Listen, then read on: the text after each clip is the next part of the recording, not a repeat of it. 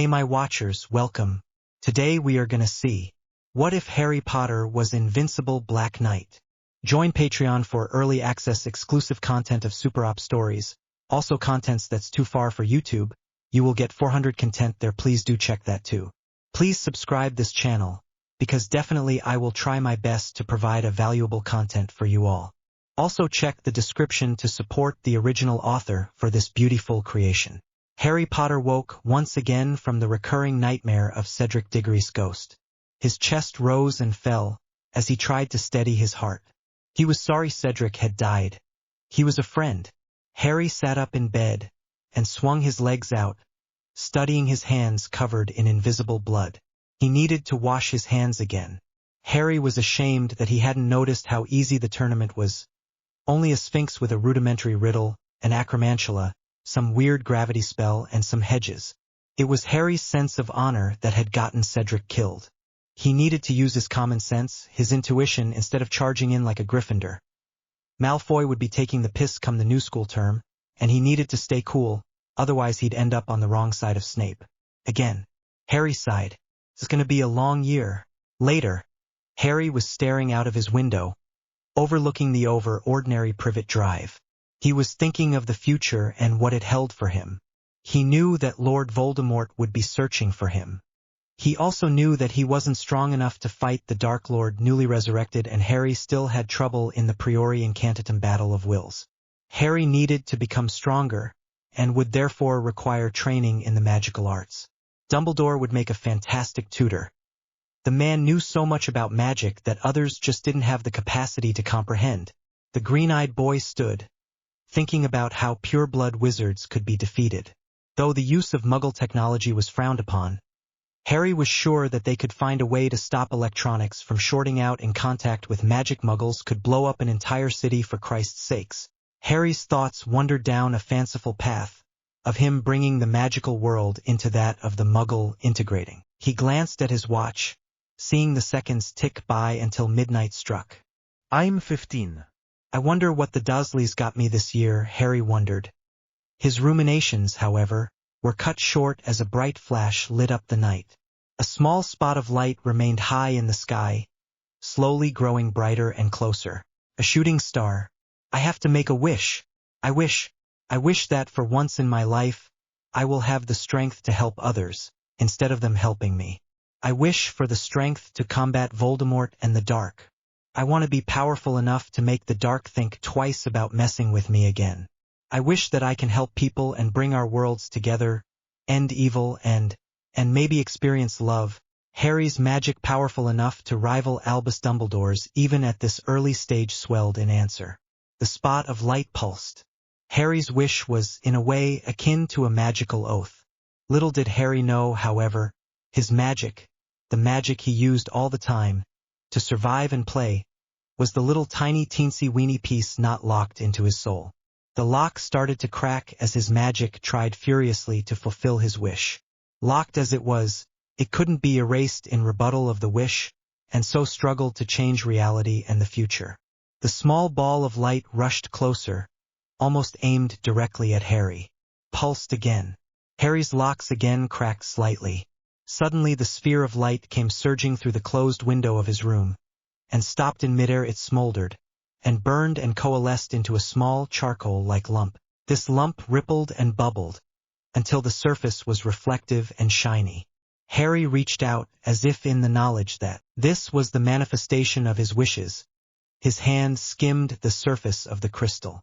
Harry shook his head clear of the vision, and the crystal fell onto his bed. What the dash? Harry exclaimed in surprise, as the crystal shrank rapidly, leaving only a small armband with a flaming phoenix upon it in black diamonds.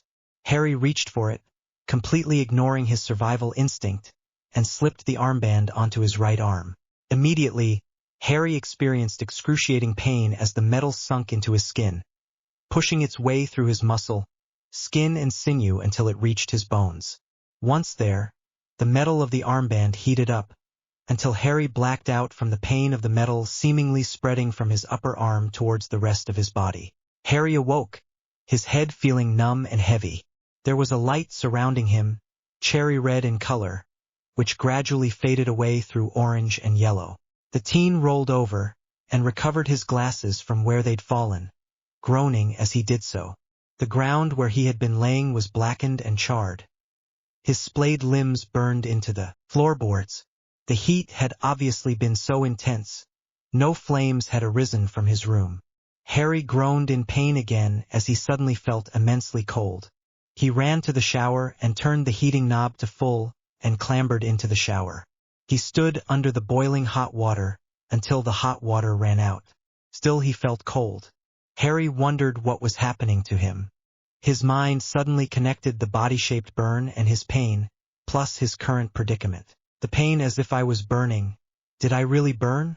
Was I actually hot enough to combust the floorboards? What is happening to me? What was that armband that wormed into my skin? Bloody curiosity just can't keep my hands to myself. Can I?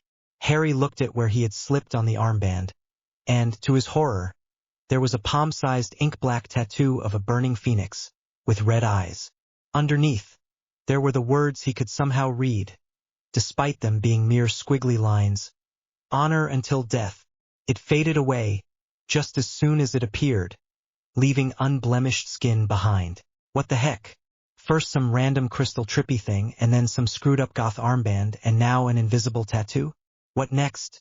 Merlin? Harry walked back to his room, wary of waking up the Dursleys. Once there, he inspected his room once more.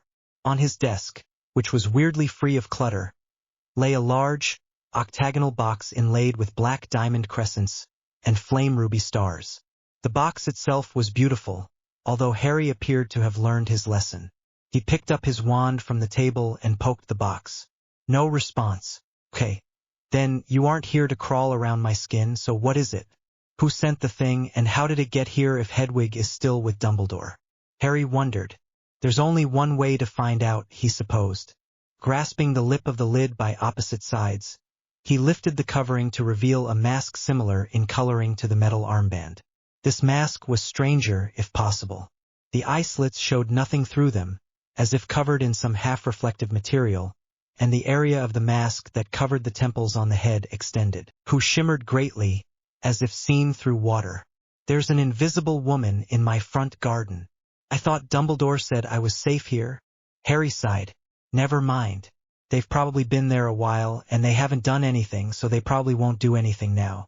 With that, Harry turned away from the window and sat back down on his bed. He lifted the mask off, and suddenly everything returned to normal. He did notice a sudden feeling of loss, but he pushed it away. Harry turned the mask over in his hands, wondering what the runes meant. He really should have taken ancient runes instead of stupid divination. That quack Trelawney constantly predicting his death just depressed him. Screw an easy grade, he wanted knowledge. Something to help him fend off Voldemort now he was back. He supposed that he should owl Professor McGonagall to change his electives. Care of magical creatures was fun, but useless. Hagrid would understand, he was sure. Harry knew it would be a heck of a lot of work too. Maybe 3 new electives if he took Muggle studies would take up all of his time this year. Not to mention the fact that defense against the dark arts would be useless. However, he still needed a way to contact his head of house, seeing as Ron and Hermione hadn't owed him this holiday. Not even for his birthday. Harry frowned. Some friends. They knew he was being starved, and chose to ignore it. Meh, whatever. Suddenly, a bit of movement outside his window drew his attention. Cautious this time, Harry crept to the windowsill to see the Weasley owl Errol, aiming for the closed window of his bedroom. Flommer's gonna flame. But heck, why are you still reading? Disclaimer. If ye know of Harry Potter, then ye know I don't own it. I'm male. Simples. Ron and Hermione hadn't owed him this holiday. Not even for his birthday. Harry frowned. Some friends. They knew he was being starved, and chose to ignore it. Meh, whatever. Suddenly, a bit of movement outside his window drew his attention. Cautious this time, Harry crept to the windowsill to see the Weasley owl Errol aiming for the closed window of his bedroom. Jumping up, Harry flung open the window just in time, as the barmy bird dived into his room and canonied into his bed. One puff of feathers later, a letter was deposited into his hand by the knackered owl. On the front it said, Mr. Harry James Potter, the smallest bedroom, number 4 Privet Drive, Surrey. In cursive, slightly swirly handwriting. Interested in the sudden busyness of his holidays, Harry tore open the letter. Inside it read, Mr. Potter, Harry, if I may call you that, it has come to my attention that you were not educated in the ins and outs of the magical world, as other muggle-raised wizards are. My daughter, Fleur Delacour, mentioned it in passing to me. Assume, due to your lack of contact, that you did not know that your father and I were once very close. Your father was a cautious, calculating, and viciously clever man, and saw it fit to entrust me with a copy of his and his wife's wills. Yes, wives, as in plural. No one ever acknowledges the fact that Eileen McKinnon, Julia Bones, and Lily Evans were all his wives. As you may be pleased to find out, you came of age today, and so should be coming by your inheritance, if it hasn't found you already. I have been in contact with your magical guardian Albus Dumbledore, of whom I am sure you are aware is your guardian in relation to this. He insists on you being left to your so-called childhood. However, with the Dark Lord risen again, you need to train. If you agree, I would very much appreciate it if you would consider this offer. I can offer training for you in everything you need to survive. I can afford the best tutors, the best spell books, and even the best stress relief. Don't mention that to my wife, Apollon. My manor home in the French Alps has been equipped with the necessary precautions for your coming of age since I was made your secondary godfather. You will need to rest within the specific chamber to come to your full inheritance. We will talk in detail of this face-to-face later. I anticipate your reply post-haste. Signed, Jacques Delacour, Minister for Magic, France. Harry leaned back, now completely confused. 1. Why would Fleur be given this to get to him? How would she have any form of contact with him in the first place, or access to the Weasley's owl, for that matter? 2. How could he refuse the offer of training for free? And Harry had a dilemma. Did he check out the wills and training, or B, forget it and train himself? I need help. I can't even practice magic over the summer. How can I even do my homework? His mind made up, at least for the moment, Harry dug around in his desk drawer for a quill and inkpot. Instead, all he found was one of Dudley's old pens. A biro. Wonder why Muggleborns don't use these. Harry found a scrap of parchment and wrote out a quick, albeit informal, response saying he would like to know more before signing on for anything. Looking over at Errol, he knew the poor thing wouldn't be able to fly tonight. So, being the kind, gentle-minded boy he was, Harry scooped up the filthy owl and deposited it in Hedwig's cage, and closed the window. He didn't want the silly bird leaving without his message. The next morning, Harry awoke to a loud but pitiful hoot as Errol tried to get out of the closed window. It seemed incapable of understanding the physics of glass. Harry chuckled slightly and picked up the letter to Monsieur Delacour. Tying it to Errol's leg, Harry made it clear who it was to. He also made it clear for the owl to rest every now and then. It wouldn't be good if the owl dropped dead on the French Minister for Magic's couch. The young boy settled down to watch the belabored flapping of Errol until he disappeared. Right. Let's see if we can't find out who's spying on me, Harry thought as he made his way to the bathroom. He didn't even remember the dream of Cedric's ghost he'd had the night before. After a pleasant shower, still vastly earlier than the Dursleys would arise, Harry quickly retrieved his cloak from under the loose floorboard. Swishing it about himself, he realized he wouldn't be able to see his mystery person. He'd need the mask for that. Harry's head slowly turned towards the box on his desk, which contained the mask which, according to Monsieur Delacour, was part of his inheritance. Picking up the weird mask, this time he noticed a small note lying tucked amongst the cloth. The Mask of Dark Souls, it read. Flipping over the note, the other side read, Mods will absorb the soul of any evil or dark being slain in the vicinity, upon activation. In conjunction with the Valyrian adamantium battlesuit, helm, body glove, and assorted accessories, the wielder and wearer of this mask will attain new heights in their powers. This may only be reached through selfless use of the VA suit and accessories, and will only exhibit the extraordinary properties when in contact with the bloodline of Undul Peveril. Not just priceless, then unique, Harry thought. He wondered who this Undul Peveril was, and where he learned to smith like this. Maybe Monsieur Delacour would know. For now, Harry just needed to use the mask to see who was spying on him. Setting down the note, he slipped the mask on, and proceeded to slowly and silently make his way down the stairs and out of the front door. He quickly closed the door, making sure to leave the latch on. Using the mask, he could see the figure of a woman sitting against the garden wall of number 3, and occasionally looking towards the house. The figure was obviously drowsy. Harry walked down the patio path to the pavement, and then stealthily snuck behind the invisible spy. Before he decided whether to confront them, however, the figure started talking to themselves. Dumbles would tell me why I'm here. Harry can't be the weapon. Dumbledore wouldn't call him that, would he? Harry finished packing his trunk, making sure it was as light as possible. He also packed a rucksack in which he placed the box holding the mask. The Dursleys had gone out for lunch and left the fridge padlocked. So, in aid of feeling full at least once this holiday, Harry raided his cousin's room. Harry had never actually been in there, or even seen the interior. The walls were covered in wrestling, boxing, and porn posters, with a lot of the so-called models being pretty fugly right up Dudley Street.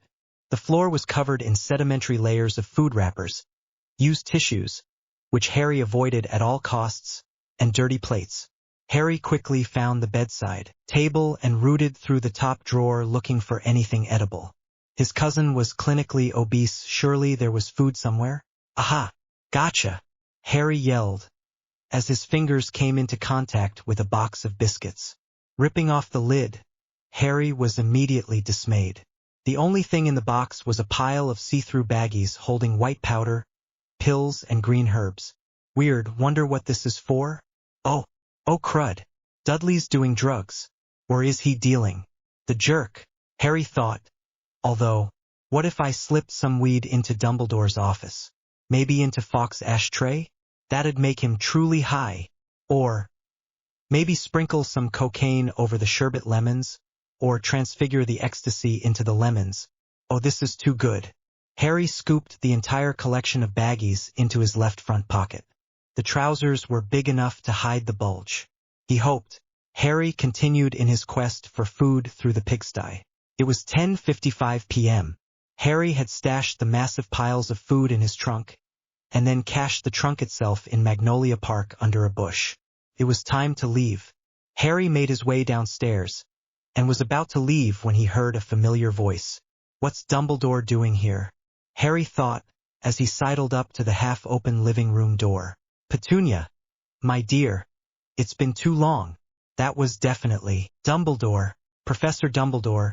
4 years is too soon in my opinion. Why are you here? Aunt Petunia's voice was cold, almost ice-like. Now, Petunia, dear. Who's been funding your dear little boy's education? Of course, it's not my own money, it's Harry's. But what he doesn't know can't hurt him. Petunia? Harry stood stock still. My money? How in the heck did Dumbledore get a hold of my money? The only person who has my vault key is, Mrs. Weasley. She's basically Dumbledore's slave anyway. I am so going to kill that woman. Harry maintained his silence, however. Petunia sighed. Yes, all right. Harry quickly covered himself in his cloak, and then silently slipped out the front door. Turning back, he saw a nightmare-making scene. Dumbledore was stripping down, in front of a very excited Petunia. Talk about hot and cold, Harry thought.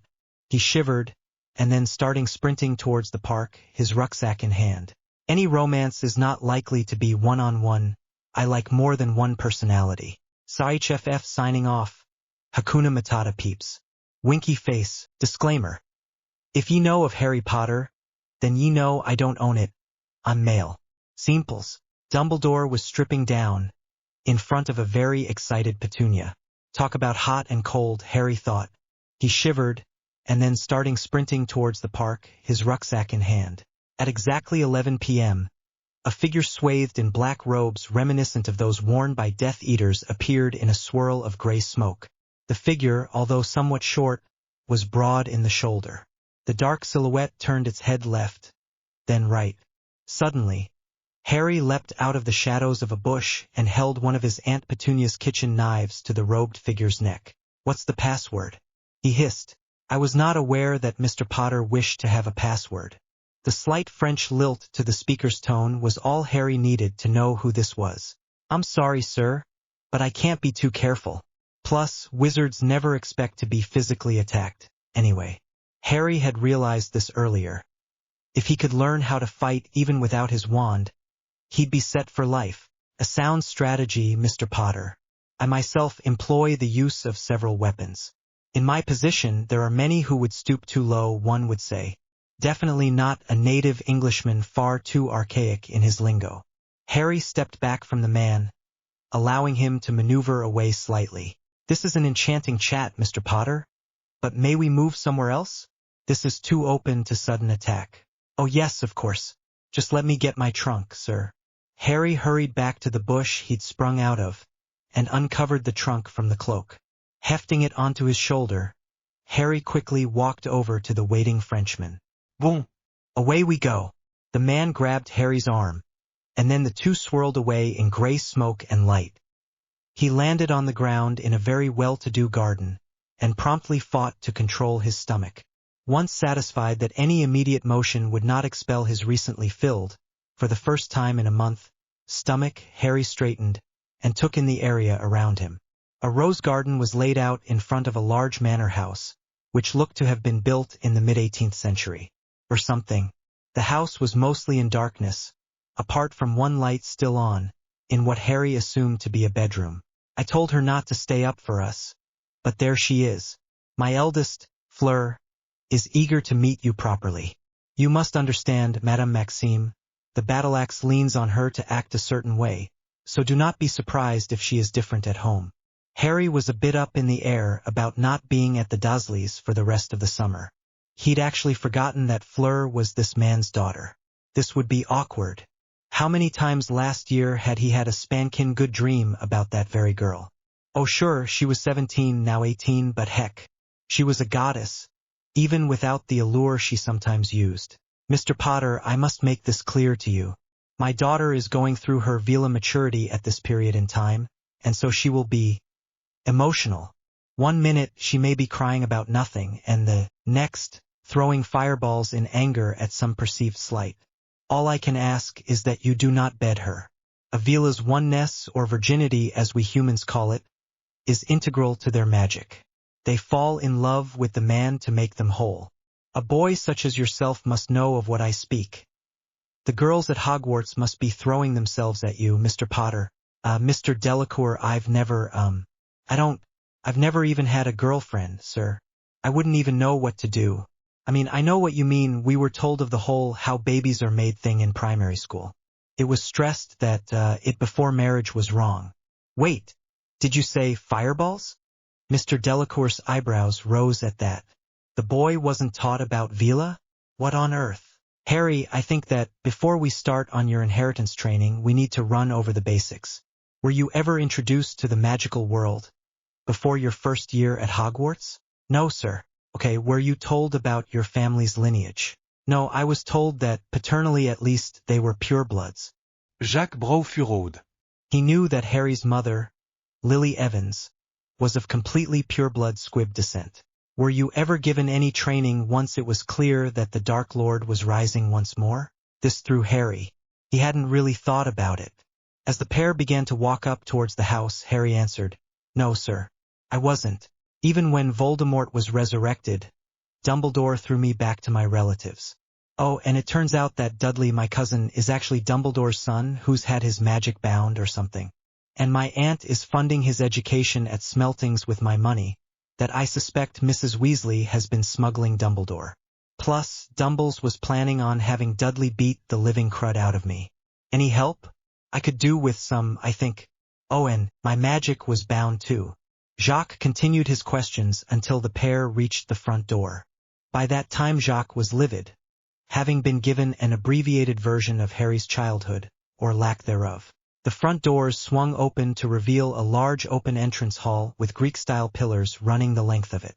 Periodically, there were doors leading off to other parts of the manor. Instead of offering to tour the house, Jacques took Harry straight towards his private study. Once there, the elder man swept around to his side of the desk, and sunk into his plush leather armchair. Harry hovered, unsure of whether he should sit or not. Silence reigned, until Harry asked, "Are you all right, sir? You're suddenly very quiet." The man looked up, startled from his thoughts. "Really, Harry? Shouldn't I be the one asking if you're okay? Starvation can have terrible consequences, and I'm not talking about your aunt and Dumbledore. We'll need to get you potions for nutrition and muscle growth, and proper bone-healing potions too. I'll need some help. I can't brew these myself." The man continued muttering, although Harry couldn't hear most of it. The occasional parcel and healing made it across, however. This continued for some time. It was nearing dawn by the time Monsieur Delacour had seemed to come to a conclusion. His furrowed brow rose, and his visage lightened. "Harry, I'm so sorry. Let me find you a room, and you can have a proper night's sleep." Harry looked extremely happy at this, as Monsieur Delacour called a house elf. Dinky, a small yet slightly rotund elf, popped in next to the desk. Oui, monsieur? Comment allez-vous, monsieur? The small elf was very normal compared to the rabbit house elves of Hogwarts. There was no bouncing, no crying yet, and no alcoholism. It was nice to know that some elves were happy in themselves. "Dinky, you are to talk in English in the presence of our esteemed guest, until such a time as he can speak and understand our language fluently. Now, Mr. Potter would like to be shown to the room, and after Harry has been settled, I would like a stiff cognac. I'm afraid it's been one of those days again. Yes, Master Jacques. Would Mr. Potter be expecting the special morning treatment?" The little elf smirked at Harry then, as if with some foul knowledge. "Not for the foreseeable future, Dinky. I will tell you when he changes his mind. Not a word of this either." "Yes, master." With that, the elf gripped Harry's hand and started to walk through the halls. The journey took a good 5 minutes, with Harry paying less and less attention to his surroundings as the journey continued. Finally, the height-mismatched duo reached a large, almost cavernous room. The walls, Harry noticed, were bare, carved stone, and the floor was paved with large slabs of rock. The doors guarding the room ahead were lined with black, highly reflective metal. The doors, however, stood tightly closed, refusing entry to the two. On one side of the door, the left, was inscribed an enormous griffin, and on the other, the right, was carved a raised form of a phoenix. The two had one leg and a wing raised, as if in recognition of Harry as he stood before the door. This must be what Jacques meant by equipped with the proper precautions in his letter. The door, Harry finally noticed, seemed to have some sort of red, ethereal glow emanating from within, making the black metal shine with a red hint. At its very center, there was a small handprint-shaped indentation. Harry knew what to do. He didn't know how. He just knew. Harry stepped forwards and then placed his right hand on the mark. Clang! A lock raised somewhere in the door, and then a spike collected a small droplet of Harry's blood. Clang! Another lock raised inside the voluminous door. Harry felt a tiny drain on his magic, and the last bolt clanged up. The two doors swung open to reveal a long tunnel. At the end of the low entrance, Harry spied a simple bed. Not even questioning how safe this was, what with him virtually being locked up in a colossal tomb, Harry stumbled over to the bed and swiftly passed out onto the soft, slightly giving surface. The small house elf Dinky clicked its fingers. Harry's clothes were instantly replaced with warm, comfortable pajamas, and the bedspread slid back and then over the sleeping boy. Quickly, the house elf disapparated, leaving the room barren of any company. Harry slumbered on. It was midnight. Harry had slept through the next day and straight on through the night. His body still needed to acclimatize to the foreign substance now coating his bones. The black metal had spread from his upper right arm to cover every bone in his body. It shifted and rippled, moving with his muscles, reinforcing their movement. The mask, still in Harry's rucksack, glowed slightly, as if feeling the tremors of lunar magic beaming down from the moon above. Its containing case opened, and the mask lifted out. Behind the eye slits were two white orbs. The orbs, although stationary, seemed to be gazing at Harry. There was a wealth of experience and knowledge in those eyes, and they seemed only to yearn to pass it on. In his sleep, Harry rolled over, baring his face to the ceiling.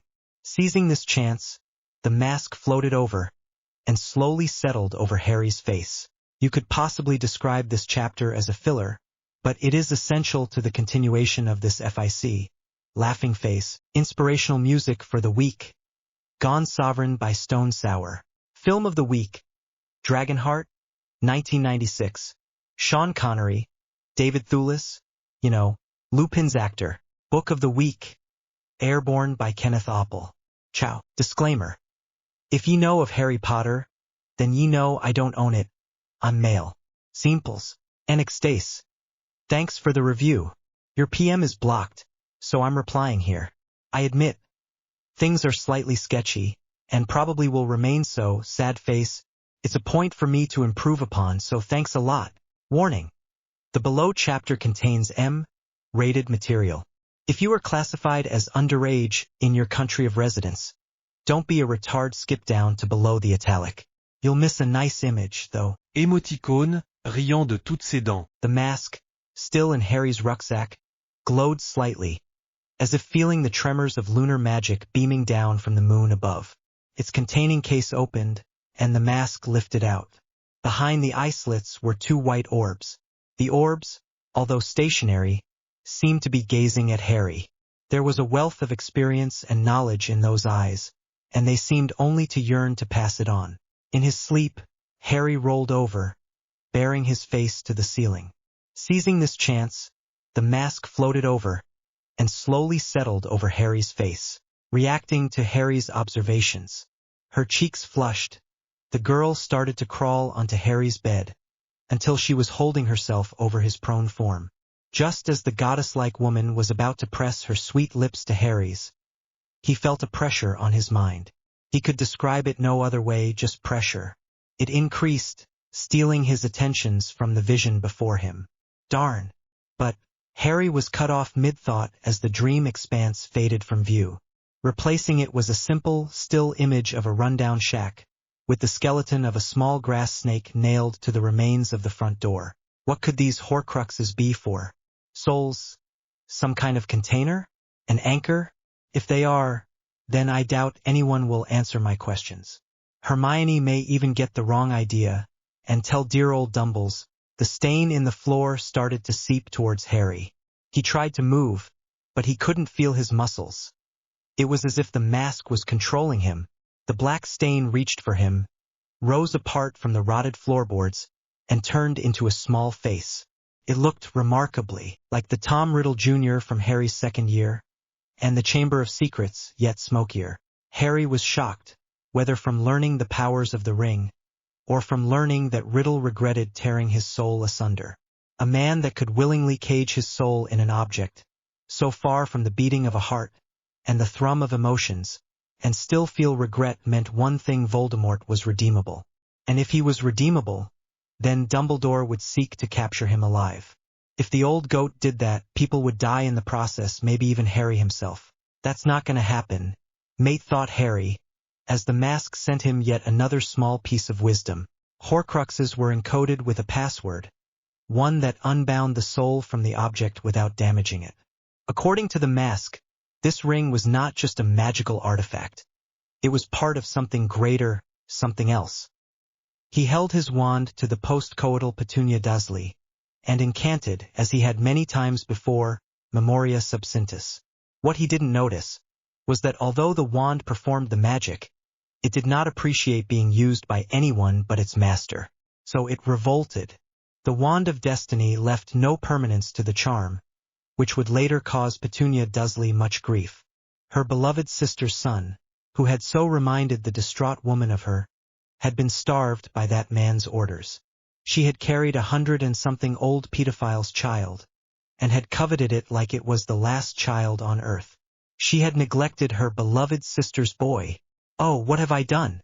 Petunia saw Dumbledore prattling away about what she should do to the boy. His casual dismissal of Harry as an object, a weapon, sparked severe, deep-seated hatred to emerge. The weedy housewife grabbed the nearest household accessory, an antique candlestick. She gripped it by its top, and swung with all her might. The base, a solid block of silver, smashed straight into the old man's chest. He immediately toppled, his ribcage staved in. She rushed forwards, in for the kill, when he twisted away, and into nothingness. A man swirled into existence in her line of sight, right before the fireplace. A man dressed solely in black, with a long sweeping black cloak. He rushed forth, and fell to his knees at her side. Petunia, Petunia, what's wrong? What's happened? Why did you attack Albus like that? Why? Severus Snape, the traitor spy who worked both sides of the fence, saw the woman clutching her chest. Quickly, almost too fast to see, he whipped out a vial of green slime. He forced the contents down her throat, to her obvious relief. She crumpled to the floor, nose buried in the fluffy carpet. She lovingly cleaned herself. Her one vice, her nephew helped now and again. Harry, Snape, always the man to believe that Potter had lived the lap of luxury at his home in the summer, peered into the mindscape of Petunia Dursley. At first, all he saw was Dumbledore's tiny pecker. Then, he saw the same wand Dumbledore's pointed at her, again and again and again. What he told her to do, to starve, to beat, to treat like a house elf. The boy who lived. No wonder the boy was so starved for attention. No doubt the only people to pay him any attention were ones who beat him, hurt him, the ones who put him down. Like he himself had been doing, the last 4 years of the boy's life. Tobias Snape, Eileen Prince, Half-Blood Prince. Harry felt a new connection, one that felt much like the one to the ring. He noticed, with the typical apathy of the sleeping, that there were actually 2 bonds to the ring. One, he guessed, to the soul, and another to the ring itself. So, there was a set of items he felt an attraction to. For what, though, he didn't know. The soul trapped inside the ring continued to cry out for eternal release. But Harry, surprised at his own vengeance, sought another way to remedy the situation. A way more painful to the soul than anything else. A Horcrux was formed partially through the hate of the caster and soul ripper, and partially of the soul itself. So, using his sadistic capabilities, Harry thought of Dementors. They fed on souls. They especially liked the ones with plenty of negative emotions. There was one here, writhing in pain, anguish, and fear. 5-star gourmet if ever there was one, Harry thought. All he needed was a Dementor. But how would he get one? That would be solved later. Right now, Harry wanted the ring safe from the caustic soul encased within. Dumbledore sat nursing his chest as Skeelgrow coursed through his veins. What the devil happened to my wand? Dumbledore thought, as he turned the thing over in his hands. The 15-inch long wand was sparking lightly, and seemed to pulling in a southeasterly direction. Ever so slightly, but the old man could tell. Somehow, someone had managed to change the allegiance of the wand. The core, as he understood, was of a 3,000-year-old thestral. To use these, one must truly have conquered death, or some variation thereof. Except, for the first time in almost 60 years, Albus Dumbledore had wielded his own wand in aid of ascertaining the material of the core. This was merely a side effect of trying to trace the new owner. But it sidetracked him, all right. The core was of something that the spell had never been used to determine before. In his old age, Dumbledore's old and age-frazzled mind drifted for a few seconds. Pulling himself back together, Albus set down both wands and rubbed his eyes. He groaned a bit, and suddenly wished for something stronger than his usual alcohol-laced sherbet lemons. He finished rubbing his tired old eyes, and suddenly remembered something very important. He was not supposed to let the wand go. And yet, in his old age, the old goat, the master manipulator, had forgotten to hold on to it. There was a small 2 to 3 centimeter wide hole in the colored panes of his window. Dumbledore sighed. It was going to be one heck of a year. Plus, I'd like to thank all of the reviewers giving constructive criticism, and Blorg13 again for being my FF homie. As yet, I have no beta, but being the perfectionist I am, I seem to think that my spelling is good. Obviously, any glaring continuity problems should be reported to the appropriate authorities. Me. Sorry, FF. Disclaimer. If ye know of Harry Potter, then ye know I don't own it. I'm male. Simples. Warning. The below chapter contains a reference to M-rated material. If you are classified as underage in your country of residence, don't be a retard. Don't look up French Bunny by Smutgasm. You'll miss a nice image, though. From now on, no more warnings.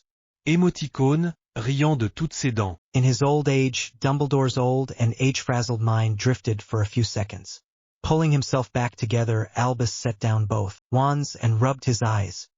He groaned a bit, and suddenly wished for something stronger than his usual alcohol-laced sherbet lemons. He finished rubbing his tired old eyes, and suddenly remembered something very important. He was not supposed to let the wand go.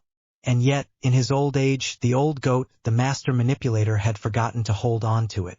There was a small 2 to 3 centimeter wide hole in the colored panes of his window. Dumbledore sighed. It was going to be one heck of a year. Harry was standing in his dreamscape, which was once again smoky. The in-between, some may say, between waking and dreaming. He knew himself, and he could feel the mask's intelligence imposed over his own.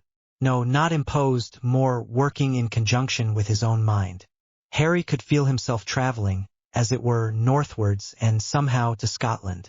His view cleared, revealing the cave in which he'd met Sirius last year. There was still some chicken bones left that the rats hadn't taken yet. Harry idly wondered how they were doing. He'd be sure to tell Sirius when he saw him next. As Harry wondered why he was in the cave, he noticed, not without aid from the mask, that there was a small, magical green aura around a small knoble at the back of the small, secluded cave. As he peered closer, Harry could see that there was a small cursive S inscribed into it, slightly worn away with the slight exposure to nature. That, or it was a snake. Either way, Harry knew that it could very well lead into the castle, or even the Chamber of Secrets if he was lucky. As he was about to say the typically obvious password, "Open in Parseltongue," something hit him in the head from behind. The young boy leaped around, searching for something that could hit a non-corporeal being, such as he must be. He was dreaming, guys. As he finally registered the fact that there was no one around, Harry noticed a small wooden stick on the floor near his feet. Not just any stick, it was the death stick, Dumbledore's wand. Superimposed over this was a perfect circle that overlapped the edges by a fraction. The gauntlet shimmered and disappeared for a second. The piece of armor was so light, it felt to be the same weight as if he was still holding the wand. Harry understood, or rather, the mask did. He would find this gauntlet when he combined the set of Etherian fragments. Harry felt a sort of questioning vibe emanating from the mask. Did he want to go back now and stop this weird, semi-physical wild goose chase? Or did he want to sleep and wake once more? Harry groaned into his pillow. His bed was too comfy to get up, but he knew that Aunt Petunia would be calling for him soon. Wait, the green-eyed boy slowly stood, suddenly feeling like a stranger in someone else's body. Looking down, Harry shouted in surprise. His body was different, not vastly but enough to feel weird. His arms were no longer emaciated sticks, they held some muscle, willowy and rope-like. His stomach no longer showed his hip bones, and his ribs didn't threaten to break his skin. This is the kind of body Lavender salivates over, Harry thought with a grin on his face. He knew it had something to do with the room.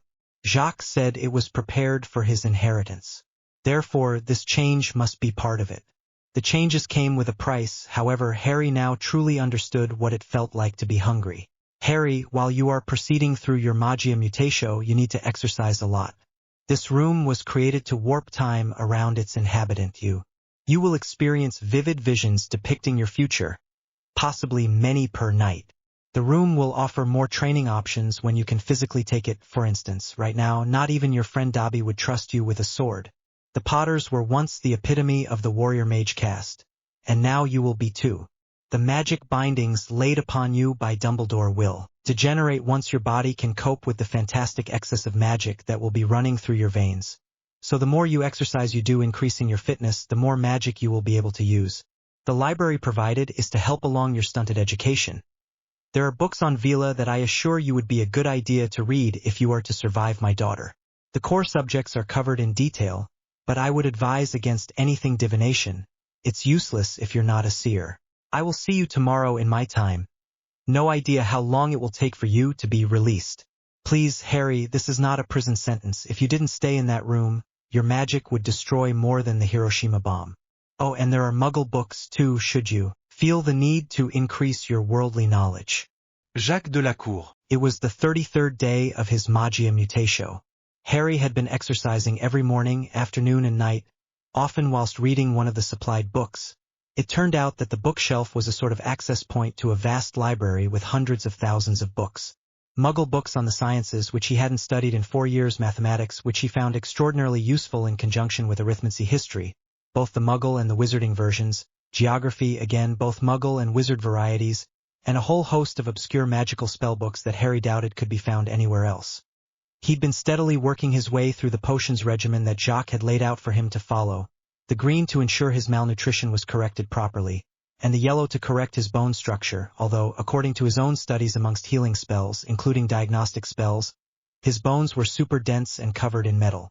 Harry knew about the metal, of course, but the fact that his actual bones were denser than the metal even meant something more. He was different to other wizards, and, obviously, humankind in general. The two potions combined, when mixed, had another effect. They read what Harry hypothesized to be his DNA, and attempted to correct any differences. It would obviously only work while he was young, and there was a large consensus between readings. Obviously, his DNA mutated over time. Harry had noticeably grown over the month he'd been training. He had marked his height on the ground, bare feet to the wall. This way, his back would always be a certain length, no inaccurate measurements. His studies had taken him from secondary school level sciences to beyond A-level standards. His history and geography were even further. He could remember every battle, every death, and every single important person to any specific time period in Europe from now until the 10th century. He knew he was lucky. He had access to the unofficial records of history. His ancient latent wizarding ancestor, Altair ibn Lahad, had written many tomes on the subject, and had stressed that there was a hidden history that was too gory to reveal to the public at large. Templars, the warrior monks of old, the men who devastated the battlefield during the Crusades, carried on to exist even after their usefulness had expired. They believed that the masses should be shepherded into certain beliefs. Free will was an illusion, they held. The tomes were later edited by another descendant of Altair, Ezio Auditore. He had written that the Templars had lasted well into the mid-15th century, fighting tooth and nail to control the world's populace.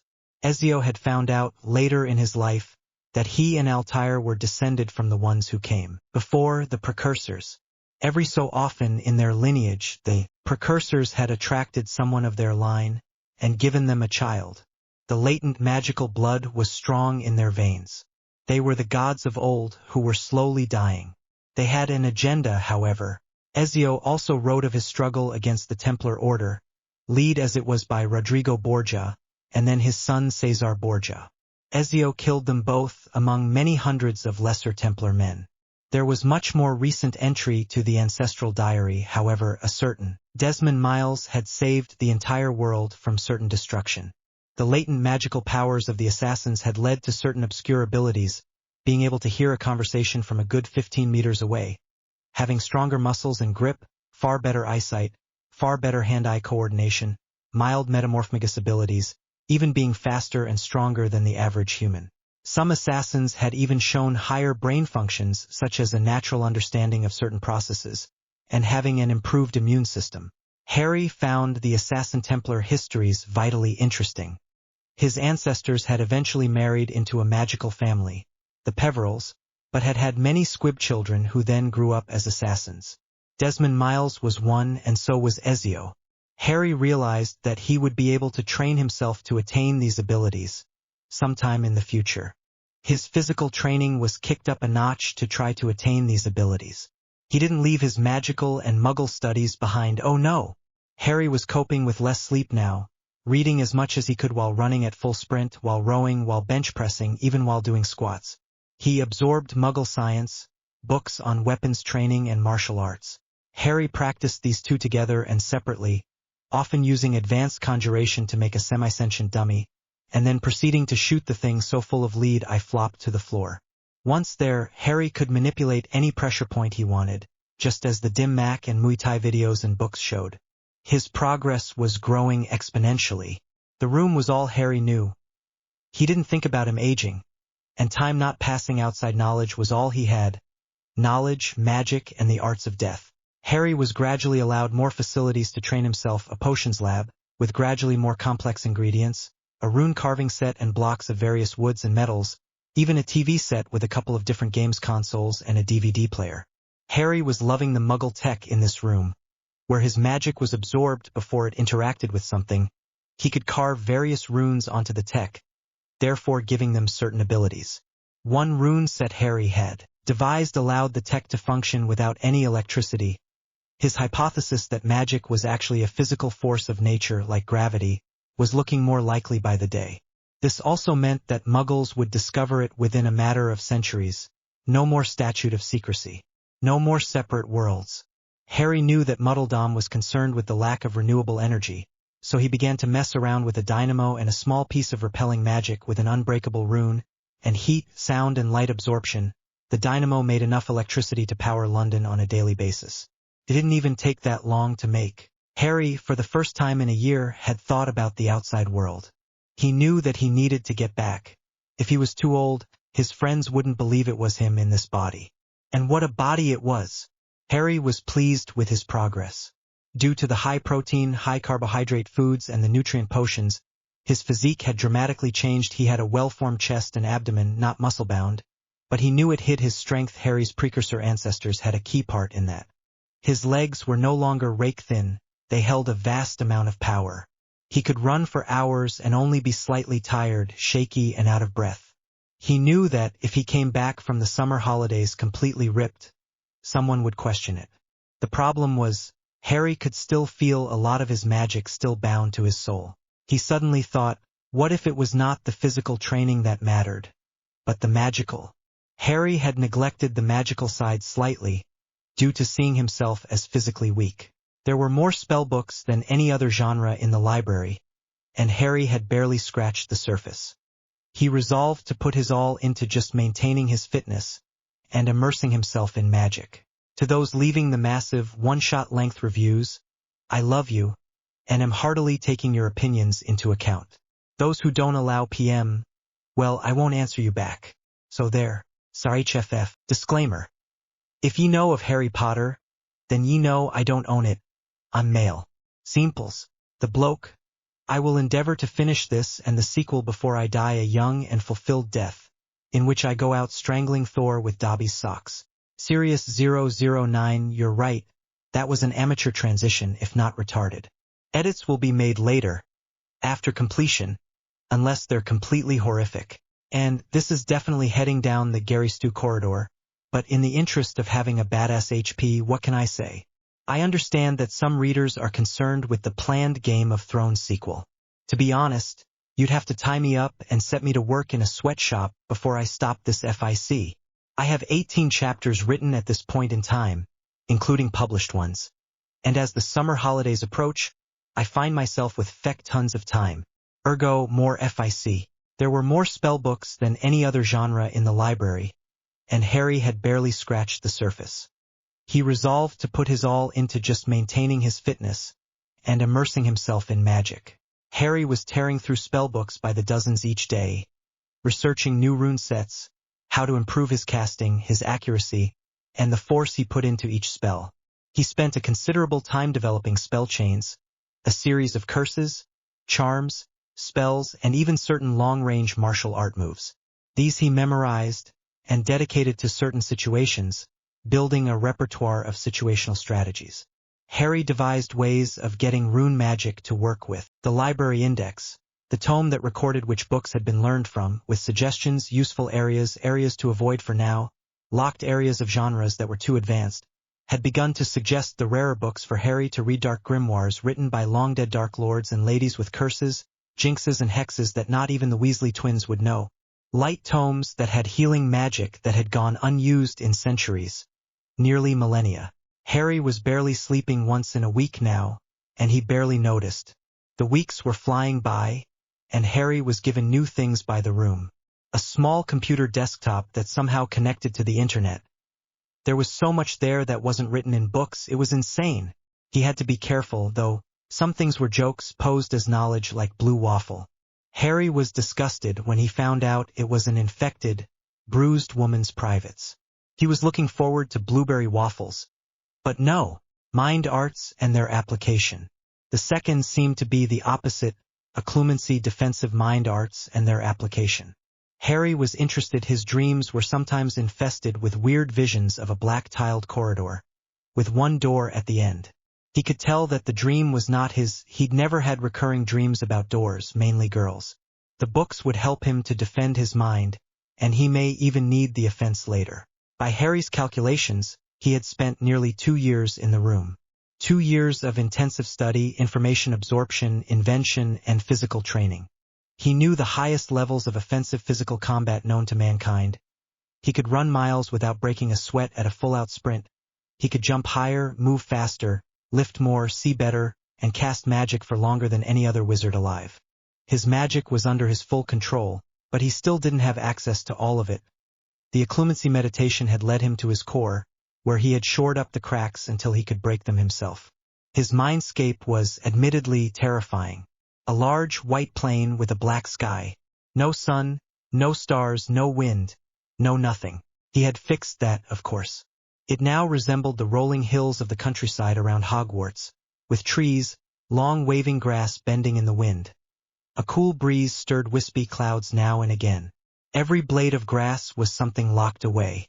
Each field, every paddock, was an area of memory, of learning, of experiences that Harry had coded into his mind.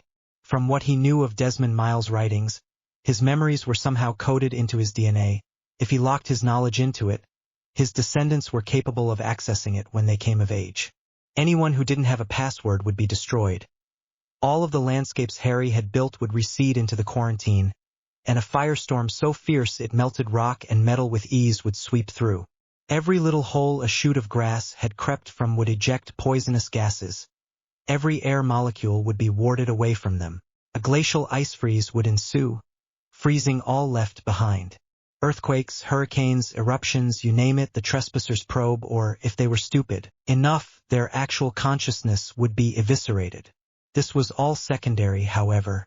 The defenses to get through just to enter his mindscape would stop almost any intruder. Perhaps the precursors would be able to break, though.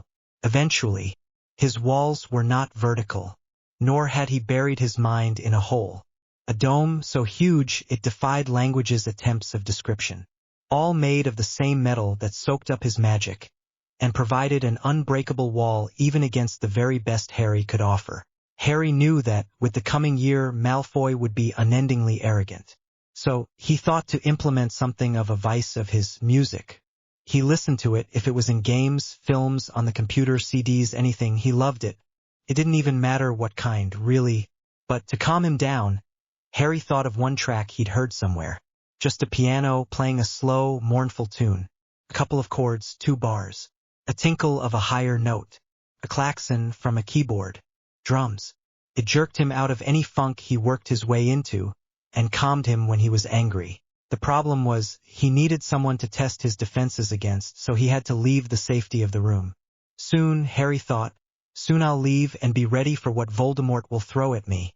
Harry grinned ferally in anticipation. There was a note upon his pillow one day, after another bout of meditation. His sleep pattern was so infrequent now. He made up for it with meditation. Jacques had left him a note, to be released when the room thought he was ready. Harry, there are some things you need to take care of while you are still in the room, namely, your emancipation, your monetary and worldly inheritances, and your future. To start with the last one, it's not too late to change your electives. I know you will have read every book in there. It's in your blood. You could probably set up a couple of revision groups at Hogwarts. I don't know why they don't do them. Your parents, even the non-biological, as it were, left you everything they had. Sirius will leave everything but a small percentage to you, and once you kill Voldemort you will have the Conqueror's rights. Anything he owned will be yours. You will have vast amounts of gold at your disposal. Companies that have been dormant for 15 years will re-emerge into the market. Technologies will race forwards once again, and the world will start to be a better place. You will need to sign certain papers stating that you are a legal adult, because by the time you are out of the room you should be 17. Then, you can have your present I mentioned to you all those months ago. Sincerely, Jacques de la Cour. The weapon rack rattled suddenly, as if something heavy had hit it. There, right beside the now dull sword, it had been constantly repaired since his arrival, was a series of larger, heavier weapons. This room was just full of surprises. The weapons consisted of a large warhammer, with the head easily twice the size of Harry's own, a great sword slightly shorter than Harry's current height of 6.5 feet with a large triple fuller running down the center of the blade. A long spear, taller than Harry, was by an easy 3 feet, tipped with a leaf-shaped head inscribed with tiny runes all over its surface. A series of smaller, one-handed weapons presented themselves on another rack. A dagger and a long sword, 2 war axes, a hammer, and 2 very special items hand size. For most of these weapons, learning to use them would take no longer than a couple of days each. The spear was similar to the bostaf of Japan. The war axes were somewhat similar to swords, Harry supposed. The great sword, however, something that much longer and heavier, could only use a different style, one he'd have to develop. Harry sighed. I guess I'll have to train more. If Harry had looked, there was a small tin trunk lying slightly hidden next to the new rack. It was coming close to Harry's 3rd year in the room, and when he could leave to sign his emancipation. He'd trained with the new weapons. He'd learnt their intricacies and their weaknesses. He'd nothing to a man used to lifting 1,000 at a time. Harry was keen to implement his next training task using both of the hand size. Yet he had managed to carve many scars into his arms, legs, back and chest as the training wore on. They were all superficial, but Harry liked them. They spoke to him of why he was doing this. Plus, they didn't detract from his new image. He was aware now that he was too introverted at Hogwarts. He needed to get out there and make some new friends, maybe even have several girlfriends. He stopped his greatsword training, shutting down the mannequin. This one had lasted nearly 7 hours before wearing out. He picked it up and laid it out on a nearby tabletop. The room, he idly noticed, had expanded again. The mannequin was in terrible nick, to be honest. The arms were a mass of notched wood. The legs were even worse, not even fit for matchsticks. Harry almost felt sad for destroying it again and again. He could sympathize with the thing to a certain degree. He knew that he had denied the mannequin pain, denied it memories beyond the match, even stopped any form of emotion. And yet the thing was like him, forged to be a weapon, not cared about until the last moment. Harry briefly wondered what it would be like to grant it animation. Sure, necromancy was a dark art, but this mannequin deserved a life more than some evil jerk who'd killed for a living. He made his mind up. He'd find a Horcrux and strip the soul inside to the bare essentials. He'd encase it in the mannequin after some serious overhauling, obviously, and build it from the ground up. He wouldn't lie to it what it was, but he wouldn't treat it like less than human. He smiled, as he thought of the friend he may have in the future. As Harry wiped his forehead of the slight layer of sweat, the mannequin was that good. He leaned on the heavy weapon rack. Of course, if it had been secured to the floor, it would have been fine. It wasn't. Whoa! Crash!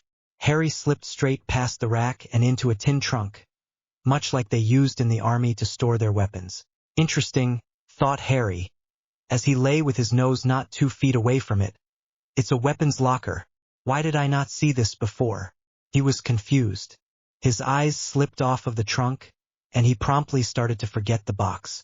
Then his occlumency kicked in, and his eyes snapped back. The box. This hold broken, Harry thought he understood.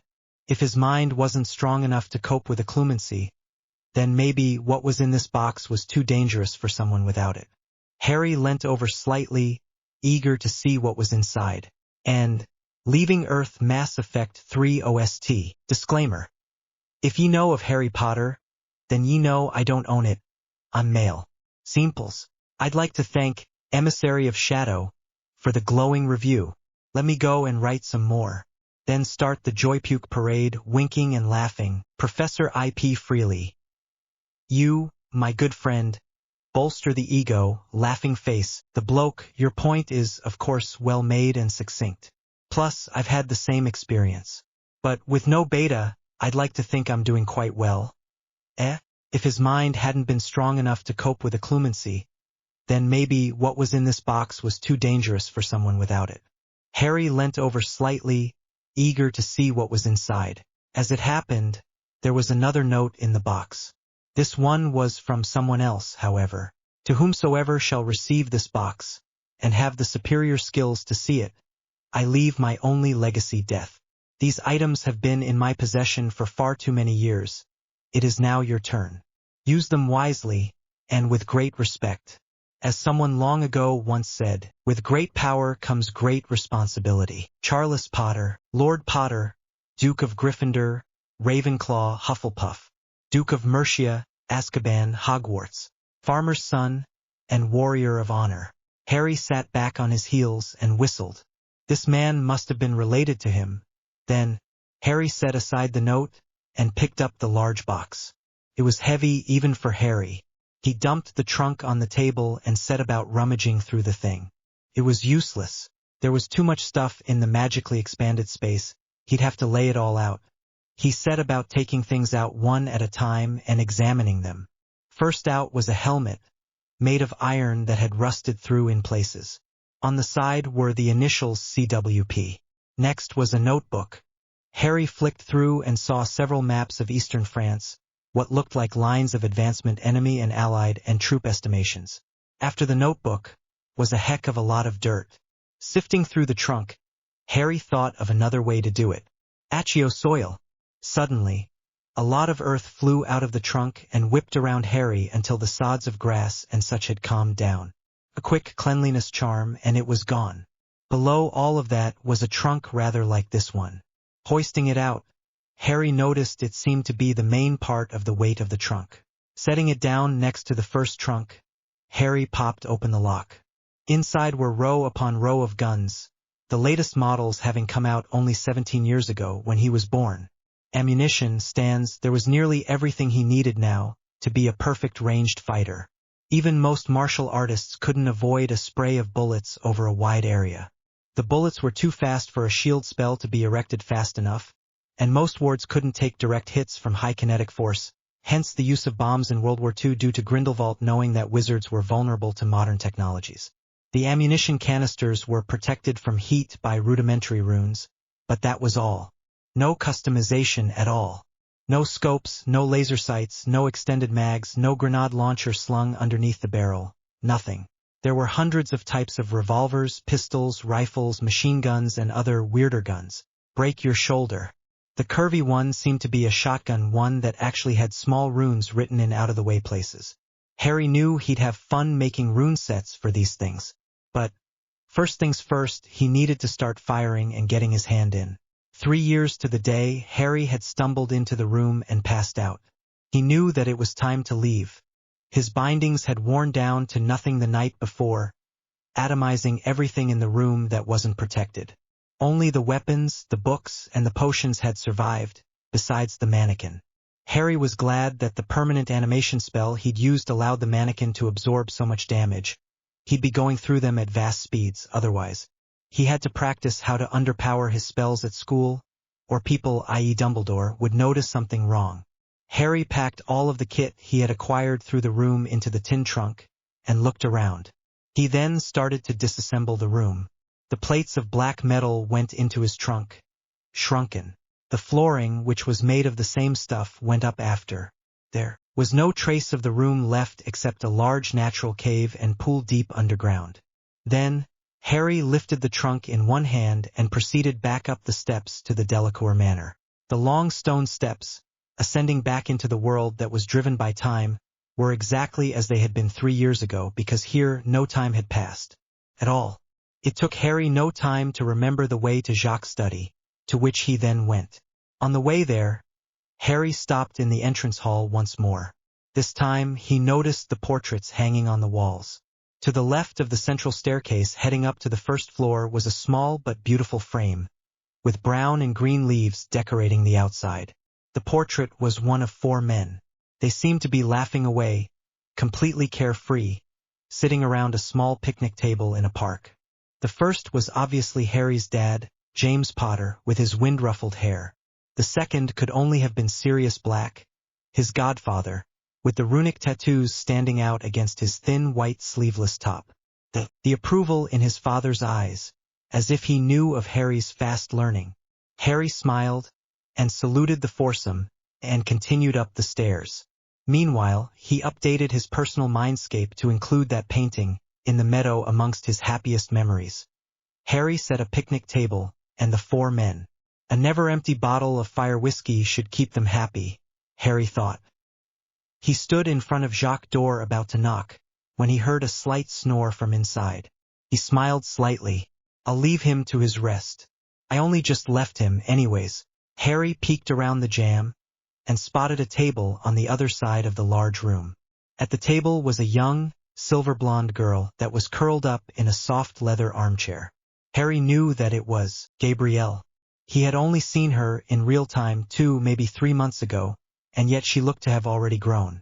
According to the books on sentient magical creatures he had studied, Vila matured at a much faster rate once adolescence kicked in. So when he'd saved her from the lake and she looked like she was 8 or 9, it was entirely possible that she was 13 or 14, 15 if she was unlucky. Harry, as he was now, was 17 years old. She wouldn't recognize him, he was sure. He snuck around the outside wall of the library, until he was directly behind her. Slowly stalking forwards, he considered his options. Should I make her fall asleep, or scare the shot out of her? If I do, though, Jacques will end up waking up to rescue his daughter. Decided, Harry raised his wand over the lip of the chair, and silently cast Sopersomnia. Flicking through, Harry noticed a very interesting aspect. One robot, Sonny, had been given special abilities by his creator. He was independent. He could think. He could fear. He understood. Harry thought about the mannequin he'd kept from the room. Maybe, Harry smiled. He placed a bookmark in the book, where Gabrielle had left it. He set the book down in her arms, noticing as he did so that she had a very pretty blush amongst the light brown freckles strewn across her nose. Harry leant in a bit, and tucked the younger girl's hair back behind her ear. Backing away, Harry then went to look at the bookshelf that the book had obviously come from. He picked them all up one by one, and flicked through the pages, resting every now and then when an interesting idea came up. Harry was particularly interested in teleportation, genetics, futuristic weapons, and what could collectively be called superpowers. The X-Men were favorites thus far, as well as Luke Skywalker from Star Wars. He knew that he could undertake a project as part of the Ancient Runes elective. Maybe he could make one of these lightsaber things? It was approaching breakfast time when Harry put down the last book. He slipped it onto the bookshelf, just as he heard a faint rustling behind him.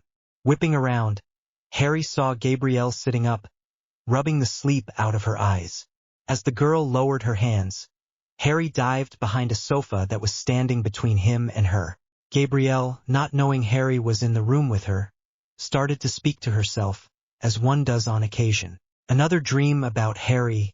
Papa said he would be here soon, but how soon? The bond cannot wait too long, Mom had said so. Gabrielle huffed in frustration, as she moved to leave the library. As soon as she was out of the room, Harry stood up and made his way to the doorway. Checking the coast was clear, he slid out of the still-ajar door and down the hallway, back to Jacques' office. Standing outside again, he knocked lightly, to announce his presence, and then entered. While he had been gone, the curtains had been drawn and Jacques had been covered in a warm quilt. It's time to have some fun. Harry grinned, as he slowly stepped over to the armchair that he had occupied nearly 3 years and 6 hours before, and sat down. Next, he pointed his wand at Jacques' hair, standing up as it was. Flipendo. Harry shot the revulsion jinx at the man's hair, causing it to flap and tug away from the man's head. The Frenchman gradually woke up to an annoying feeling. Someone was tugging his hair. Ambient. Apollon. Stop please. I just want to MML.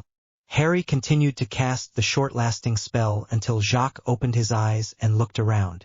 Faves 120. Followers 201. Booyah. Inspirational music of the week. Young Volcanoes by Fall Out Boy. Film of the week. The Wolverine. Book of the week. Outbreak by Chris Ryan. Disclaimer. If ye know of Harry Potter, then ye know I don't own it. I'm male. Simples. Flipendo. Harry shot the revulsion jinx at the man's hair, causing it to flap and tug away from the man's head. The Frenchman gradually woke up to an annoying feeling. Someone was tugging his hair. Ambient. Apollon. Stop please. I just wanna MML. Harry continued to cast the short-lasting spell until Jacques opened his eyes and looked around. Harry, is that you? Good Lord, you look, healthy. God, I knew this would happen. But, darn, you really went to town on yourself, didn't you, Harry? Harry grinned as he thought about the changes he had thoroughly logged happening to him. He had grown from the stunted 5 foot to a healthy 6'4", with his shoulders broadening a bit to accommodate his bulk. He was lucky that the metal coating his bones was basically a liquid. His arms had lengthened slightly, also accommodating his height, and had expanded in girth a bit with whipcord-thin ropey muscles. His hands still held their long fingers, devoted to catching the snitch in Quidditch. His eyes had retained their characteristic slightly slanted, almond shape, and the killing curse-green irises, and he had long since lost his glasses. He kind of missed them, really. His cheeks, however, had hollowed out slightly, making him look more gaunt and serious, but leaving his nose to retain its previous prominence, and yet leaving a man who looked like nobility. Harry knew his back and stomach were now rigid and ropey. Swinging a 400-kilo sword can do that. His hair, however, was tied back in a long ponytail that was held together by a piece of string. The long, jet-black locks flowed down to his waist, showing his forehead and his scar prominently. Harry knew he should not be afraid if he was. Instead of trying to stick to the shadows, and thereby allowing the wizarding public to make their own assumptions about him, he would step out into the light and make them all wrong.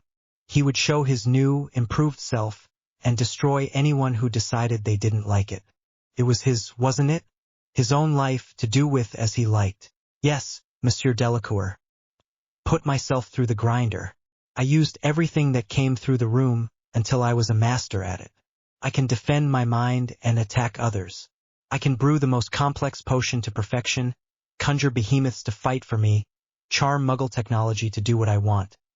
I have studied the past hidden and official, and I can predict certain things in the future. I can alter my appearance at will. I can even do things that no other wizard has even managed to do. I have mastered the dark arts, and yet I am still myself.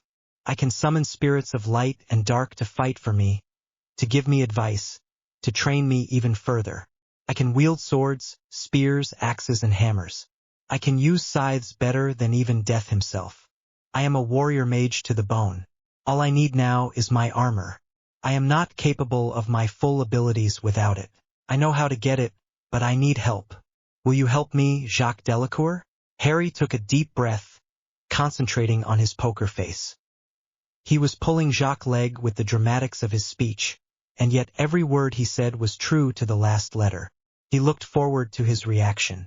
Jacques Delacour stared at Harry, at the nonchalantly threatening figure. He could do all that? Jacques wondered how long the boy-no-man had spent in the room of true self. He had helped to charm that beauty with the help of 7 goblin warders, and 6 other humans, the most accomplished warders and cursebreakers that human and goblinkind could offer. All had entered a pact to protect the secret of the room from Voldemort. He knew it would do amazing things, but he didn't know how. A prophecy had gathered them, saying that the Lightning One would need help to accomplish his mission. The 14 had gathered in the French Alps and surrounded the site with so many wards that the air shimmered. They had excavated the site and built the room of true self. Jacques' heart swelled in pride at the work of so many. He knew that Harry would save them from the hidden agenda of Voldemort. As Jacques' eyes began to tear up, Harry's poker face slipped. He grinned like a madman, and then cackled in raucous laughter. Ha ha ha, Monsieur Delacour. I was being melodramatic. It's not really so cool as that. I practically spent 3 years reading, fighting Sonny, and making crud out of Muggle tech, runes and potions ingredients. Oh, and my grandfather's gun chest decided to make an appearance, too. Jacques' smile and teary eyes didn't waver. In fact, they grew. Harry, when I found out you would have to be there for 3 years at a minimum, I was worried that you may go insane from lack of contact with another person. I'm just so happy that you've come out of here on top. I just 1 second. Jacques wiped his eyes on his sleeves, and then looked up. Harry, you are important to me. You, as you stand now, are the result of my life's work. No, not the work you know about. I am one of 7 humans who attracted the attention of beings called Valyrians. They had a prophet who gave us a prophecy. A champion is needed, one who can unite the races of Earth under one banner, ready for the coming exodus into the stars. It is foretold that one called the Lightning One would step forth and strike down the champion of chaos, the one who would see us rot here. They foretold that he would be a champion of the cause on every world he deigned to go to. He would journey through time and space, doing as he wished. There was an armband crafted to give the champion the kickstart he needed to overcome the meddling of his controller, and to give him an advantage over anyone he met. Harry, you are the Lightning One, soon to be the Black Knight of Dark Souls. Your metal protections are impervious to the physics described in Muggle teachings. They protect your bones, your life force. The prophet told me 4.5 years ago that the Philosopher's Stone, the one held at Hogwarts, would soon be destroyed by that fool Dumbledore without the consent of its owner. An agent stole the remnants of the stone and brought it to me. Now, the only thing left to do now is to impregnate your very being with the alchemical properties of the stone. The point of the stone was to allow Nicholas Flamel to carry on his own work, discovering the Lightning One. It allows the bearer to be rejuvenated should they become ill, or should they age more than they wish to, shed their years. The point is, Harry, is that you will need the stone to continue your work. Do you understand? I'm offering this to you to ensure the continued existence of your line. There are some benefits, Harry. Harry was understandably gobsmacked. So there really is true seer somewhere, Harry thought. He pondered the effects of what would happen should he take the stone. Never-ending life. Once it was part of him, there would probably be no going back. But Harry could guess what would happen. If Voldemort really was holding back the races of Earth, then there would probably be some kind of tangled mess of a master plan involving Harry and death. He knew he'd need everything he could get to beat the crazy jerk. Harry sighed. He knew that from now on he'd never live a normal life. What do I have to do? Jacques had explained everything to him. The stone dust needed to be in his blood while Harry performed enough magic to exhaust him. Then, when his magic built back up, it would not notice the foreign magical signature of the stone, accepting it as its own. The only problem was, there were several ways to have the stone in his blood. Just pushing the dust into the bloodstream would clog it up, killing him. If they performed a switching spell on it, then Harry would lose too much blood to be conscious to perform the magic. They were stumped until Harry had an idea. Jacques, would the dust still be compatible if we injected it into my skin? Like a tattoo? The older man looked up from his notebook, in which he had been writing down the ideas so far. He looked confused. What's a tattoo? Oh, well, basically, it's a kind of picture that is marked on the skin of someone with indelible ink. The ink is injected one spot at a time into a certain skin layer of the recipient, where it stays. There are all kinds of tattoos, and you can have them pretty much anywhere. People have them on their eyes, tongues, soles of their feet and palms. Sometimes they have some kind of symbolism to the recipient too. Jacques looked freaked out at this. You willingly inject ink into your skin? Doesn't that hurt? For muggles, I mean, well, sometimes, depending on where it is. But desensitizing charms would take care of that sharpish. Harry grinned. He actually really liked the idea of getting the stone tattooed in. The runes he could use would help him even more. If they used a magical ink that never faded or something like that, then it would be fine for life. But he would need to guard against damage, such as cuts or burns. Jacques, how would I guard the tattoo against damage? If it gets damaged, the stone may stop working. I'll need to come up with some designs or something. Have you got any books on symbology and stuff? Or, have you got a computer I could use? Jacques laughed at that last part. Computer? Really? Harry, Muggle technology doesn't work around magic. You should know that. Jacques, I've managed to make a way to stop the interference. There's so much information on the internet you'd be surprised.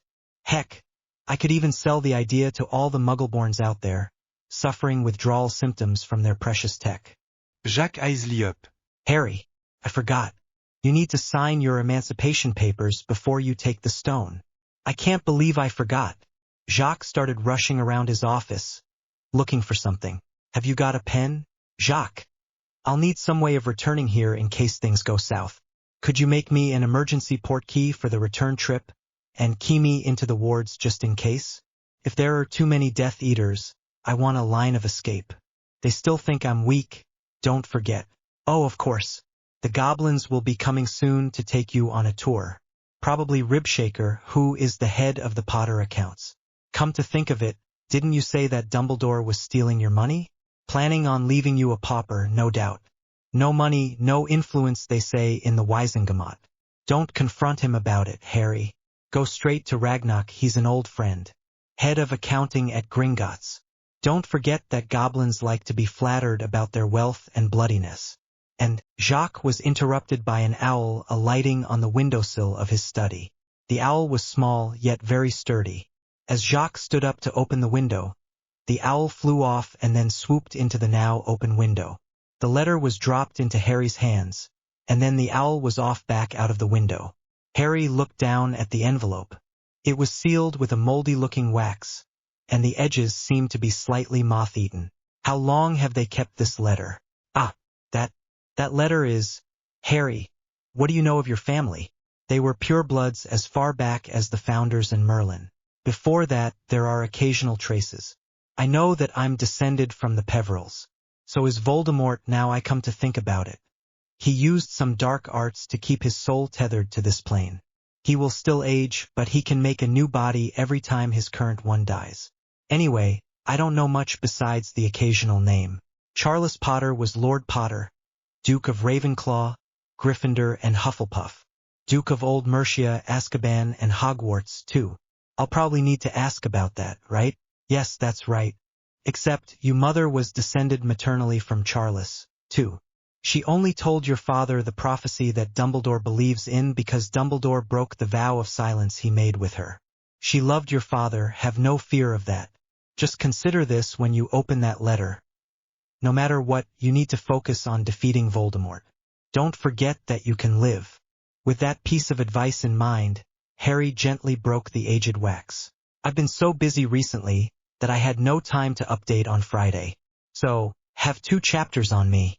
HPAT SAR HFF. Disclaimer. If ye know of Harry Potter, then ye know I don't own it. I'm male. Simples. Just consider this when you open that letter. No matter what, you need to focus on defeating Voldemort. Don't forget that you can live. With that piece of advice in mind, Harry gently broke the aged wax. The letter, obviously written many years ago, was crumbling at the edges. The ink had faded slightly, reminding Harry of the tattoo he needed research. The letter read, translated from the Old English, "To whom it may concern, this is a notice of inheritance for the descendant of one Charles Potter. Inheritance depends upon receipt and use of the Potter war chest. The inheritor must present themselves to the head of Gringotts Goblin Bank, any branch, and state the inheritance reference number 0000049. The inheritor must also be prepared to prove inheritance. If the inheritor is underage, this notice will be delayed until recognized as of age by the standing government. May your gold run ever freely, Magnock the Moneygrabber, head of Gringotts Goblin Bank, Great Britain, Ireland and Scotland, 986 AD 1066 AD. Harry looked up from the missive and frowned. He thought that, by the amount of modern guns in the Vachest, that Charles Potter was a somewhat recent ancestor. And yet, this was definitely a millennia old. He filed the thought away until later. He had an inheritance to collect. The envelope held a small slip of parchment stating the password for the portkey to work. Jacques, I'm probably going to do some shopping. Okay? So I'll probably be all day. I need some good clothes, and somewhere to store my weapons where I can actually reach them. Is that okay, sir? I can probably be back in time to properly introduce myself to your family? Jacques just shook his head and gestured to the portkey.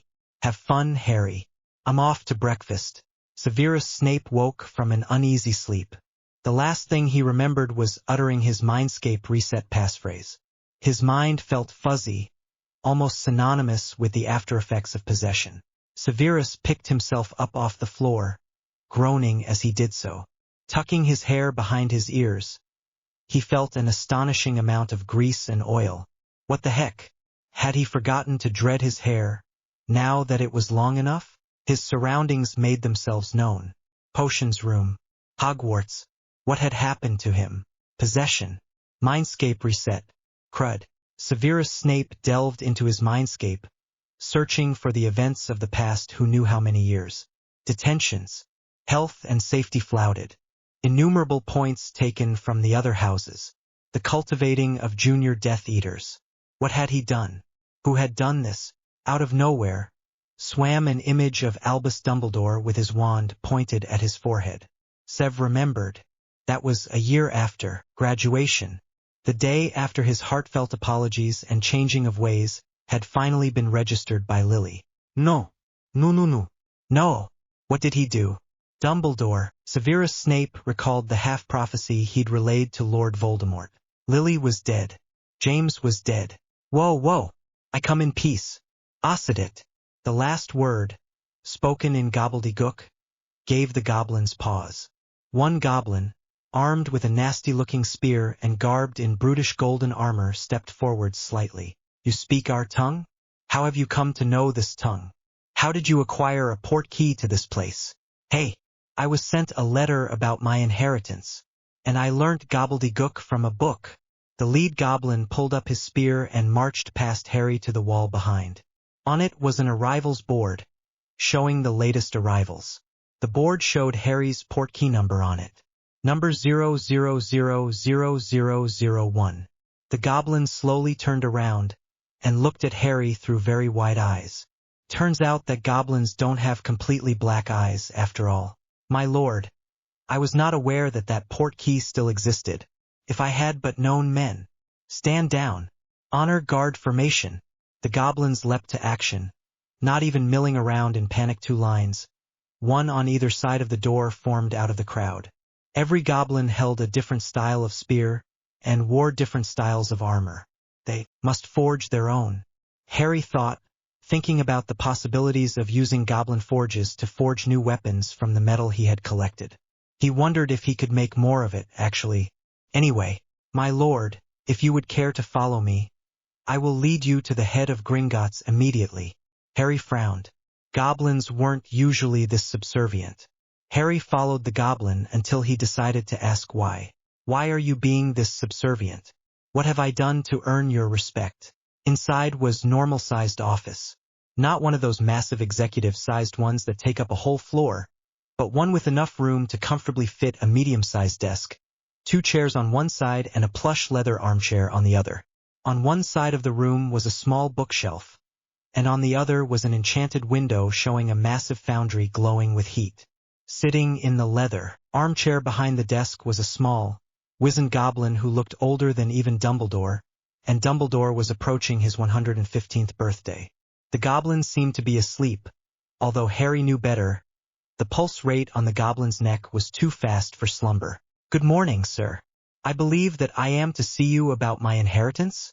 The goblin cracked open one eye and swiftly closed it again.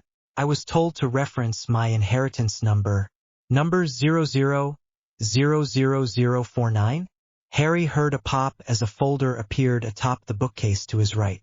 He was impressed at the system, truth be told. The folder levitated over to the head of Gringotts. He opened the folder and withdrew a wafer-thin piece of paper. Not the usual parchment, but paper. There, through the paper, Harry could see an emblem. A griffin stood on one side of a kite shield, and on the other a badger. Perched atop the shield was a raven. The shield was strangely split into 7 horizontal stripes. Red, blue, yellow, black, bronze, gold. The center stripe was runed with the runes for protection, life and death. The old goblin set the paper down, and then spoke, as well as the properties Mercia, Azkaban and Hogwarts. You should be aware, the Dementors of Azkaban would wish you harm if you took their territory. Mr. Potter, I must ask, how did you suddenly become this man's heir? I know he blocked off the traditional father-son inheritance. Harry sat and thought for a second. Should I tell him how I became his heir, or just be all mysterious? Harry thought, although I could do with some information from the Dementors, Ragnock, do I look like the Harry Potter who was in the Daily Prophet every day of this last year? No, I think not. I am special, Ragnock. I am not entirely human. I have powers that people can only dream about. I have undergone intense training, just so that I can fulfill my destiny. I have need of funds to continue my training. I believe that the Potter family's inheritance was conveyed to you upon your 11th birthday? What? No. No, I did not.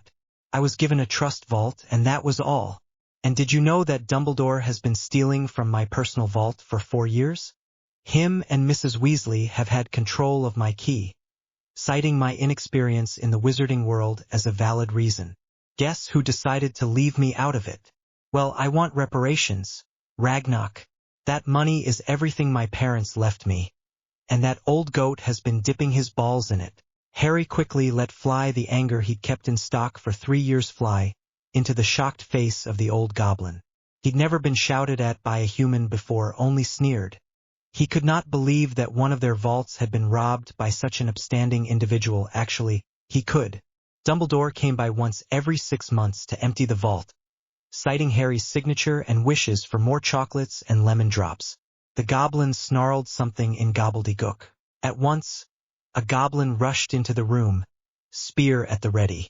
In rapid-fire gobbledygook, he ordered the guard to retrieve the Potter accounts manager, Ribshaker.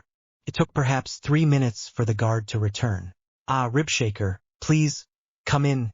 Come in. My appointment with Mr. Potter was just ending. Ribshaker, please sit. The goblin's voice went ice-cold at the end. Ribshaker, the new goblin, sat down shakily. His eyes darted between Harry and the door.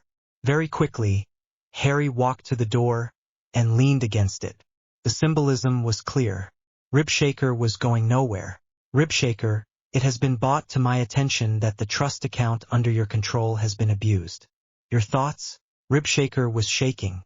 The irony was not lost on Harry. My king. Dumbledore, he Ragnock smiled. The fact that you will willingly sell him out means there really is no saving you, Ribshaker. Tell us what you know, and you will be let off most of the punishment, Ragnock suddenly hefted a giant mace onto the desk, and left it there, right in front of Ribshaker's nose. My king, please, now Ribshaker, or Mr. Potter gets free rein. Harry grinned ferally as the goblin in question whipped around. You changed the records? The records that have not been touched since the founding of this bank? Do you realize what you have done?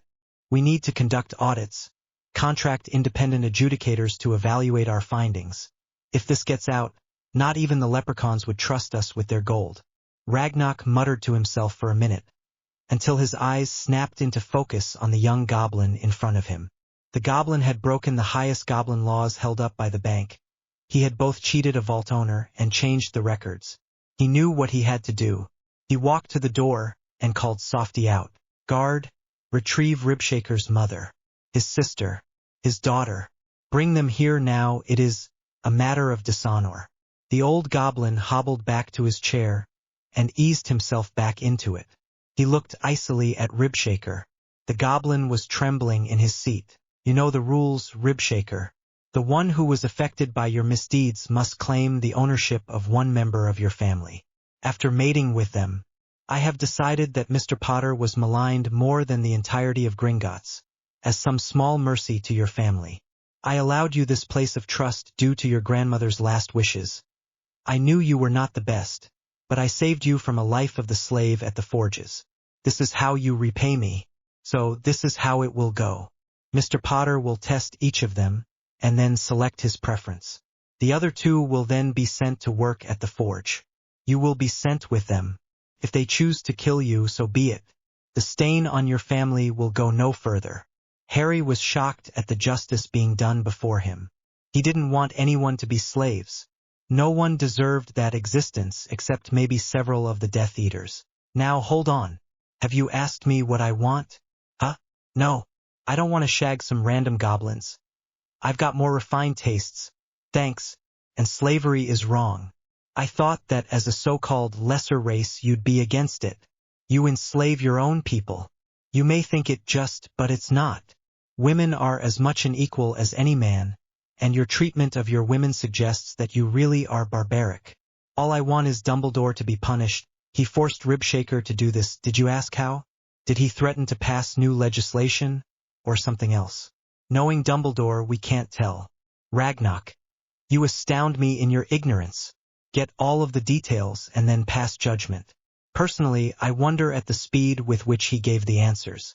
If you wouldn't mind, I would look into his mind and see his memories of fixing the records.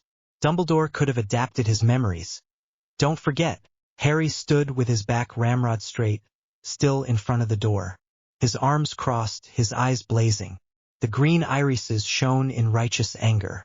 The muscles on Harry's arms stood out in tension as he held himself back. Having been treated as a slave by his relatives for so many years, he chafed at seeing others put through the same treatment. He could understand that some people deserved it, but as a punishment to the family of the perpetrator? No, Harry wouldn't stand for that. He stalked forwards, grabbing the chair Ribshaker still sat on. Harry whipped it around to face him. Gripping each armrest, Harry leant over the small goblin. He stared deep into the creature's mind, looking for his secrets. Legilimens. Well, that is the loving close I give you for the bonus chapter. Have fun in the next week. HPAT BK SAR Inspirational Music of the Week. Walk Away by the Script Film of the Week. Treasure Planet. Book of the Week. Necropolis by Dan Abnett. Disclaimer. If ye know of Harry Potter, then ye know I don't own it. I'm male. Simples. Grabbing the chair Ribshaker still sat on, Harry whipped it around to face him. Gripping each armrest, Harry leant over the small goblin. He stared deep into the creature's mind, looking for his secrets. Legilimens. Harry stood in the mindscape of the defenseless goblin. It was a plain wasteland, just as his own had been. He looked around, until he saw a collection of rippling silvery strands. He flew towards it until he could see the occasional strand of memory float free. Harry reached out with his mind probe and searched for anything involving Dumbledore. The goblin, it seemed, did not think of Dumbledore until he had blurted out his confession, almost as if he didn't know who he was. Nor did he think of him after unless mentioned. Strange, Harry thought, there should be the occasional flicker of memory. Even if it's from hearing about the latest piece of news from a friend. Nothing. There was a kind of overlying tinge to the mindscape, as if there were threads linking to specific parts of the goblin's psyche. Some memories were cut short, as if by some external source, and one was completely foreign, the confession. Harry withdrew. Ragnarok, you're a fool. This goblin has had his mind altered. Dumbledore replaced his memories with fakes. Ribshaker knew what Dumbledore was doing, but Dumbledore forced his mind into accepting it as necessary, and as his own idea. I know for a fact that Dumbledore has been paying my aunt to beat me and treat me like a slave. I'd be willing to bet that no money made it across the borders. All I wanted was to see if I could get my money back. I need to buy things, and that means I need money. I expect the family of Ribshaker will go free, and Ribshaker be taken to a mind healer to set him memories straight. I expected better of the goblins, Ragnarok, after all I have read of them. I will give you the opportunity to erase the disgrace later. I know how important my inheritance is the British wizarding world, but I will gladly move my wealth to Switzerland if that is what it takes for it to be properly looked after. Now, shall we get back to our business? I believe you were asking how I came to be Charles Potter's heir? Well, you don't deserve to know. I can tell you, however, that I will be accepting his inheritance. I get the feeling that I'll need it. Pass the paper. Ragnarok was still in shock as Harry took the inheritance notice form and signed it off with his usual scrawl. The old goblin looked to be fighting off heart failure. His mouth opened and closed like a fish, trying in vain to rectify the situation. In his own office, a human had taken charge and put him in his place. He didn't know what to do. He went along with it. The form flashed a dull flash and then crumbled into dust. Ragnarok collected himself, and then sat up straighter in his chair. The holdings and properties are included in the folder, Mr. Potter, Ragnarok said weakly, and all monetary and material wealth is written about in detail on the cover sheet.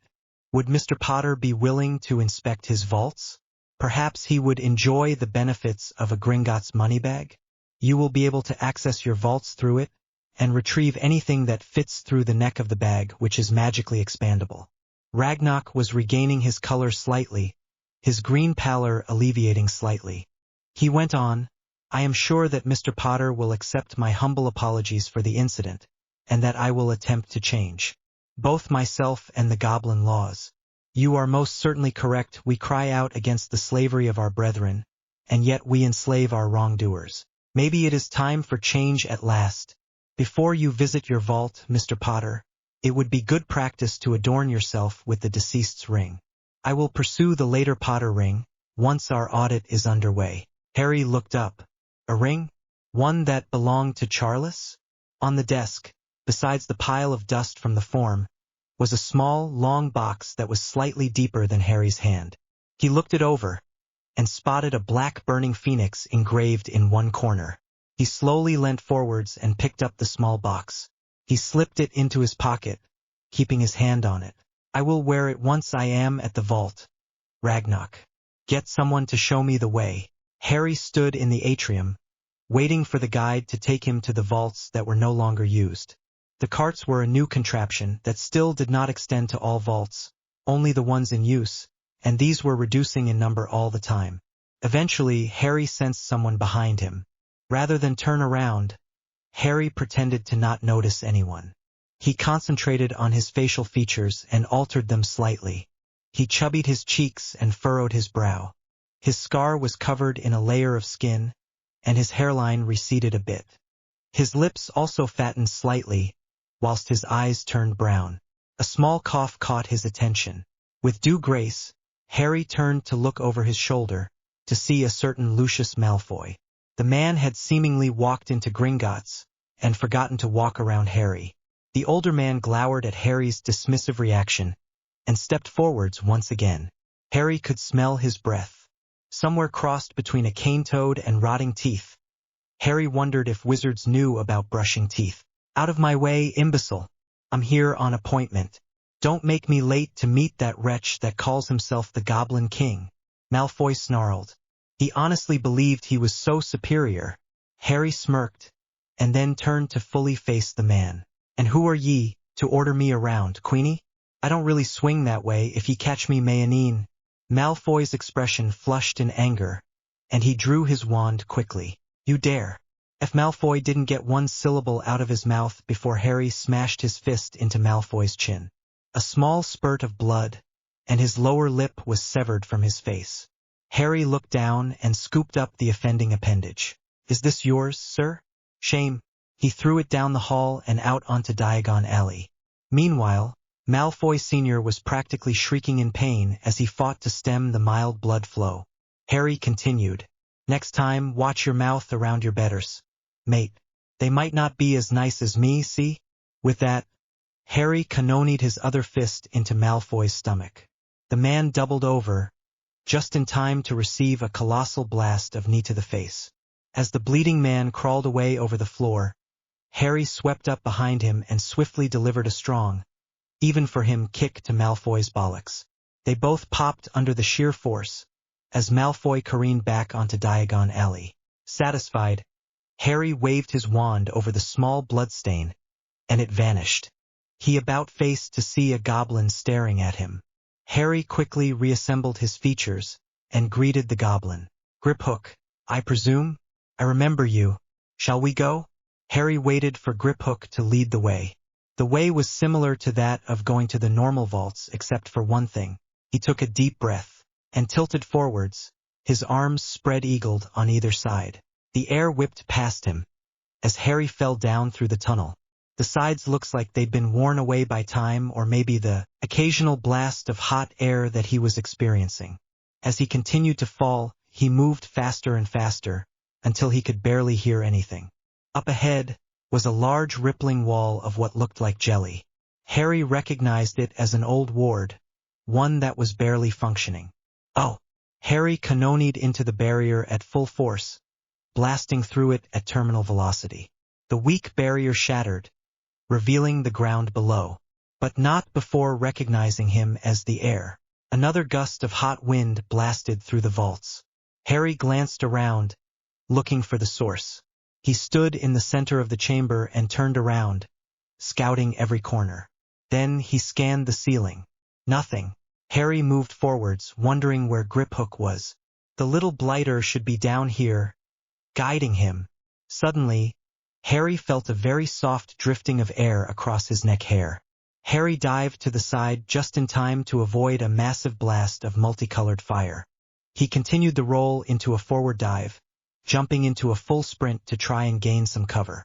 Whipping his wand out, he threw a transfiguration spell at the ground in front of him. A long wall of stone began to rise, and he dived over it just in time for the newest gout of flames to pass harmlessly overhead. The top of the wall started dripping as the heat began to melt the age-old stone. Crud! What is this thing? Dragons can't melt stone. Harry conjured a mirror and tilted it over the edge of the rapidly cooling wall, but couldn't see anything. He tilted it around, looking everywhere, but nothing. No dragon, no one shooting flames at him. He stood up, slowly looking around. Suddenly, the air shimmered, revealing a massive dragon head. The tongue was not even a foot away from his face. The smell roiling out of the dragon's mouth would have killed a lesser man, no doubt, and the teeth could definitely do with some spring cleaning. Before the dragon reacted to Harry's presence anymore, he quickly jabbed his wand into the throat of the dragon, and poured as much power as he could into his spell. Stupefy. The overpowered spell hit the unprotected flesh of the dragon's throat, knocking it out instantly. The massive beast fell slowly to the cavern floor, showing just how large the thing was. Harry had to say, it was easily larger than the Hungarian horntail he'd outflown in the Triwizard tournament. The head was the last thing to drop to the ground, the large eyes closing slowly. The irises were startlingly gold, a deep burnished and glowing color that sparked something in Harry as he watched the beast slowly drift off, fighting every step of the way. With a final huff, the beast was done. Harry took a step back and grew sad as he looked at the magnificent beast before him. Pitch black, with golden highlights strewn across its hide, the dragon was beautiful in an alien way. The gold looked so much like lightning, it was crazy. There were two large horns that sloped back from its brow, almost meeting behind its skull. The scales on its face were small, and slightly grayer in coloration compared to the rest. The snout had long dried blood on it, and the tongue lolled out onto the stone floor. The breath of the thing was disgusting. It reeked of gum disease and rotted meat. The teeth were longer than the basilisk he'd fought in second year, and serrated on the backs, much like a dinosaur's. Now that Harry looked, he'd never read of this kind of dragon before. There were tubes in its mouth that Harry assumed were for fire. There were bones and eroded teeth along the gum line. There were spikes along the chin that formed a kind of ruff. The dragon's horns were so large at the base, Harry couldn't even fit both arms around it. I bet they don't feed him a lot, Harry thought morosely. He quickly came to a decision. He'd fix up the dragon as much as he could, while learning as much as he could about it. Painful, Harry thought, as he repaired the teeth nearer the back. He inspected each tooth before he did, though, to make sure he knew what to make them look like. Now he needed to get rid of the infection and swelling. The metal coating his bones was different. It wasn't naturally occurring. It bent, yes, but he couldn't bend it much, even with his unbridled strength. The spikes that started at the base of the dragon's head grew steadily larger as they proceeded down its back, until the large flat leaf-shaped spike on its tail. The dragon was actually very different to most dragons. Nearly every dragon out there had 6 limbs, 2 to fly, 2 to walk, with aid from the wings. The only exception to this was the Hungarian horntail, which used its wings as forelegs, and the Chinese fireball that didn't have any wings. The hind legs were particularly powerful, probably to get into the sky. Harry plodded back to the front of the beast, suddenly unsure of how to escape its attacks. Once he released it, he'd deal with it, he was sure. Disclaimer. If ye know of Harry Potter, then ye know I don't own it. I'm male. Simples. Supposedly it's illegal to respond to reviews here, and I don't want my first FIC removed. Harry plodded back to the front of the beast, suddenly unsure of how to escape its attacks. Once he released it, he'd deal with it, he was sure. Enervate. The dragon immediately stirred, the immobilization obviously only slowing it down. It stayed laying down, however, seemingly unwilling to move. Harry sidled up to its eye and looked up into it. Even laying down, the eye was still above his eye level. The golden iris rolled down to meet his gaze, holding it. The slitted pupil narrowed slightly, then returned to normal as it focused on his scar for a second. The dragon huffed and blinked slowly like it was falling asleep. Quickly, Harry wondered how intelligent it was. Well, he knew how to find out. Legilimens.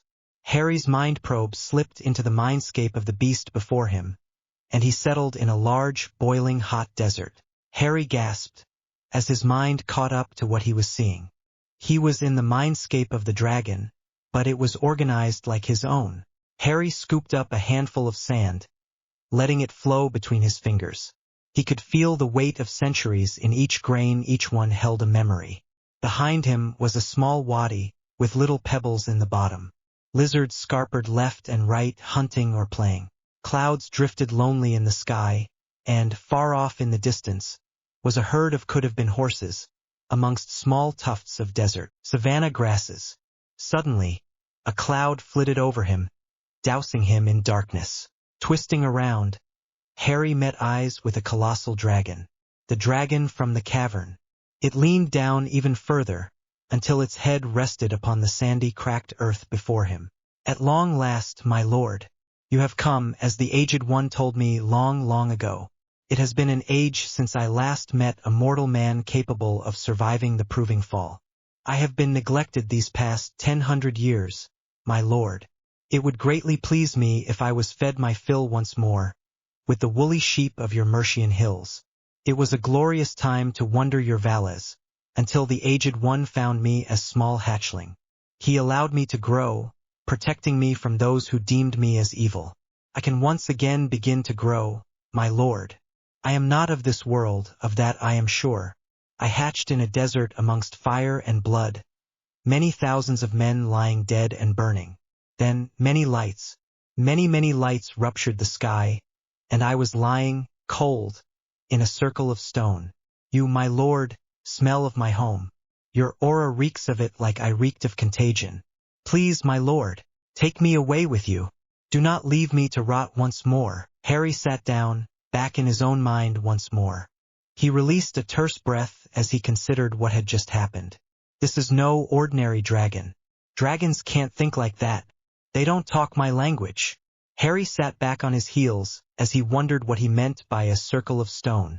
Could Stonehenge be some kind of transport device to another world? Is that how he was supposed to continue his journey, after killing Voldemort and sorting out the structure of this world?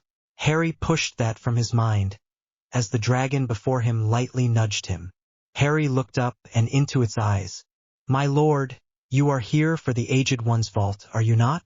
I will guide you, my lord, if that is what you require. Harry nodded. Then climb up upon my horns, my lord, and I shall take us there. Harry slowly stood. He could tell that the dragon was speaking inside his mind, but it still freaked him out. To have a beast as large as this treat you as a lord was disturbing. He grasped the horn closest to him and allowed himself to be dragged up by the rising dragon.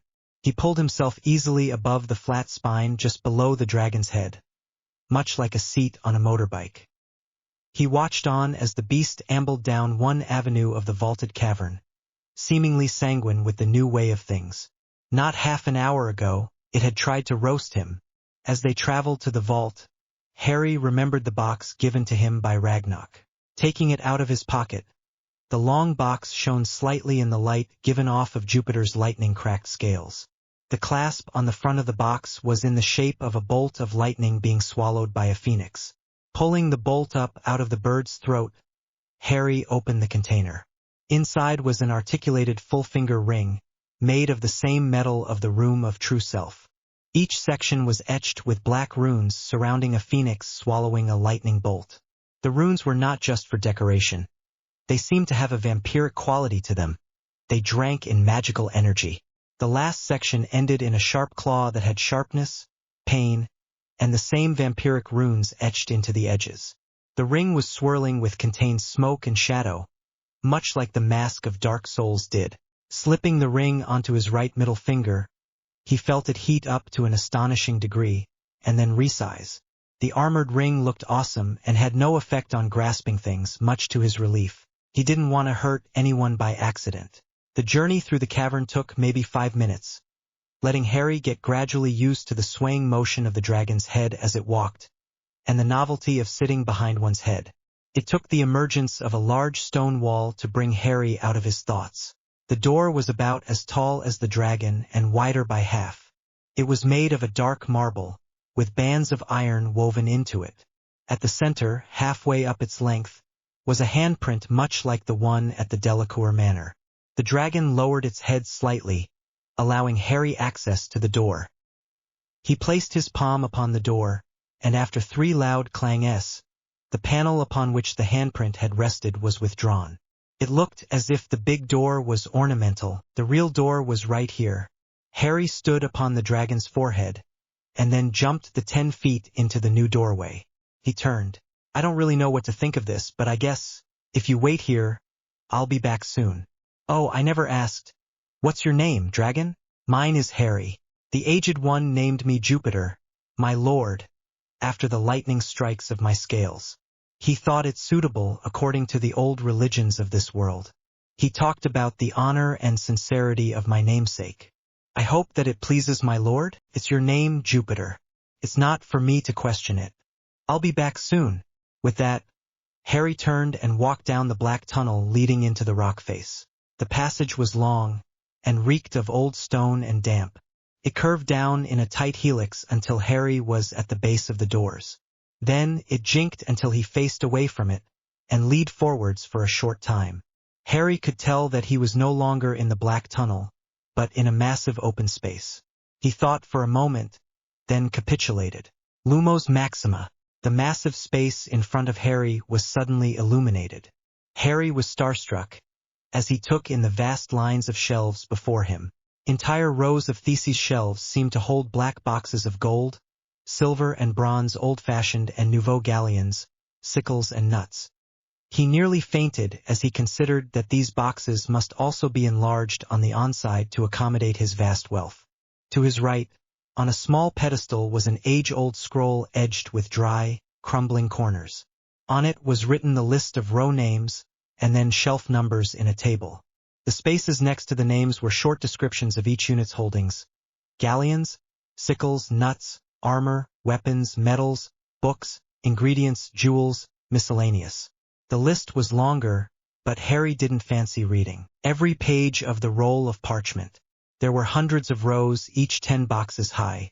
Harry was still lightheaded when he once again considered the riches held here. I need a sack, not pockets. Harry eyed the boxes with the metals. He desperately wanted to try his hand at forging, after reading so much about it. He wanted to make his own weapons suited to his build out of the metal he stripped from the Room of True Self. The ones he'd taken were a bit too unbalanced for his style. The hammer especially needed a bit of word to make it just right. Harry wandered for a while amongst the boxes, dipping in here and there, until he came across one box marked eggs. He peeped inside. There were stacks of shelves, each cushioned to individually hold an egg. They had ripples of scales much like Jupiter, but each had a different design. Some had ripples of tone, others had lines, zigzags, swirls, spirals, even some solid colors. He withdrew his head, making a note to come back later. He retreated back to exit and then conjured a sack. He enchanted it with extension charms, and then began to scoop out boxes of coinage. He added the occasional book, too. At the end of it he had 5 sacks of coins, books, and the odd piece of metal or. He hoisted them over his shoulder, took one last look around the vault, and then started the walk back to Jupiter. Harry stood at the lip of the drop down to the cavern, but he couldn't see Jupiter. Then, he remembered that the dragon had been turning invisible earlier. How's that even work? Anyway, my lord, welcome back. I was sleeping until you returned. Please, come down and I will allow you egress from my home of the last millennium. At that, Harry once more jumped from a great height, this time only 60 feet. He once more landed on his feet, one hand planted on the stone for balance. He stood and looked at Jupiter. The dragon was still curled up, but this changed very quickly. The dragon uncurled into its full 120-foot length. Harry then leapt up to his seat behind its crest, and it then ambled back to where Harry had entered. As Harry jumped off once more, he wondered how he would release Jupiter. The dragon would obviously starve if Harry left it here, as well as it being a bad reward for its loyalty and wealth of knowledge. There had to be another way out, rather than jumping or climbing back up the tunnel. Harry looked around, wondering about secret passageways. "My lord, do you wish to leave the way you came? If you do, I will understand, but there is an easier way that takes you through the Aged One's storage of artifacts, and back to the director of Gringotts' office? That's brilliant, Jupiter. I was wondering if there was another way. You say that artifacts are stored there. What kinds?" "Many kinds, my lord. Enchanted weapons, tools, art, famous jewels and diaries. Anything that the Aged One thought interesting. He did not deem them worthy of his vault, for anyone could use these if they bested me." "Right, then. And Jupiter, I'm taking you with me." Inspirational music of the week. Rubber Lover by Marmaduke Duke. Film of the week. Treasure Planet. Book of the week. Caiaphas Cain, Hero of the Imperium, Warhammer 40,000, by Sandy Mitchell. Disclaimer. If ye know of Harry Potter, then ye know I don't own it. I'm male. Simples. That's brilliant, Jupiter. I was wondering if there was another way. You say that artifacts are stored there. What kinds? "Many kinds, my lord. Enchanted weapons, tools, art, famous jewels and diaries. Anything that the Aged One thought interesting. He did not deem them worthy of his vault, for anyone could use these if they bested me." "Right, then. And Jupiter, I'm taking you with me." Harry walked along the secret tunnel towards Ragnar's study. As he approached the door, he heard a quiet exchange. "Ragnar, I demand compensation. That man has prevented me from having another child. Not even the best of St. Mungo's staff could treat me. I demand to know who he is." Harry grinned as he heard Malfoy's dulcet tones. He quickly altered his features again into the chubby-cheeked bruiser from earlier, and cast a notice-me-not on the secret door and himself. Before he could open the door, however, Ragnar spoke. "If you won't give it to me willingly, then—" Harry quickly opened the door and slipped inside. He drew up behind Malfoy Sr. and released the notice-me-nots. Before Malfoy could utter the rest of unforgivable, Harry gripped the man's neck and pulled. With a swift cracking sound, the man's neck twisted away from his body and flopped at a nasty angle. Even the bloodthirsty goblin in front of him flinched. Harry tapped Malfoy with his wand and sent him to Knockturn Alley. "And how are you today, Ragnar? All going well?" Harry chuckled as the goblin's eyes bugged out, and he turned for the door. "My lord, you are wearing the ring, as I asked?" "Yes, Ragnar, I am. I take it that the summoning runes are for goblins, when I am in danger." Ragnar nodded. "Then I will use it sparingly. Anything that poses a danger to me would probably rip them apart." The old goblin paled slightly, and allowed Harry to leave without further question. Once out onto Diagon Alley, Harry looked around. He thought about what he needed and then what he wanted, making a mental list. First stop, Jupiter, is Funky Trunks, I think, and then Ollivander's for a better wand. "What do you think?" Harry asked. "My lord, perhaps you had better visit this trunk shop. I see in your mind. It would be of great use in storing your no doubt sizable purchases?" Jupiter replied. "Good idea." With that, Harry turned around and took the left, turning past Gringotts. This eventually led to a dead end with some dirty shop fronts. Amongst the seedy bars and wizarding cafes was a lone shop, Funky Trunks. Harry ambled on towards it, ignoring the heckling from some already drunk patrons of the nearest bar. He could smell fire whiskey all the way over where he was. He casually wondered how they willingly got drunk this early in the morning. Jupiter flew off to the rooftops to save Harry, explaining his presence, probably to hunt some pigeons. He reached the door to the shop and stepped inside. In the dim light of the shop, Harry, for an instant, thought that the walls were made of trunks. Then common sense took over, and he realized that they were just stacked to the ceiling. Weird. At the counter, sat a rough-looking elderly gentleman who wore sunglasses over obviously bloodshot eyes. Must have a hangover, thought Harry. He walked up to the man and spoke softly. Nest to stay on his good side. Excuse me, I would like to butt a trunk. Are there any you could suggest for me? The man looked extremely grateful for his consideration. He whispered back, well, I suppose you would want to start with the cheapest, then?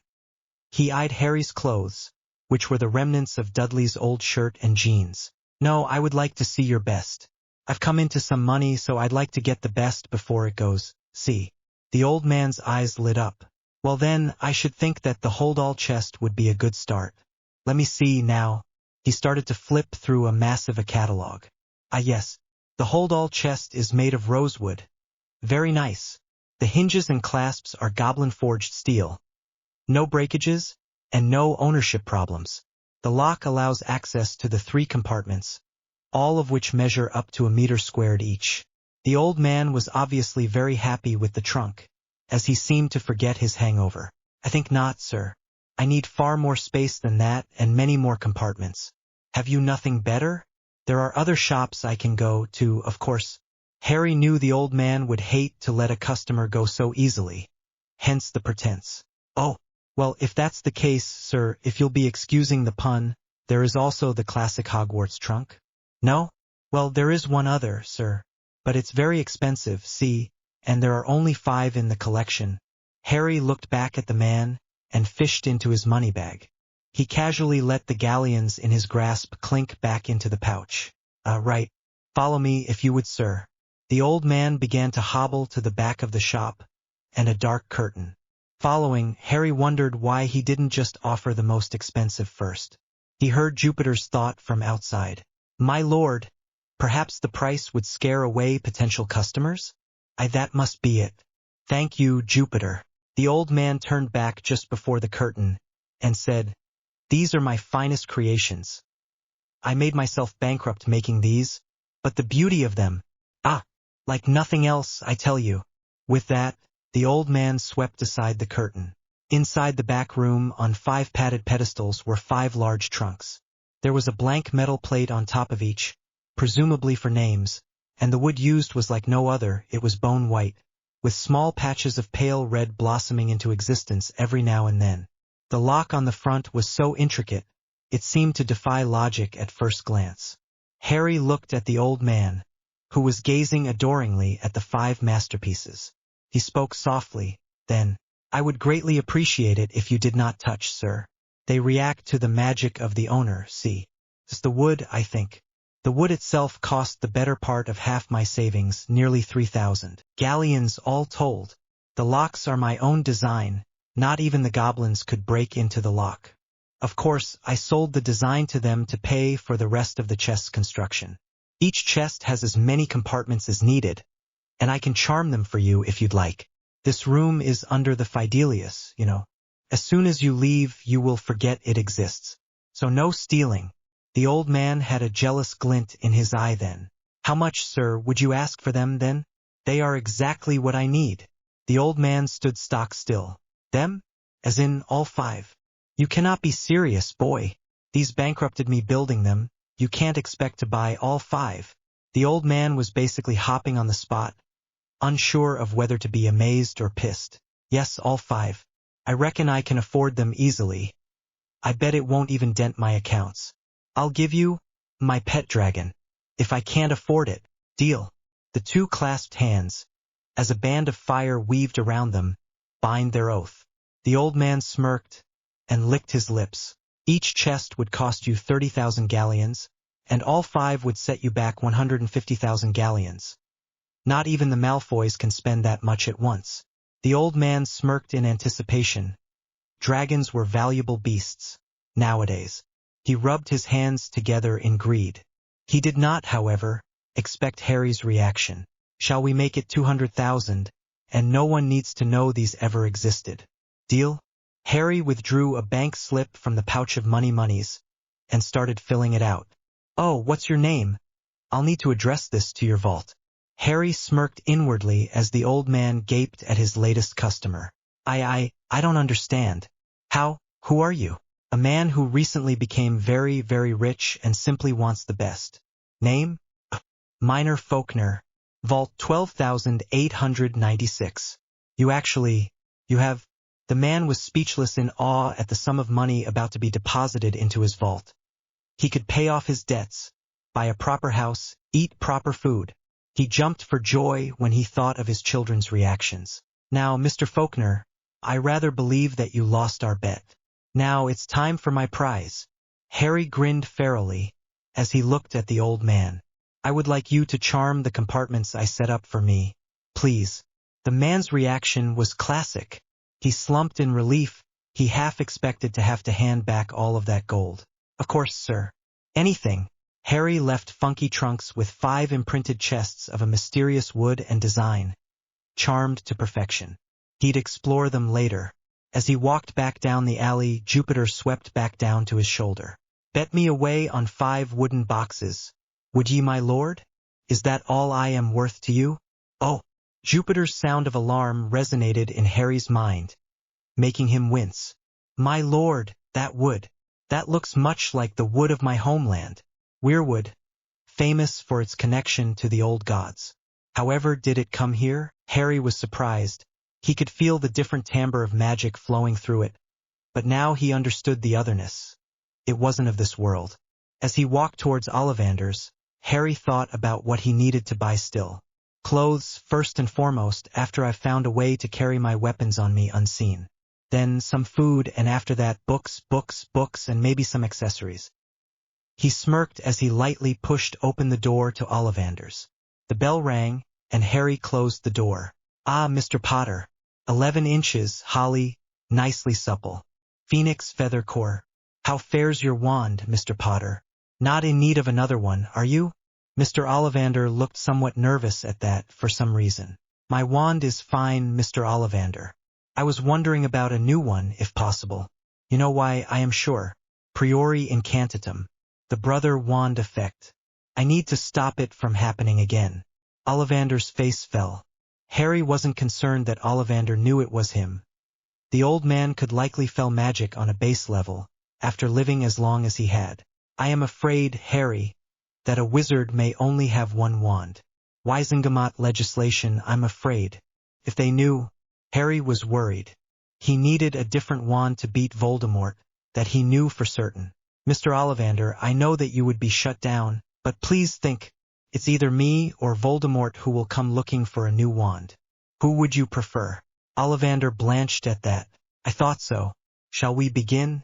After approximately 50 wands, Harry was losing his patience. Are there no special ones, sir? I have things to do. Ollivander was excited at the challenge, no matter the consequences should the ministry find out.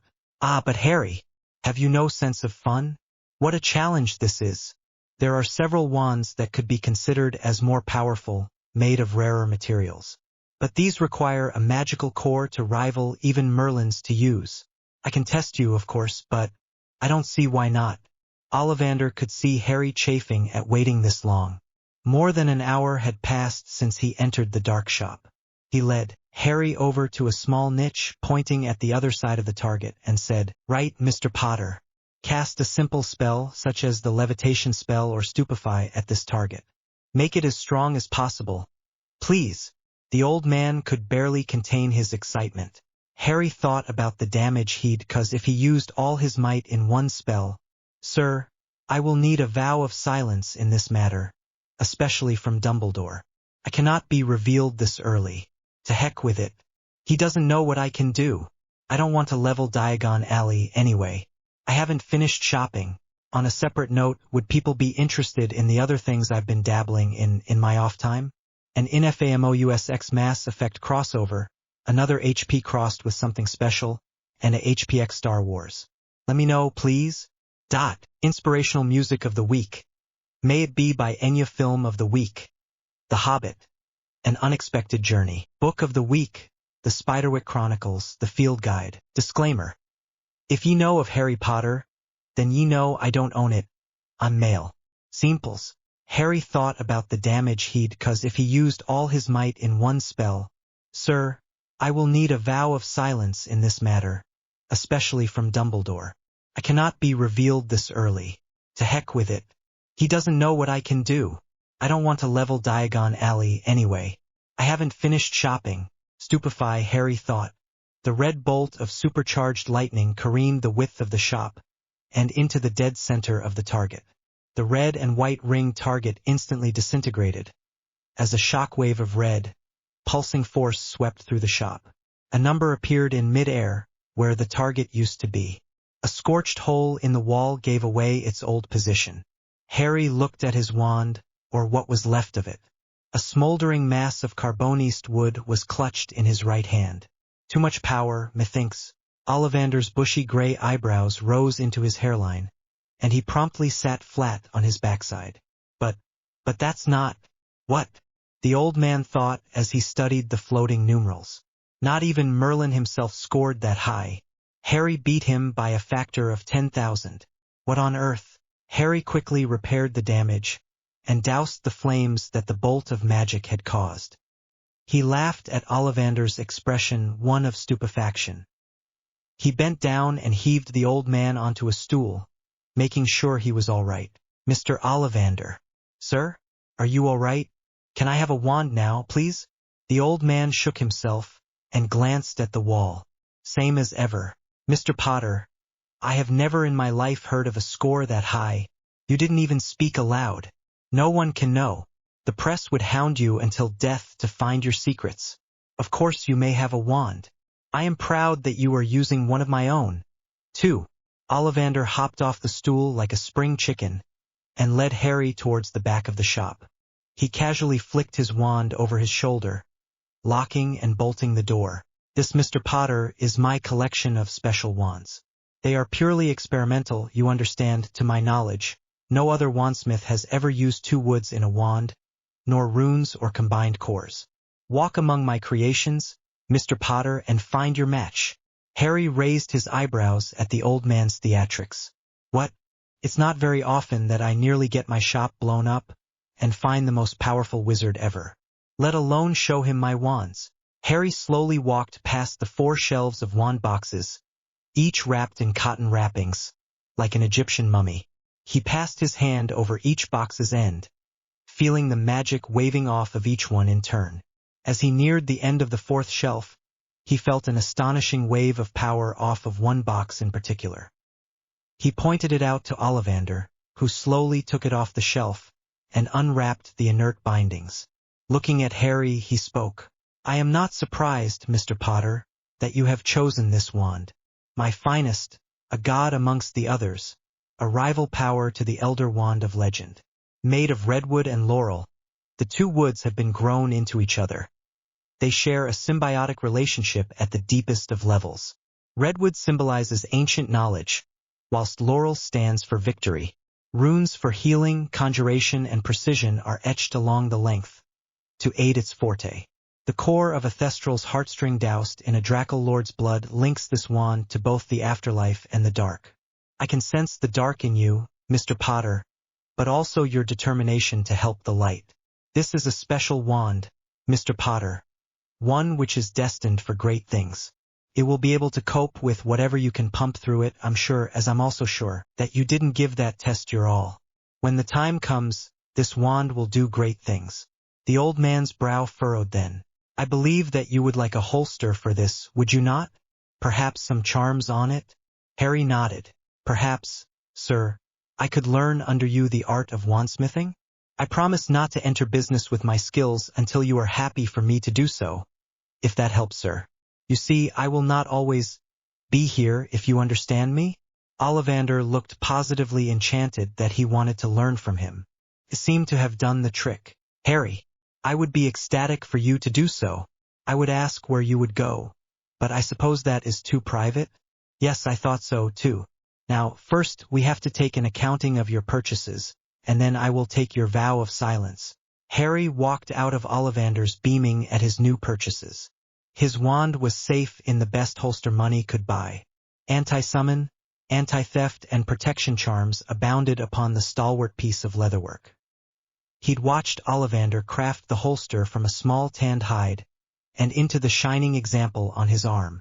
He knew that he'd be making changes later, but for now it was as good as it was going to get.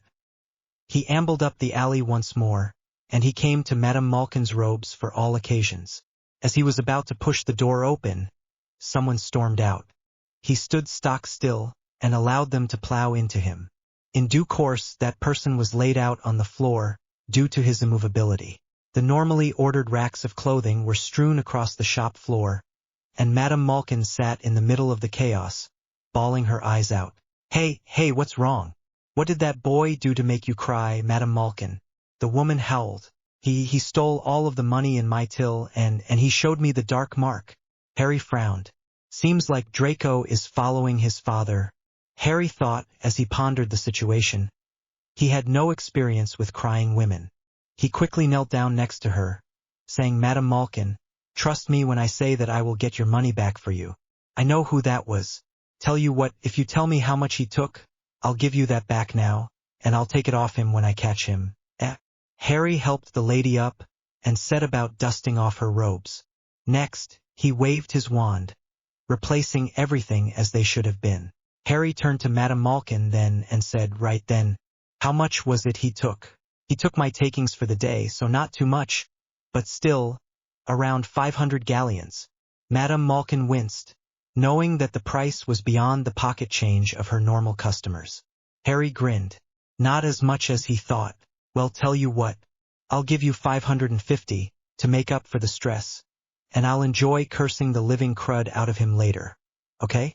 His sunny tone was the opposite of his intention, stunning the middle-aged witch for a second. Then, she smiled a watery smile, and nodded. Harry then walked over to the open till, and deposited handfuls of galleons, sickles and nuts into it. He smiled at the witch, letting her know he was serious. Then he turned to the racks and started browsing. The witch sat down behind the counter, and settled her head in her hands, slowly drifting off to sleep. Hello, Madame Malkin? You awake? I've chosen my robes, so I'd like to pay. The witch sleepily rubbed her eyes, until the lad before her came into view. Oh, I'm so sorry, dear. I must have dropped off. What was it you wanted? She saw the piles of robes in Harry's arms. Right, you are, dear. I'll need to take your size, and then we can get around to personalizing them, okay, dear? Harry personally thought that she was overdoing the whole dear thing, but who was he to judge? The witch withdrew a tape measure from her voluminous bosom, and set about taking down the floating numbers representing Harry's manly figure. After that was done, she stored the measure back in her cleavage, and noticed Harry looking. His eventual shopping list consisted of 1 black cotton dueling robe, 1 set of black Hungarian horntail dueling boots, 1 set of silk pajamas minus nightcap, 3 sets of black khakis, 1 set of color change plimsolls. He asked Madame Malkin to charm them to be impervious to fire, water, and extreme winds and snows. The robes were embroidered, with the phoenix from the box that contained the Potter ring, the one swallowing lightning. Then, the pajamas were embroidered with the Hogwarts coat of arms. After that was done, Harry paid Madame Malkin, much to her displeasure. She knew he'd given her more than 500 galleons, but he wouldn't take it back. So, she gave him a free charm, attached to his family ring, one of protection against bad luck. Harry walked out onto Diagon Alley once more, looking left and right as did so. Silently, he cast a ward over the building that prevented access to anyone with the dark mark, or intention to take it. This summer would see several very angry customers, covered in boils and welts, chief among them being Severus Snape. How was he supposed to buy swishy robes in the latest fashion if he couldn't get into the shop? Harry envisaged the justice done to the Death Eaters so far. 1 dead, 1 scarred for life, soon to be cursed to death. And that was it. Considering he was taking a break, Harry was pleased with his progress. For now, Harry turned to Nocturne Alley, wearing his new dueling clothes. He added some extra charms to the fabrics to ensure long life, no wear and tear, and an even climate. He pulled up the hood, and made sure it covered his still disguised face. Then he swept down the seedier part of Diagon Alley, and into Nocturne. Harry was eager to see the reception someone new would get, but fear was not one of them. The one hag he came across knelt before he reached her, and only rose after he had swept silently by. Curiouser and curiouser, Harry pondered. Maybe it's the mask in my bag. Harry was heading for Borgenberg's first, and from there, he would get some information about other facilities in Nocturne. As soon as Harry came across the dirty windowed shopfront, he fixed his features.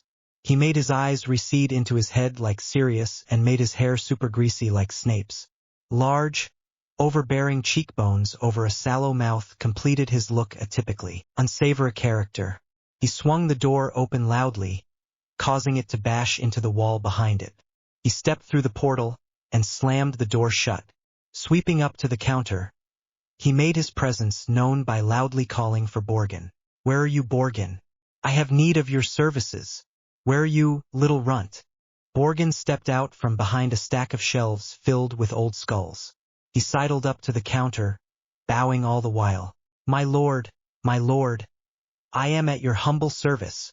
What can I do for you this fine day?" The little man wheedled like a child.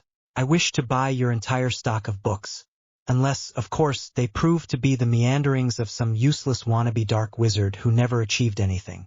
The old man gained a greedy glint in his eye at that. He was used to lords coming in and pushing him around. "Oh yes, but never interested in spending that much money.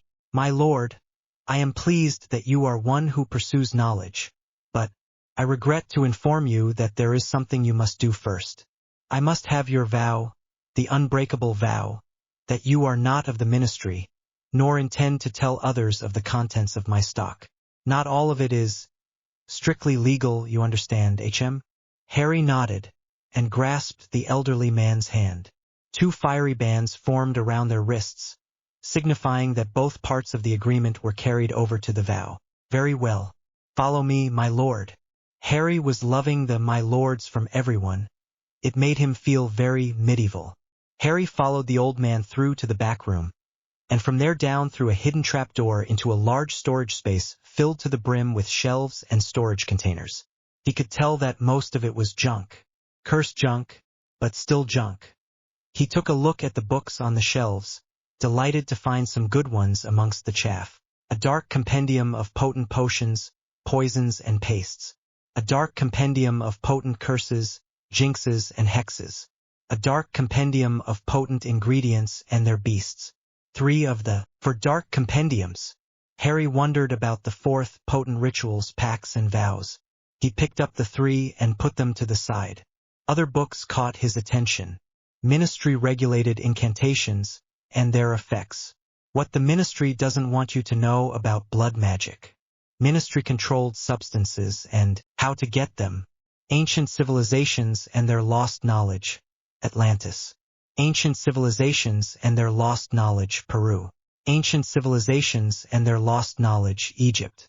Ancient civilizations and their lost knowledge. Japan. These books continued with other countries: Africa, China, Russia, Mongolia, North America, Greece, Rome, even England. Harry was understandably excited about the last one. It may hold the ritual that threw Jupiter here.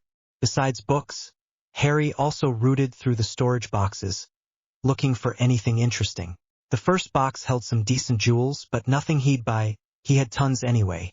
The second box was much the same. The third, however, was different.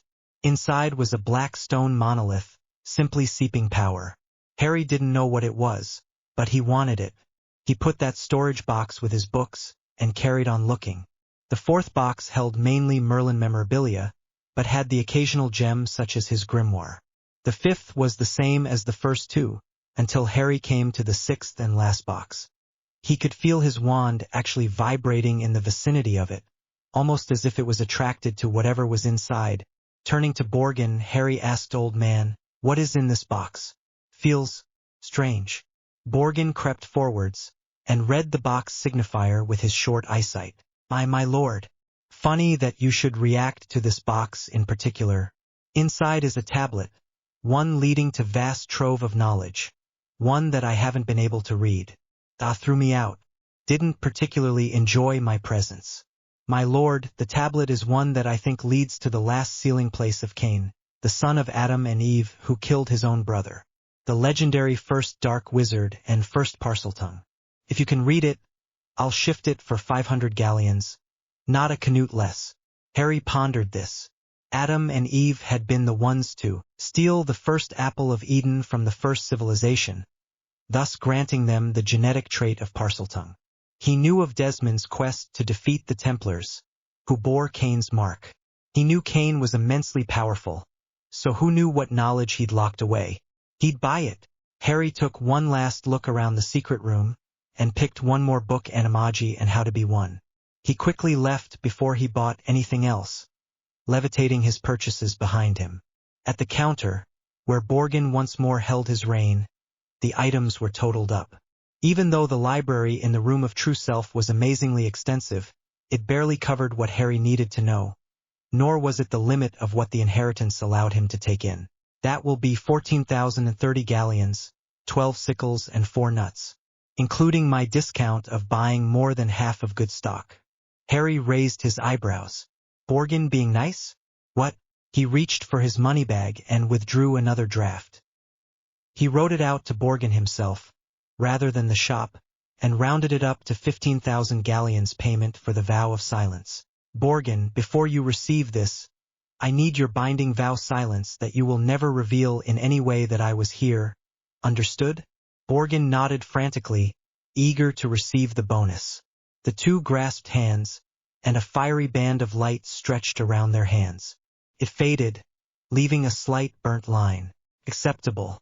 Now, I am interested in other ancient artifacts, as well as Muggle literature and technology. I need access to vast troves of knowledge, most of which is banned. Ideas? Harry was curious as to what other kinds of things he could find in Nocturne. All he knew of was this very shop. Technology you could want will be there. For the artifacts, there are plenty of dealerships out there that get orders in from Egypt, Mesopotamia, Greece, heck, even Atlantis. They're all illegal, supposedly dark, due to their being foreign, see? There's even a rumor going around that Old Man Joe has some other tomb locations, and extremely rare ingredients. Phoenix Talone rare. Borgin winked, knowing that Harry was hooked. What he didn't know, however, that Harry was hooked on the tombs, rather than the ingredients. How do I get to Old Man Joe, then? I can only say this once, so listen carefully. Right, left, twist and jump. Left. Got it? Harry nodded, and then left. Harry looked left and then right out on Nocturne Alley. Following Borgin's instructions, he turned right, started the walk to Old Man Joe's. Harry quickly decided to not take the twists in the small alleys as actual turnings, and only the actual junctions. He reached a corner and turned sharp left, instead of left, into a small niche. He twisted and jumped, much as if he was operating, and then took the left path. The twist must have altered a ward or something, Harry thought, as up ahead was a large warehouse which definitely wasn't there before. He smiled. The door creaked open before he could reach it, allowing Harry entry to a bizarre mix of plastic Muggle decor and old stone. The warehouse held thousands upon thousands of the same storage boxes that Borgin had, stacked one atop another up to the roof, which had been expanded to accommodate all of the boxes. To the left of the large warehouse doors was a rickety plywood counter, balanced on 2 tables. Behind it was a 20-something-year-old man with an overbearing name badge proclaiming him to be Joe. Harry smirked. It must be some kind of unsettling tactic.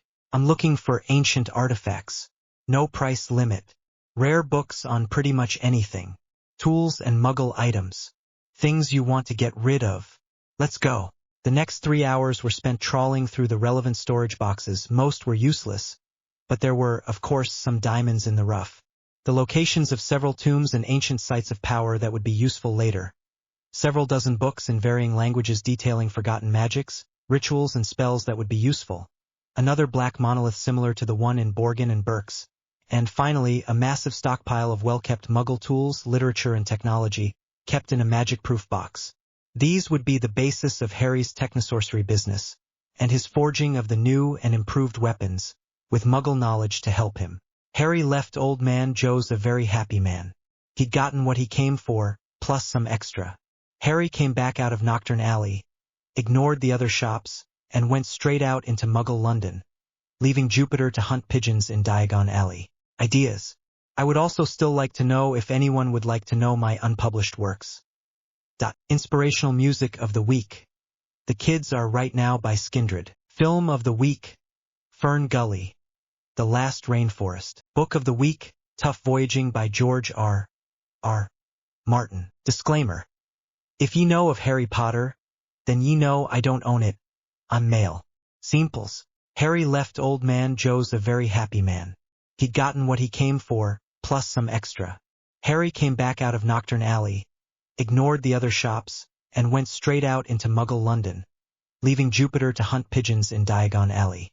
Harry knew that Muggle London would be very confusing in its layout to anyone new, so he got a map before anything else. He prodded it with his wand, circling where was, and making sure he knew his way back. Then he proceeded to wander. He exited the Leaky Cauldron onto Charing Cross Road. Heading straight for the best bookshop he could find, Vernon was forever spouting how wide the variety of books was at Foyle's. He went in and proceeded to buy all books pertaining to forging weapons, carving wood, technology and its modern-day applications, a whole host of sci-fi books and graphic novels, and then the histories of most, if not all, countries on Earth. Books on cultures, languages, and races. It was while he was browsing the fantasy section to see what Muggles thought of magicals, when a presence caught his attention. He couldn't quite describe it, but it felt similar to the vampiric runes on the Potter ring. Subtly turning and leaning his back against the bookshelf, Harry casually scanned the room. A girl dressed in a long black coat with bright silver buckles and straps on was at the other end of the shop, between the elevator and the stairs. Her blouse looked like some kind of cross between a corset and lacy lingerie, which Harry found interesting. She wore black boots, most likely combat boots, and white fishnet tights over skin-tight black jeans with arty rips in them. Her hair wasn't black like he'd expect from someone dressing like a goth. It was pure white. Harry flicked his eyes back to the book he was flicking through, and decided it was worth it. He turned his back to the girl, and then continued on to the clothes books. He looked around for books on how to make your own, with techniques and such. Once finished there, he went to the counter, and handed over the list of books he liked. The teller looked highly suspicious, as if Harry was likely to run off. When Harry stood there, waiting and tapping his foot impatiently, the guy behind the desk called for help. If you put them in your back room, I'll make sure to take them all. Both of the shop assistants raised their eyebrows. There were nearly 1,000 books all told.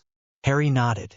The two started to shuttle bags of books into the staff room, which gradually filled right to the door.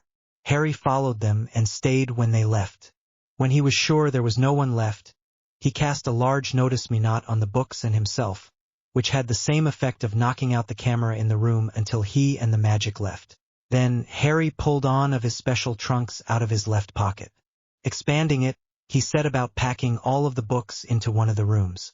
Best buy ever, Harry thought as he contemplated the unlimited rooms of each trunk. He'd sort the books into subject matter later, maybe make it a room for Muggle stuff and a room for magic stuff. He quickly finished organizing his books, and he also took the liberty of storing his other purchases while he had somewhere private to do so. Once finished, Harry packed the trunks back into his pocket, safe with the anti-pickpocket charms as they were. Harry took down the Notice Me Not charms, and quickly walked out the back way of the shop. He didn't want the assistants to remember his face too much. He could still faintly feel the presence he'd noticed earlier, but he paid it no mind. Further down Charing Cross Road was a massive shopping center, which Harry headed for next. He knew that he didn't particularly fit in with the crowds here. They kept on giving him weird looks about his scaled overcoat and black clothes. He wandered aimlessly for a little bit, absorbing the atmosphere. He was so glad that being cooped up as a child hadn't affected his mind. Some people would be terrified of the noise and crowds, but Harry liked it. It reminded him of the hustle and bustle of Hogwarts, except there were more young mums.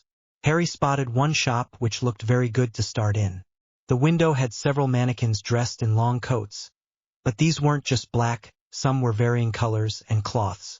He popped his head in and saw a massive variety of clothing, not just scene, but indie, formal wear, steampunk, even some from varying cultures. He continued into the shop and started browsing the men's side of the long room. This was pretty much the first time he had free rein in what he bought. Madame Malkin's didn't count, as he was constrained by the close-minded wizarding styles. In Muggledom, you could do pretty much anything with your body, and the only people who would really care would be your parents.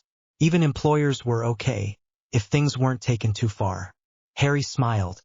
He would have fun here, trying on different fashions, finding what fit and what clashed with himself. Shortly into his visit, a shop assistant saw him browsing, and looking somewhat unsure of himself. She walked up, and said, "Can I help you, sir? Are you looking for anything in particular? By the way, I'm Kirsty." Not really paying attention, Harry answered on autopilot. He didn't notice her not even glancing at the Potter ring. "I'm reinventing myself. I've never shopped like this in my life, and never for myself.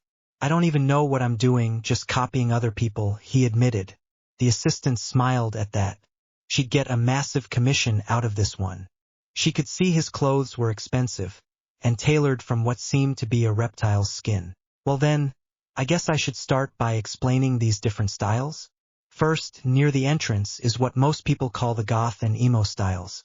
Basically, black with bits of colors thrown in for the emo style. Slimmer clothes and more tight-fitting for emos, too. Straps, buckles, skulls, crosses, bones, all that stuff is generally in the gothic section, but people mix and match sometimes. Emos also have a typical nonconformity thing, so weird hair kinda all over the place, normally long over the front, short in back. They can sometimes have eyeliner and lipstick that's deemed over the top, but each to their own, I say. Then there's steampunk, which is basically gothic but toned down, and then mixed in with aristocratic attire and metal. You'll find pocket watches, bird skulls embedded with bits of this and that, and a lot of pinstripe trousers for the men. Leather shoes, sometimes with metal bits on them. For the ladies, there's a bit of fishnet tights in all these three, and some lace in the last one. And small top hats in steampunk, too, for some reason. Last in the non-conformity sections is indie. Independent, basically. For the women, it's going to either be airy-fairy, or trousers and cardies.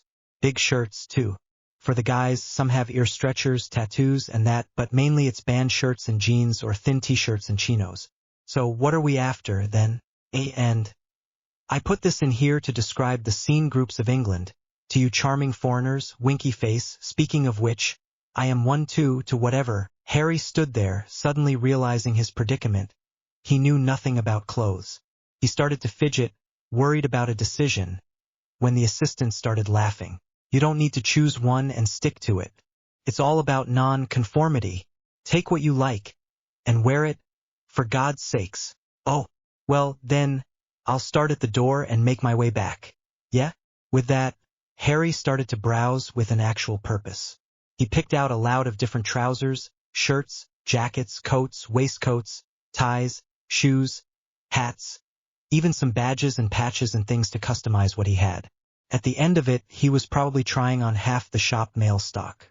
He also grabbed some bags for storage and such. One thing interested him greatly, however, the leather bracers and such that were part of the steampunk display. One looked like your average leather bracer but had brass cogs that turned. A small glass circle held a compass, too. He noted its design down, promising himself he'd make one later.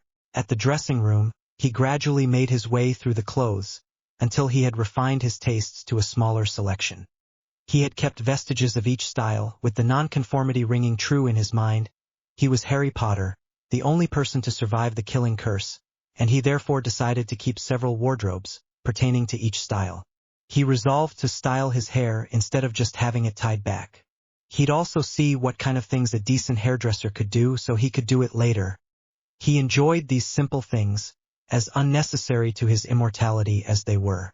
Out of the things he kept, he wore the baggy black goth trousers with vivid green highlights and straps, the army surplus combat boots, the Guns N' Roses band shirt, and the long leather coat that fastened like a waistcoat at his torso, with golden chevrons on the shoulders. On his hands were linen wrappings up to his elbows, overwrapped with ragged-edged leather bindings. The gloves were strangely comfortable, too. He gave a hefty tip to the assistant, Kirsty, for her amazing help and knowledge. Harry then picked up his bags and left the shop. Well, one down. How many left? Harry thought smugly. He turned into a shoe shop called JD Sports.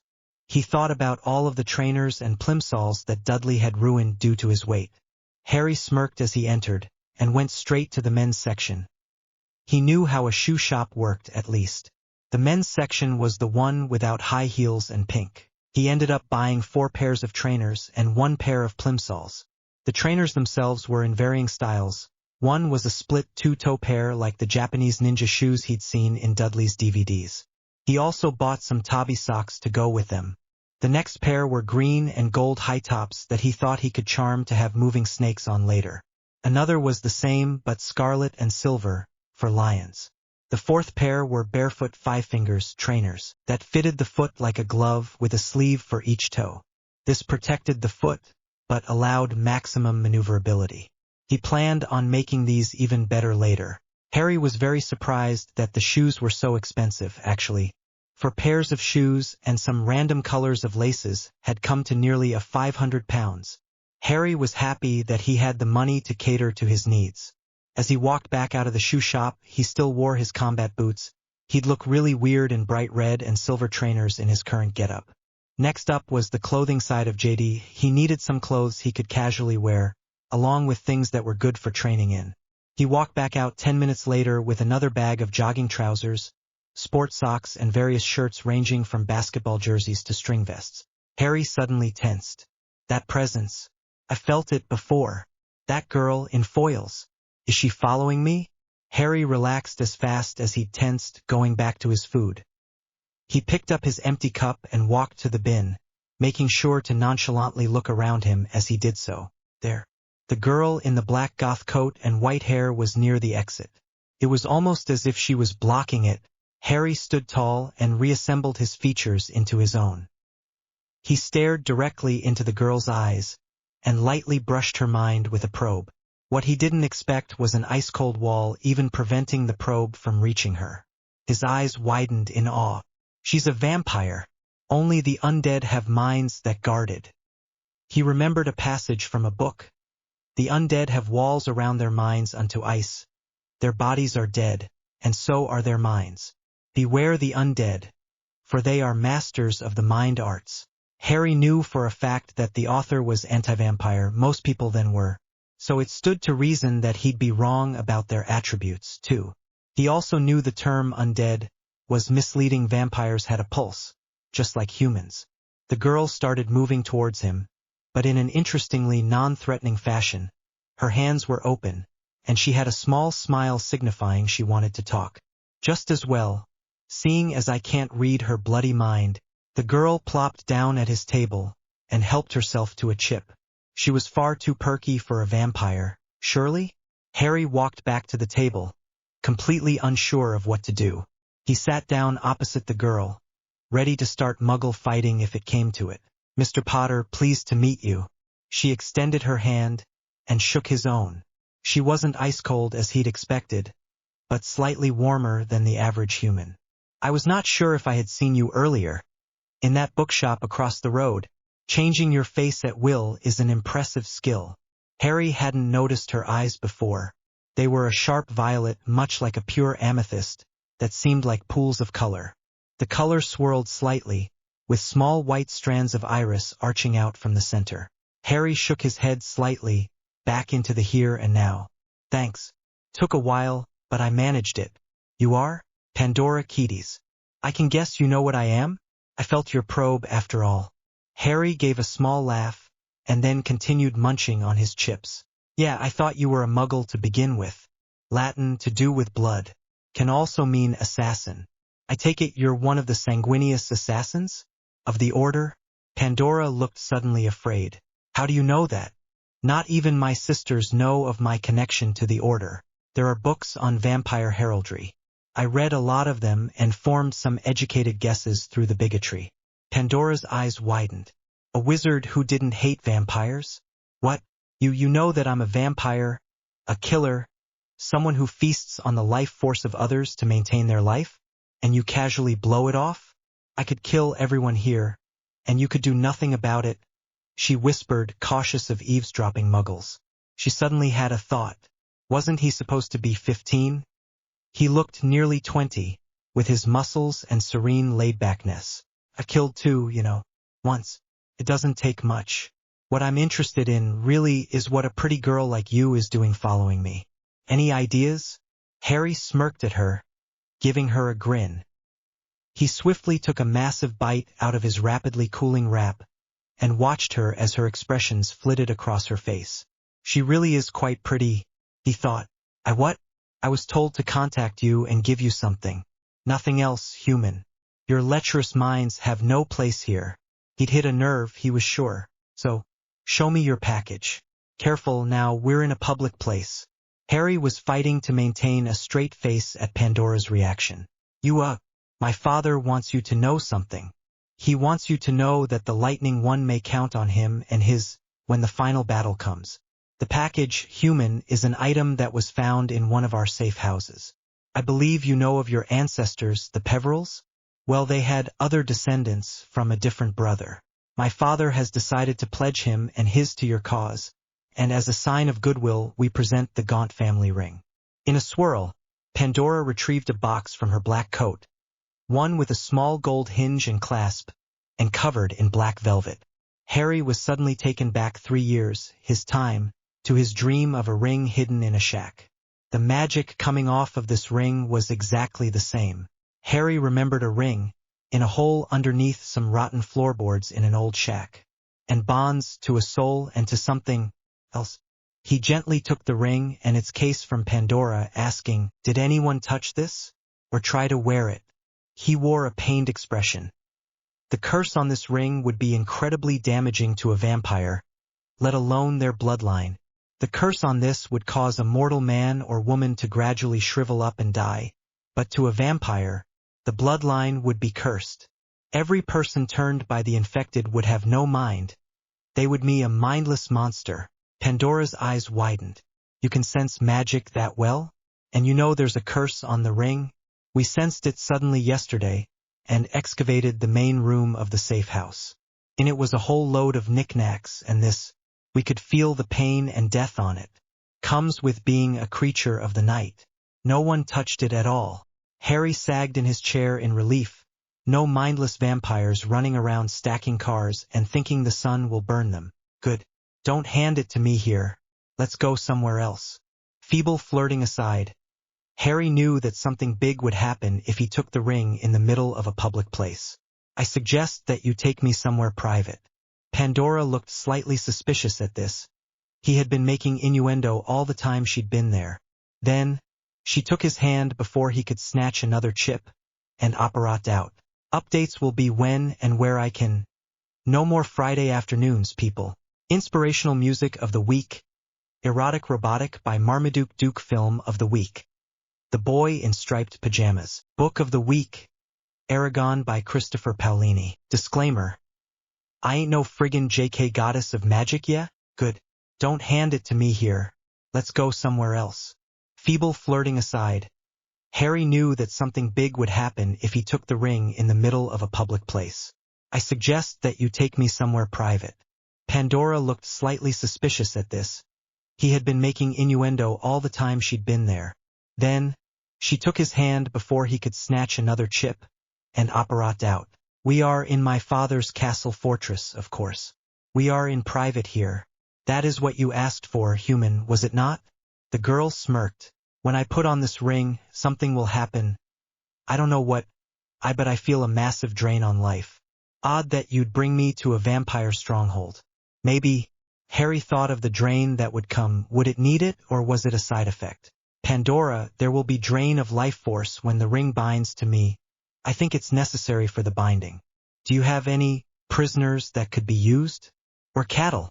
The girl looked slightly confused at this. Of course they had cattle. And prisoners, actually. There are the lifers of Azkaban that died in their cells. And we've been feeding off of them in return for not having the Dementors draining their happiness. There are hundreds of other wizards from the other prisons as well. There are even some from Nurmengard, too. All the guilty ones, obviously. We don't feed on the innocent. Would it be possible to get everyone but the Death Eaters into a warded room? Probably be good to protect it with unbreakable rune sets, too. Oh, and imperturbable doors. Harry was thinking quickly. If there was a massive drain effect, then it stood to reason that there would be a massive release of energy, too. Trying to capture that energy would be good. It would probably stop any negative reactions. The drain effect will release a lot of energy. Best if it doesn't level this place, yeah? Pandora looked shocked at this revelation. The ring could destroy her father's fortress. If it wasn't protected? Darn. She sent for a lesser minion to set up the ritual room and to protect it as specified. Until it was ready, she may as well learn something about her guest. The ring has a powerful enchantment on it. When someone of the Gaunt line binds to it, it seeks to empower them by draining neuroelectric energy, which is a Muggle way of describing a soul. All souls but the one the ring is binding to in the vicinity will be drained dry of their magic, their powers, and their life force. So, I will basically be a vampire for all of 5 seconds. The powers can manifest in manifold ways. I could gain powers much like yours or your father's, or I could learn to transform into a pixie. A risk, yes, but a minor one. There is something else, though.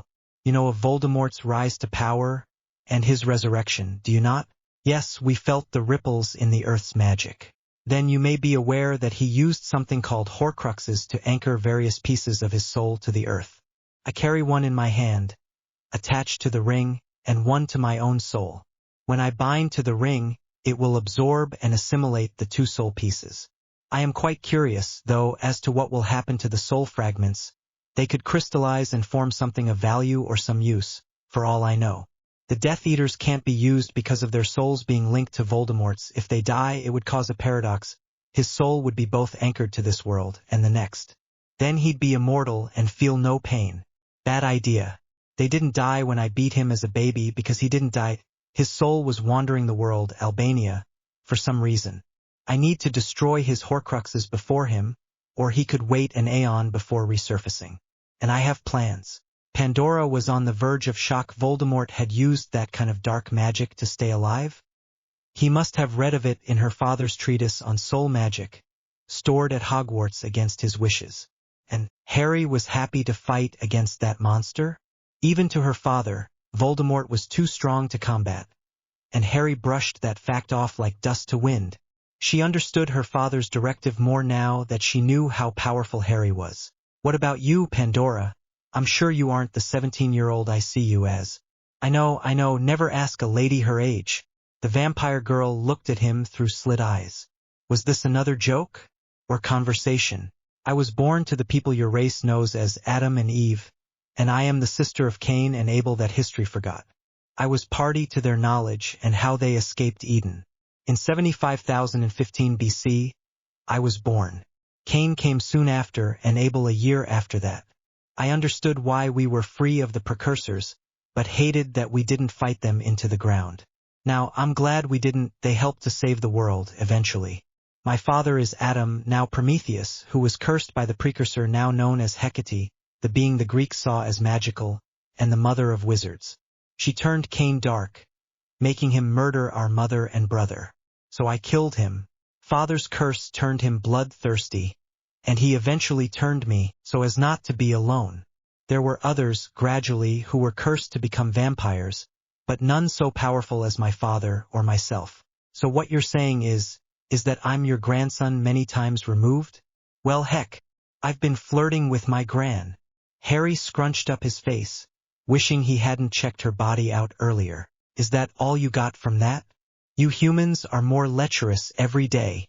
Pandora flushed. She hadn't thought of it that way.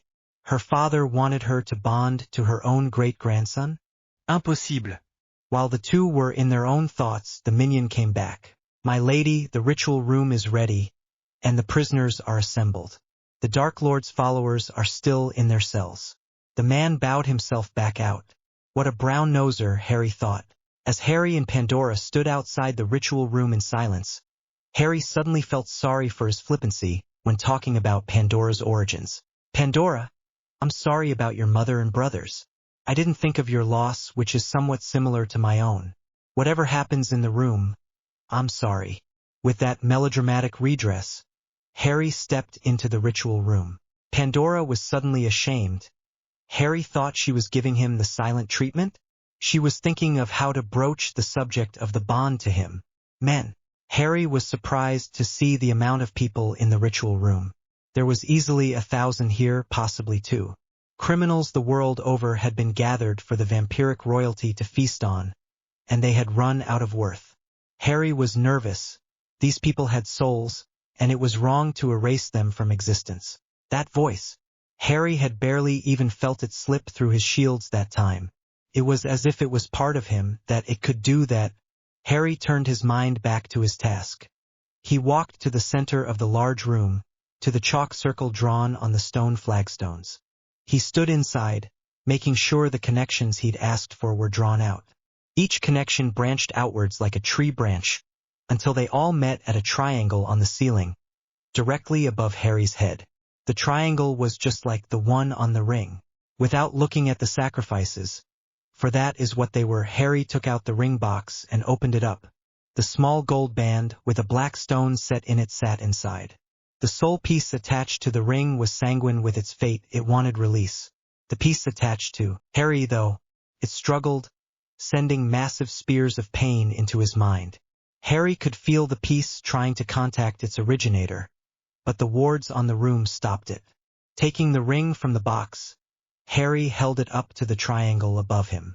He slipped it onto his right index finger, triggering the enchantment. The chalk lines of the room suddenly lit up in a blaze of white light, rays of which speared into the eyes of the dark wizards, burning out their minds.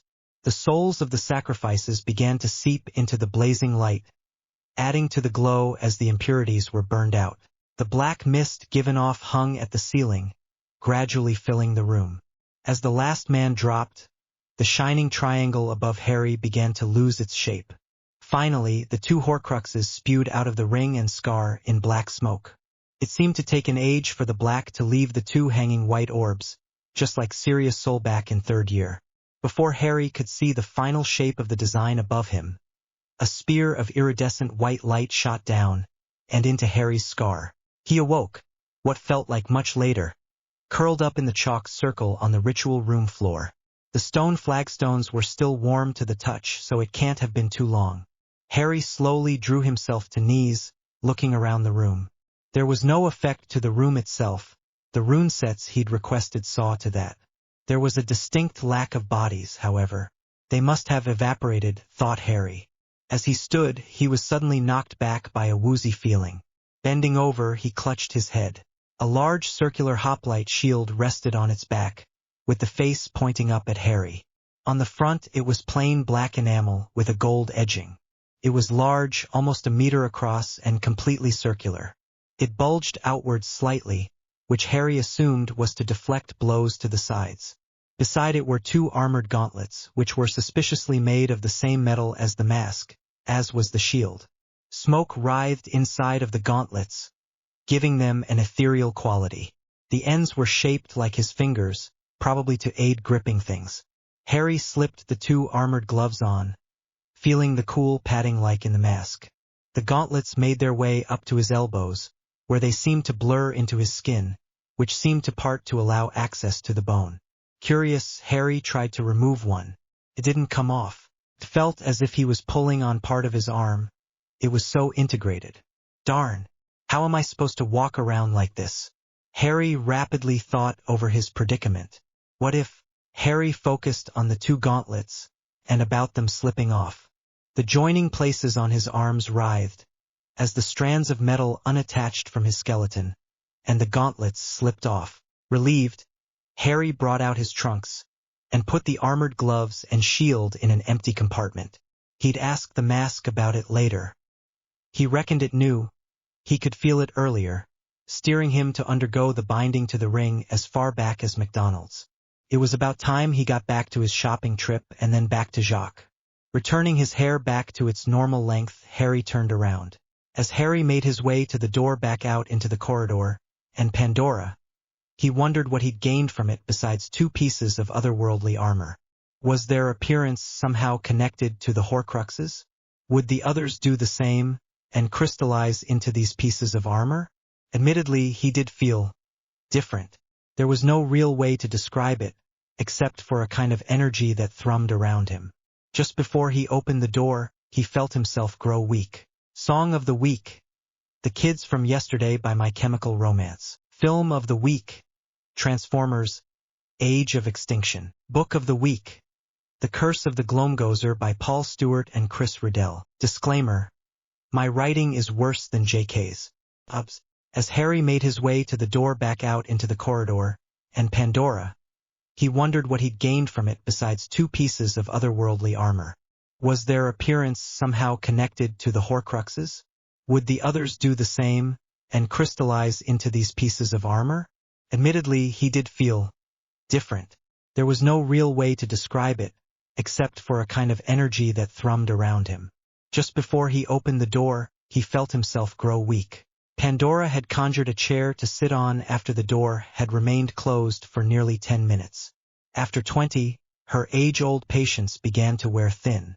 After 30, she stood up and reached for the doorknob. Ow wow! The doorknob was hot. Pandora rubbed her hand against her coat, as she slowly saw it turn from white-hot to red, then to orange, yellow, and finally the original bronze. Before she could walk back to the door, it opened slowly, revealing Harry. He looked completely dog-tired, as if he was trying to stay awake. Hey Pandora, guess I was wrong. No new powers. Harry stood blinking for a second, and then collapsed into Pandora's arms. Harry, someone, get me the healers. Jacques Delacour sat at his desk, waiting for Harry to return.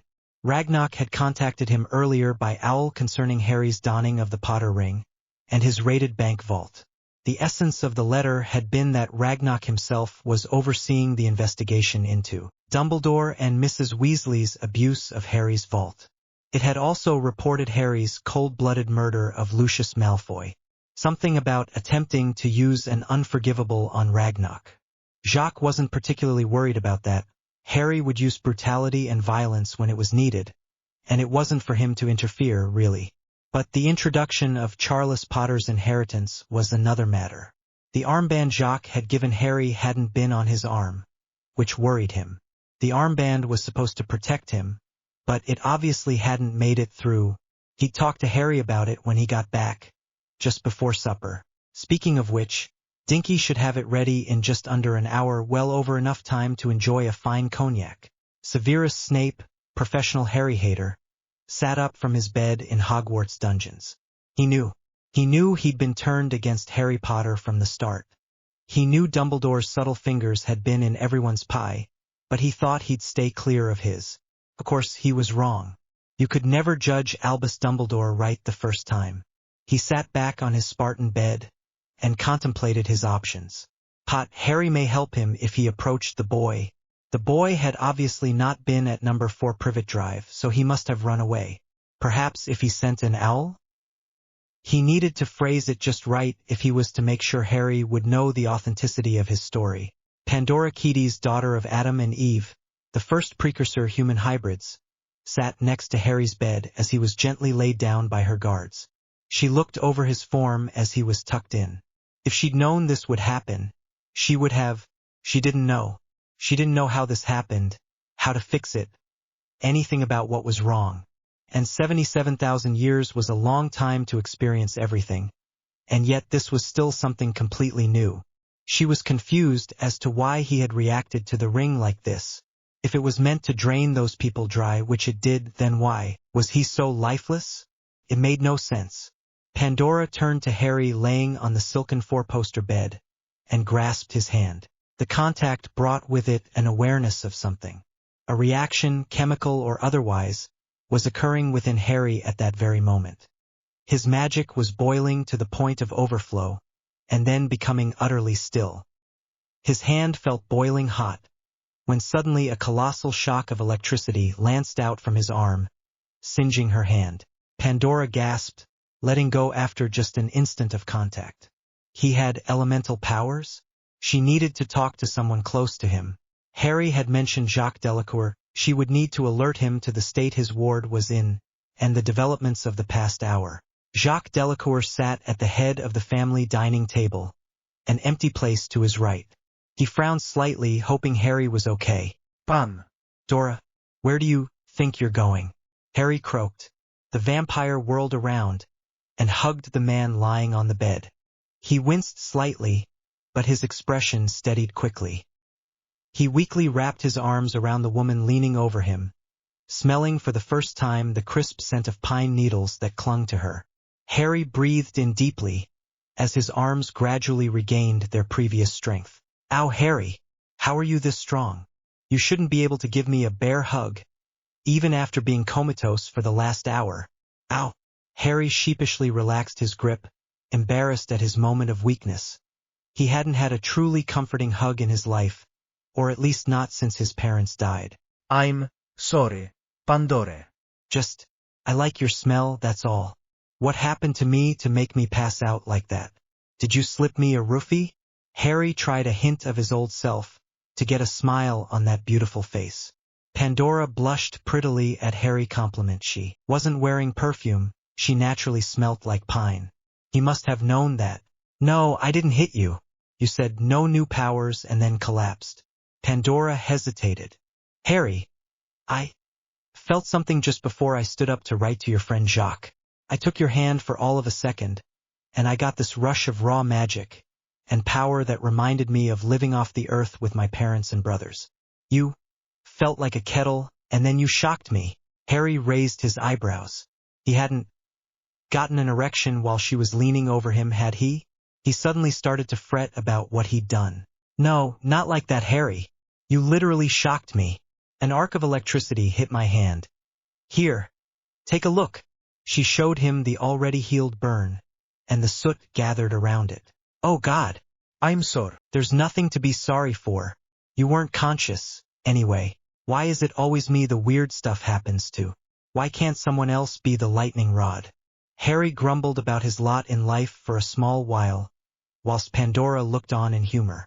Harry, Jacques ought to know that you're ill, don't you think? Here, write him a letter, and someone will send it off for you. The clock chimed 7 o'clock, and Dinky popped in with the post. Some letters from his advisors on how to deal with the British claiming everything is fine, when the Dark Lord was clearly back. One from his sister in Malta, and another from the sanguineous assassins. But what would they want with him? Jacques opened the letter, visibly slumping with relief when it was in Harry's hand. All was well, he was slightly ill, some random magic thing that he'd explain in person. Well, better than worrying, I suppose, Jacques thought. Harry sat back and thought, this lightning thing. Maybe it could be useful against Voldemort, who expected a disarmed opponent to release bolts of death from his fingertips. Harry grinned, as he imagined frying Voldemort's reptilian face with bolts of variously colored lightning. He lay in the large bed he'd found himself in, and brought out a trunk to pass the time until he could stand without keeling over. Rooting through the piles of shopping, he came to his books. As good a time as any to organize these things, Harry thought. He opened the lid and looked into the stack of books. Drawing his wand, Harry waved it in a small spiral, concentrating on the order he wanted them in sci-fi, DIY, fantasy, and things like that. As the books rushed about to their appropriate places, he saw a brief flash of a book on modern-day forges. He quickly snatched it out of the trunk compartment and left the books to their organizing. It was time to start learning about how to reforge his weapons into the best they could be. Jacques let him. He wasn't sure if that was a good idea. Maybe he'd put his forge where the room of true self used to be. There was a knock on the door, and a pale-skinned individual popped his head in. My Lord Potter, Draco Lord Prometheus wishes to meet with you at your earliest convenience. He is interested in your adventures within his home. Shall I take you to him? The man's pale skin and brittle hair betrayed him. He was a lesser vampire, one who could barely stand to be in the sun. Yes, take a step outside and I will get dressed. Harry knew that although he was technically a guest, the Draco Lord of this fortress had not given him express permission to be here, and thus, he was not out of bounds as dinner. He needed to keep his wits about him, at least until he had visited Prometheus. He slowly dressed himself in his clothes, sticking as much as possible to a somewhat formal style. Then, he walked out to meet with Draco Lord Prometheus. My Lord Prometheus, may I introduce my Lord Potter, heir of Charles Potter, the Peveril, Gryffindor, Ravenclaw and Hufflepuff lines, and Mercia, Azkaban and Hogwarts. To Harry, he lightly whispered, Be careful, Mr. Potter. He has a temper that changes like the wind, and brighter than the sun. Do not anger him for your own safety. With that, the minor vampire left the large hall. At the far end, shrouded in darkness like a veil, sat a large and impressive throne, formed of fused bones and skulls. It radiated death more than Harry himself. The man sitting back into its embrace, however, took the prize. He was pale, as most vampires were, but he had not lost the color of his hair, as his daughter had. His midnight black locks hung heavy around his face, shadowing his eyes. His nose ran straight, a regal adornment, and his irises glowed, bloody red through the gloom. They were fixed upon Harry across the mile-long hall, pinning him to the flagstones. So, the Lightning One has graced this hall with his presence at last. 75,000 years I have waited for you, and finally you come hither, wielding the wand made with my blood. Interesting. What say you, boy? What brings you to these shrouded halls, so far from your native land? My lord, Prometheus.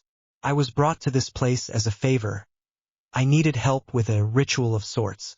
It went well, hence my inheriting the Peveril line. I regret to inform my lord of his loss of stock. A necessary evil, I assure you. Your daughter brought me here, my lord. I also find it interesting that my wand contains your blood. The first vampire himself as a link to darkness. It will serve me well, to use a popular phrase. The man sat in silence. He rubbed his chin with his knuckle, slowly, until he waved Harry forwards. Come, boy. I swear I do not bite. Not my allies, at any rate. Harry walked forward, until he stood at the foot of the stairs to the throne. He noticed, hidden in the shadows, a colossal sword, forged of metal blacker than the man's hair, and sharper than sin. I was told, my lord, that you had pledged your support against the Dark Lord. Is this truly so? It grated on Harry to talk so formally, but a man such as Adam would likely broker no offensive station. 'Tis true, boy. My armies have long been laid to rest, but they shall rise once more. Already, the Pretender has mobilized to gain the assistance of the vampire convocations.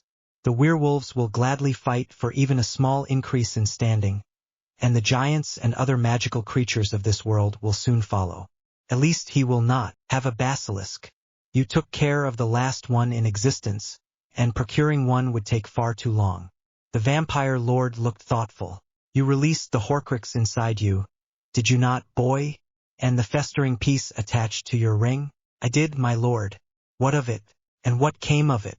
So, he knew then, 2 pieces of ethereal armor, 2 gauntlets and a shield, both made of some metal that I came across earlier. May I see them, Lord Potter? Ah, he finally graces me with a name, thought Harry. He retrieved the trunk he'd stored it in, and opened up the correct compartment. Then, he withdrew the 2 pieces of armor, and showed them to Adam. Ah, so it begins. This metal, this is Valyrian adamantium, the indestructible counterpart of Valyrian steel.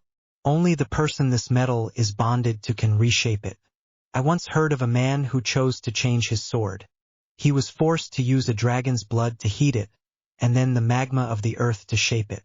If you seek the same thing, Lord Potter, I would do this in the far future, when you have experience with smithing. As it stands, I am sure that the Dark Lord's soul pieces would crystallize into other pieces of armor. I will send you help in finding these soul pieces in return for one thing. Draco Lord Prometheus stared down at Harry, his eyes glowing ever brighter in the continued gloom of the hall. Yes, my lord? I'm not sure what I have that you could want, but, darn, I bet it's something weird or nasty, he thought. Kill me, Harry Potter. I have been too long on this earth. Hecate's curse will be undone this day, or I shall find another who is powerful enough. Merlin refused me. Charles refused me. The Founders refused me. Even Grindelwald, the slimy meat sack. Will you? I will offer my sword as recompense, and my blood as payment. More wands of unsurpassed power, if that is your will. Kill me, well crud. I finally meet a nice girl, and then her father asks me to kill him. The problem is, he's got a good point. The poor sod's been living a half-life for over 75 millennia, in agony. He didn't particularly fancy being paid in the man's blood. But he knew that blood was important to a vampire. If he killed the vampire, would his legions of vampires and skeleton armies follow Harry's lead? Or Pandora's? My Lord Adam, I think that we had best come to an accord. You want death. I want life. I want to live my life to the full, which means getting rid of Voldemort and rearranging the world as it is today. I say this, once Voldemort is gone, I will strike you down. Until then, I would learn from you the secrets of the past. For now, however, I need to get back to my friend Jacques Delacour. He is probably worrying about me. The vampire looked horrified at Harry's flippant use of his name. His name. It hadn't been uttered in so long. The boy had audacity, that was for certain. He would have the spirit to take on the world, and the prophecy when the time came. He'd been spending time with his daughter. She was far too caught up in mortal affairs. Take the sanguineous assassins, for instance. Very well. I can wait a fraction longer. Come here, boy, I would give you something. Surprised, Harry climbed up the stairs to reach him, wondering at the strange turn his day hadn't stopped taking. Prometheus leant forwards in his throne, grasping Harry's right arm. He then grazed his teeth over Harry's wrist, before he could stop him. He didn't take any blood, just allowed his pure venom to enter the boy's veins. Unlike his wild, untamed bloodletting of Pandora, Harry could feel fire coursing through his veins, an inferno that raged through his every muscle, until his heart beat faster in pace with the throbbing of the pain. His skin grew hotter, and he lost what little color he already had. He could feel his teeth lengthening, and his powers grow. He could sense the darkness around him, giving him strength. How different to the tales he was told as a child. He didn't crave blood, just darkness. He found an enjoyment in the shadows, as young children did in the sun. He felt lighter, stronger and faster, but still himself. The old break in his arm cracked back into proper alignment, and his legs lost their slight fractures, and so too did his cheekbones. What is this? Why, I was already going to be made immortal. Why did you do this? Harry cried. This is the best I can do for you. Boy, you will thank me in time, if I am still alive to receive your thanks. Now take my sword. You will need it. Break the other Horcruxes. Go. I seek silence once more. With the massive sword in hand, Harry found himself thrust back to the room he'd slept in. Well, that was weird. And bloody painful. How am I going to hide this bloody massive sword? Song of the Week. Give 'em Heck Kid by My Chemical Romance. Film of the Week. Sherlock Holmes, Robert Downey Jr. Book of the Week, Mass Effect, Ascension by Drew Karpyshyn. Disclaimer. You may be able to tell, I am not the J.K. Rowling 9000. This is the best I can do for you. Boy, you will thank me in time, if I am still alive to receive your thanks. Now take my sword. You will need it. Break the other Horcruxes. Go. I seek silence once more. With that, Harry found himself thrust back to the room he'd slept in. Well, that was weird. And bloody painful. How am I going to hide this bloody massive sword? A day later, he was taken to the Delacour Manor by the same vampire who'd introduced him to Prometheus. He stood in front of the gates, waiting for Jacques to let him in. The man walked down from the house, walking as fast as he could. Jacques swung open the gates, welcoming Harry in. Harry, my God, I'm glad you're okay. I received your letter, but it's okay, I'm fine. Stronger than ever, in fact. I'll tell you on the way back to the manor. Harry explained his trip to the bank, his purchases, and then his meeting with Pandora. Monsieur Delacour was understandably shocked that Harry had been bitten, too. He didn't look like a vampire. That was, until Harry fully opened his mouth in a grin, showing off his slightly longer canines. So Lucius Malfoy is dead. When you are ready to reveal yourself to the world as the heir, you can claim his house as yours through conquest. It would deny Lord Voldemort a great deal of monetary influence, Harry. I will reveal myself in due course. But first, I wonder, is the room that I used a few days ago still bare? Not being used? No, of course not. It's yours. Technically, I'm a tenant, Harry. Why? What would you do with it? Well, I need to reforge some of the weapons I was given. I don't suit them. But before I do, I would like to practice with some metal I picked up in the Potter vaults. Oh, of course. Do you think you'll need any help? Fleur could charm the roof to vanish any smoke or other things like that. He knew he was pushing his daughter at him, but if she didn't bond soon, she would never be happy. At least Harry, although a danger magnet, could look after her like no one else could. That would be brilliant, Jacques. Does she know the way? Maybe Dinky could apparate her down? If it's okay, I'll be setting up in the cave. I'll send her down after lunch. What do you do for lunch, Harry? The Frenchman was slightly nervous about the answer. I don't eat. Harry wished he'd had this ability back at the Dursleys. He wouldn't have been an emaciated scarecrow of a boy. Down in the newly dubbed cave, Harry stood planning out the layout of his forges. He wasn't sure if he should have more than one or several. Going with the idea of using several meant he'd have to use some mannequins to work them. That seemed like a good idea. It let him test things out. If he installed the ideas of what he wanted into the forgers' minds, then it would be a simple matter of no. He had to do this himself. If was going to forge a new weapon for himself, made out of the ones that didn't suit him, then he had to be familiar with the intricacies of metal and the hammer. He'd do it himself one by one. He quickly wrote off a list of things he'd need. Of course, he knew that if he used conjured materials, they may not behave the same way. So he had to order the whole lot. He wanted nearly 500 tons of different clays, various types of bricks in the hundreds of tons, charcoal, coal, carbon powder, the various tools he could make himself. The last item on the list was Hungarian horntail leather. 1 roll. He finished the list and called out, Dinky. Yes, Master Potter, sir. I need you to take this to the appropriate companies and get the items on this list. Before you do, however, I need you to go to Funky Trunks in Diagon Alley and buy a trunk with multiple compartments and a massive expansion charm on them. You'll need it to store the things you'll buy. You can charge the Potter Vault, I think. Is that acceptable? The little elf's eyes glowed in admiration. Harry kept on forgetting house elves didn't get too much respect. Or their opinion. Yes, Master Potter, sir. Dinky will do so immediately. And the elf promptly cracked Ed straight out of France to Diagon Alley. How did the elf speak English, anyway? Suddenly, Harry remembered a rather vital thing, Jupiter. He'd left the poor dragon in Diagon Alley, probably for the best part of a day. Mentally focusing on the faint connection to the dragon, Harry pushed a thought his way. Jupiter, where are you? I can't believe I left you behind. I'm so sorry. I was practically abducted by this vampire, and then I had this ritual thing, and then I gained some weird powers and got apparat to France. My lord, I do not mind. I had great fun hunting these pigeons. There are many of them, even in Diagon Alley. I then hunted through the sewers and found cisterns full of treasure and of artifacts. A few sunken sloops and a sarcophagus. I made my way towards your power when I grew truly bored. About 5 minutes ago. I'll be with you soonish. But I may stop to hunt the pitiful things called dragons in these mountains first. Well, Harry felt much better knowing that Jupiter wasn't hungry or mad. Bring on the dragon. Before Dinky got back, Fleur came walking down the dark tunnel the cave.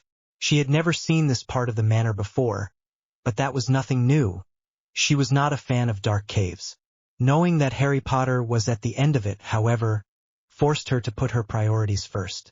She exited the long tunnel, not sure what to be expecting. She did not, in any capacity, expect a large stone dome the size of the Quidditch World Cup Stadium. Harry was on the far side of the cave, marking the ground with a piece of chalk. How strange, she thought. I wonder what he needs me for. Harry looked up from his work of marking out the forge dimensions and saw Fleur.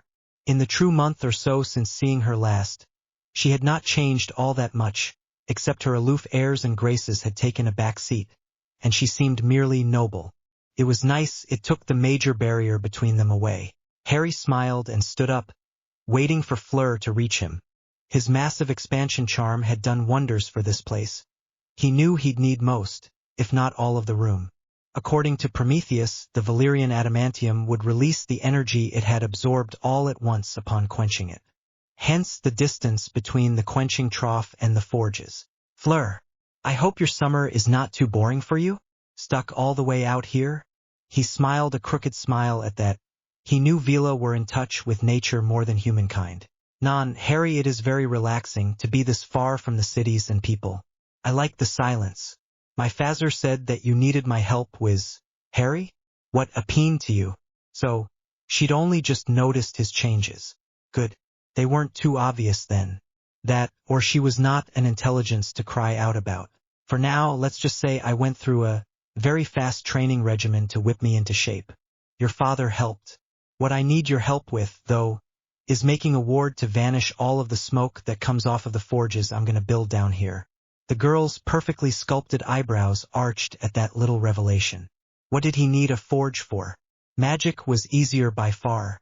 It is possible, yes, but why? Why not use magic or buy something? You have the money, I am told. The metal I will eventually use should not be touched by magic until it is nearly finished. So, I need to practice. A lot. I think that you'll find a time dilation field here so I can train all I want. Sorry. I'm a bit excited about doing this. Thank you for your help. Harry thought back to Jacques' introductory letter, and how Fleur was meant to hand him the letter. Actually, Fleur, in your father's letter, it said that you were to hand me the letter. I was wondering how you did it. Do you know of the Order of the Phoenix? Non? I am not surprised. Dumbledore seeks to control you by stringing you along on meaningless shreds of information that were your birthright. Myself and a few others have formed a suborder that seeks to actually help you. And there's something neither my father nor I have told you. Interested? Harry looked up from his continued chalk drawing. My sister, Gabrielle, she owes you a life debt. Vila are beings of fire. Being submersed in that lake would have been disastrous. You saw how badly I was injured, but she is underage. Magical law states that the debt would transfer to the closest blood relative. Me. Fleur had a slight watery shininess to her eyes, which threw Harry. Why's she upset? Can't be that bad. Surely? Harry, I know of your childhood, how you know nothing of our world. So here ETS all life debts from a villa to a man need to be consummated. Hence the debt being transferred to myself. 17 is the youngest the indebted can be, and I am 18 this past month. I'm sorry you had no choice. Her head rested comfortably in the nape of his neck, and his arms fully encircled her in their protective embrace. He squeezed her only slightly, aware of his strength. Her small frame fit oh so perfectly with his, it was surreal.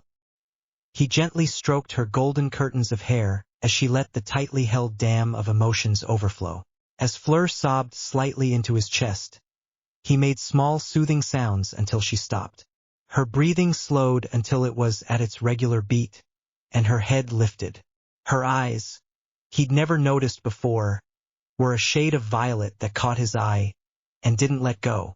The two stared into the depths of the other's soul for a time, until, I'm so sorry, Fleur. I have no idea what this must be doing to you, but I assure you, I will not abuse this, I swear. If this can be broken, I swear, I will help you do it, if that's what you wish. Here, let's sit down until Dinky gets back from her mission. He quickly conjured a wicker love seat for the two to sit on. The design was not lost on Fleur's sharp eyes. What mission? She isn't doing anything dangerous. Yes, she? No, only fetching a few items for the forges. She should be back in 10 minutes or so. Oh, well, I can set up the vanishing ward by Zen. She stood up, cleared her throat, and flicked her wand in a curved tetrahedral shape. Et comme of peinture, et au feremini viciosé. A shimmering blue dome covered the ceiling of the cave, and the slightly stale, musty air slowly changed to cool, pine-fresh air. Amazing, Harry thought, as he inhaled a massive breath. Letting it out, he saw a slight blue mist of air puff out. He congratulated Fleur on her work when he noticed her sitting on the bench, blushing like crazy. He sat back down, hooking his arm behind her head as did so. What's got you blushing, Fleur? I only said thank you, through the pine-scented air. A kind of metallic, sweet smell, almost like strong honey, but with the slight tang of copper, too. Oh, that kind of pleasure. Well, that's awkward, right? Anything else I need to know about the life debt? No deaths or anything. Fleur started slightly, but quickly melted back into his arm. Only that if it isn't recognized, then the magic will only push us more to do so. Fazzer already knows about the debt, and is okay with you being the older of et. Because, Ari, I've wanted something like this since I met you. Well, that was nice. A bit out of the blue, but nice. I had to be horrible to you while Madame Maxime could still hear about it. And then I accepted the debt from Gabrielle because she was too young, but also because I know you to be the best man to form my Villa bond to, caring but able to take care of me, fierce enough to take control, which I desperately need, strong enough to shield against my powers. This is not some simple childhood crush. Ari, I've only realized myself these past few days. Please, if you hate me, I understand, but physical, emotional, true love was made them achieve the height of their powers, and they sought that at nearly all costs. Fleur, I'm surprised that, after a lifetime of being hated, I have someone to love. Let me get used to it, slowly edge myself into the feelings. I'll need to learn what it means to be in love and be loved. But until then, I think Dinky is on her way. Fleur gave a tremulous smile. It was better than what she hoped for, although the setting was lacking the romanticism of her declaration. She knew of his previous life, and hoped to alleviate his pain. The small house elf popped into the room, followed by a massive roll of thunder. The trunk. Sitting in the middle of the floor was a giant, super-heavy trunk. So, the old man at Funky Trunks hadn't thrown in a weightless charm. Never mind. Poor Dinky, though, was sweating like a hog, having apparat the thing to the different shops she'd needed to go to. The trunk must weigh somewhere around a megaton or something. I'm so sorry, Dinky. I didn't think to ask for a weightless charm. Look, if something could make your job easier, please use my vault to pay for it. Harry was embarrassed that Dinky had put herself through the strain of hauling a megaton's worth of supplies around magical England looking for his things. That's quite all right, sir. I did not expect you to order quite so much, but I think I've learned my lesson. Good night. The elf popped away before Harry had time to say anything more, leaving him a trifle confused. Okay then, off to work. With that, Harry booted the trunk, which promptly swung open. He waved his wand, making piles of each resource for his first forge. Fleur still sat on the bench he'd conjured. She watched him start, making various bricks and ovens and troughs, until it was getting late. Oh, I won't be here tomorrow morning. I'll be done by then. Just don't freak out when you see me. I'll be older again, but hopefully not by much. Of course. He'd mentioned the time dilation field that surrounded the cave. Then breakfast will be served at 8, in your room. Maman does not know of your presence here yet, I assume. It would be greatly confusing. She paused. Good night, Harry. Good night, Fleur. Sweet dreams. I am so sorry about the wait. I actually realized that doing a half-arse job on my final year of A-levels was a retarded thing to do. So, bonus chapters and fuffers. Song of the Week. Hippie Crud by Akasha. Far Cry 4 OST. Film of the Week. Game of Thrones Season 3. I count that as a film, sod off. Book of the Week. The Lost World by Michael Crichton. Disclaimer. Still not my sandpit. Fleur stepped back blushing, and ran up the tunnel to the manor, leaving Harry very confused. Harry sat back on his heels as he gently blew on the coals in the forge. He held the large lump of Valyrian adamantium in the forge with his gauntlet. The metal that was once comprised of the two small hand scythes and the war axe. He'd fast become a master of forging without magic, as he grew intimately aware of the science behind it. He knew that certain enchantments could be placed on the product as he was going through the process, but only at two certain points. As he withdrew the white-hot metal, he whirled it through the air and onto the indestructible runed Invincible. With each beat of the hammer, he shaped and enchanted the slowly forming blade. In air in herbis conversus. Ferrum in ferro percutere. Igni et sanguis fiat a me. In mortem et non facit. Aec anima falcem sculpere. Hic falsum terrare timidus. Quod herera in carne falsum. Hic falsum mitera in mundum purgit. He sang until the blade was beaten, and the shape was visible. Then he heated the blade again and beat it again. He refined it each time, lacing the blade with all of his magic. He spared not one iota of energy. He gradually poured the blade full of his will. The blade and haft were finally finished. He heated it once more, and then ran for the other end of the cave. He dunked the metal into the magical solution he'd decided to use for the quench, his own blood instilled with 2 years' worth of latent energy. The ensuing explosion was no smaller than he expected. The superheated hunk of metal met the supercooled blood kept fresh, of course in a colossal hiss of blood-red steam and heat. The metallic tang of blood tinged the air, as the overwhelming glow emanating from the quench dulled. Harry peeped over the edge of the trough and saw a thing of beauty. The scythe had survived. Knowing now that the thing was nigh unbreakable, he took it to the workbench and began to smooth out its contours and sharpen its edge. The black-red scales of carbon fell off gradually as he filed the edge to perfection. Not too sharp, but sharp enough to cut through anything. He didn't want to go slicing atoms in half, now did he? Harry finished smoothing and sharpening, and began to wrap the haft in soft Hungarian horntail leather, which he painstakingly covered in runes against damage, decay, or theft. He imbued the leather itself, magic reflective on the outside, absorbent on the inside, with anti-summoning charms from anyone but the owner, and vampiric magic similar to that on the gaunt ring, which would help him greatly. The leather work was made of thin strips of leather, braided up from the base, to maximize grip all of the way up. Hung from where the haft met the blade was a small Valyrian adamantium collection of charms, 3D versions of runic sets he'd devised.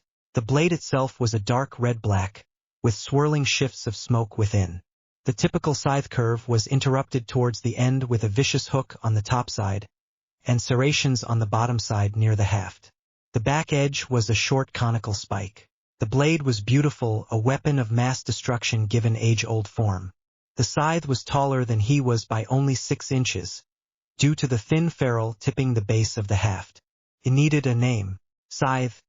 I name thee Soul Reaver, as testament to your kin. Taking out the weapons and armor, he stored them in each pocket dimension, ready to be called on to fight. Knowing his work was finished, Harry stored Soul Reaver in his leather weapons holster. He packed up what resources were left. He may have overestimated a bit, and cast a weightless charm on the new trunk. Placing it in his pocket, he slowly ascended back into the realm of real time. It was time he saw Fleur. Harry slowly walked up the stairs to the manor, thinking of the time nearly 2 years ago to him, that Fleur had lightly kissed him good night. He smiled a happy smile that someone actually wanted him for him, rather than for what he had purportedly done at the age of 1. She was truly beautiful, rivaled only by Pandora Keatis. Plus, she would most likely die if she didn't bond. That, or she'd jump him in the middle of the night. He heard a light patter of feet on stone, and looked up to see Fleur walking steadily ahead of him. Fleur! With a gasp, the girl whirled around. Harry, you are different. I had no idea you would be working out. Harry looked down at himself. Yup, he'd put on some muscle mass, and looked even better for it. It was the forging. I had to beat metal pretty much every day for 2 years until I got it right. I'll show you if you like, but outside. And Jacques should come too. Fleur laughed like the angel she was at Harry's excitable visage. He was still a young man, even after spending nearly 4 years under time displacement. Leading the way up the stairs, she felt Harry's eyes on her. Is there something you would like to say, Harry? In the immortal words of Professor McGonagall, there are several things I would like to say. He wouldn't admit it, but he had been captivated by the Vila's godly but, swaying as it was in front of his face on their way up the stairs. Fleur knew what he was looking at, and was thus content to let him look. The two eventually came to the doorway back into the manor, which Harry sealed shut. I don't think that the room will need to be used in a while. The 2 doors slammed shut, and the 3 massive internal bolts slammed down with a clang. Harry turned to Fleur, and held out his hand. Taking it, the two walked up in the manor proper, to find Jacques and show him the project. Ah, Harry, and Fleur Petal have you Jacques noticed the 2 hand in hand. I see she told you. You are okay with this, Harry?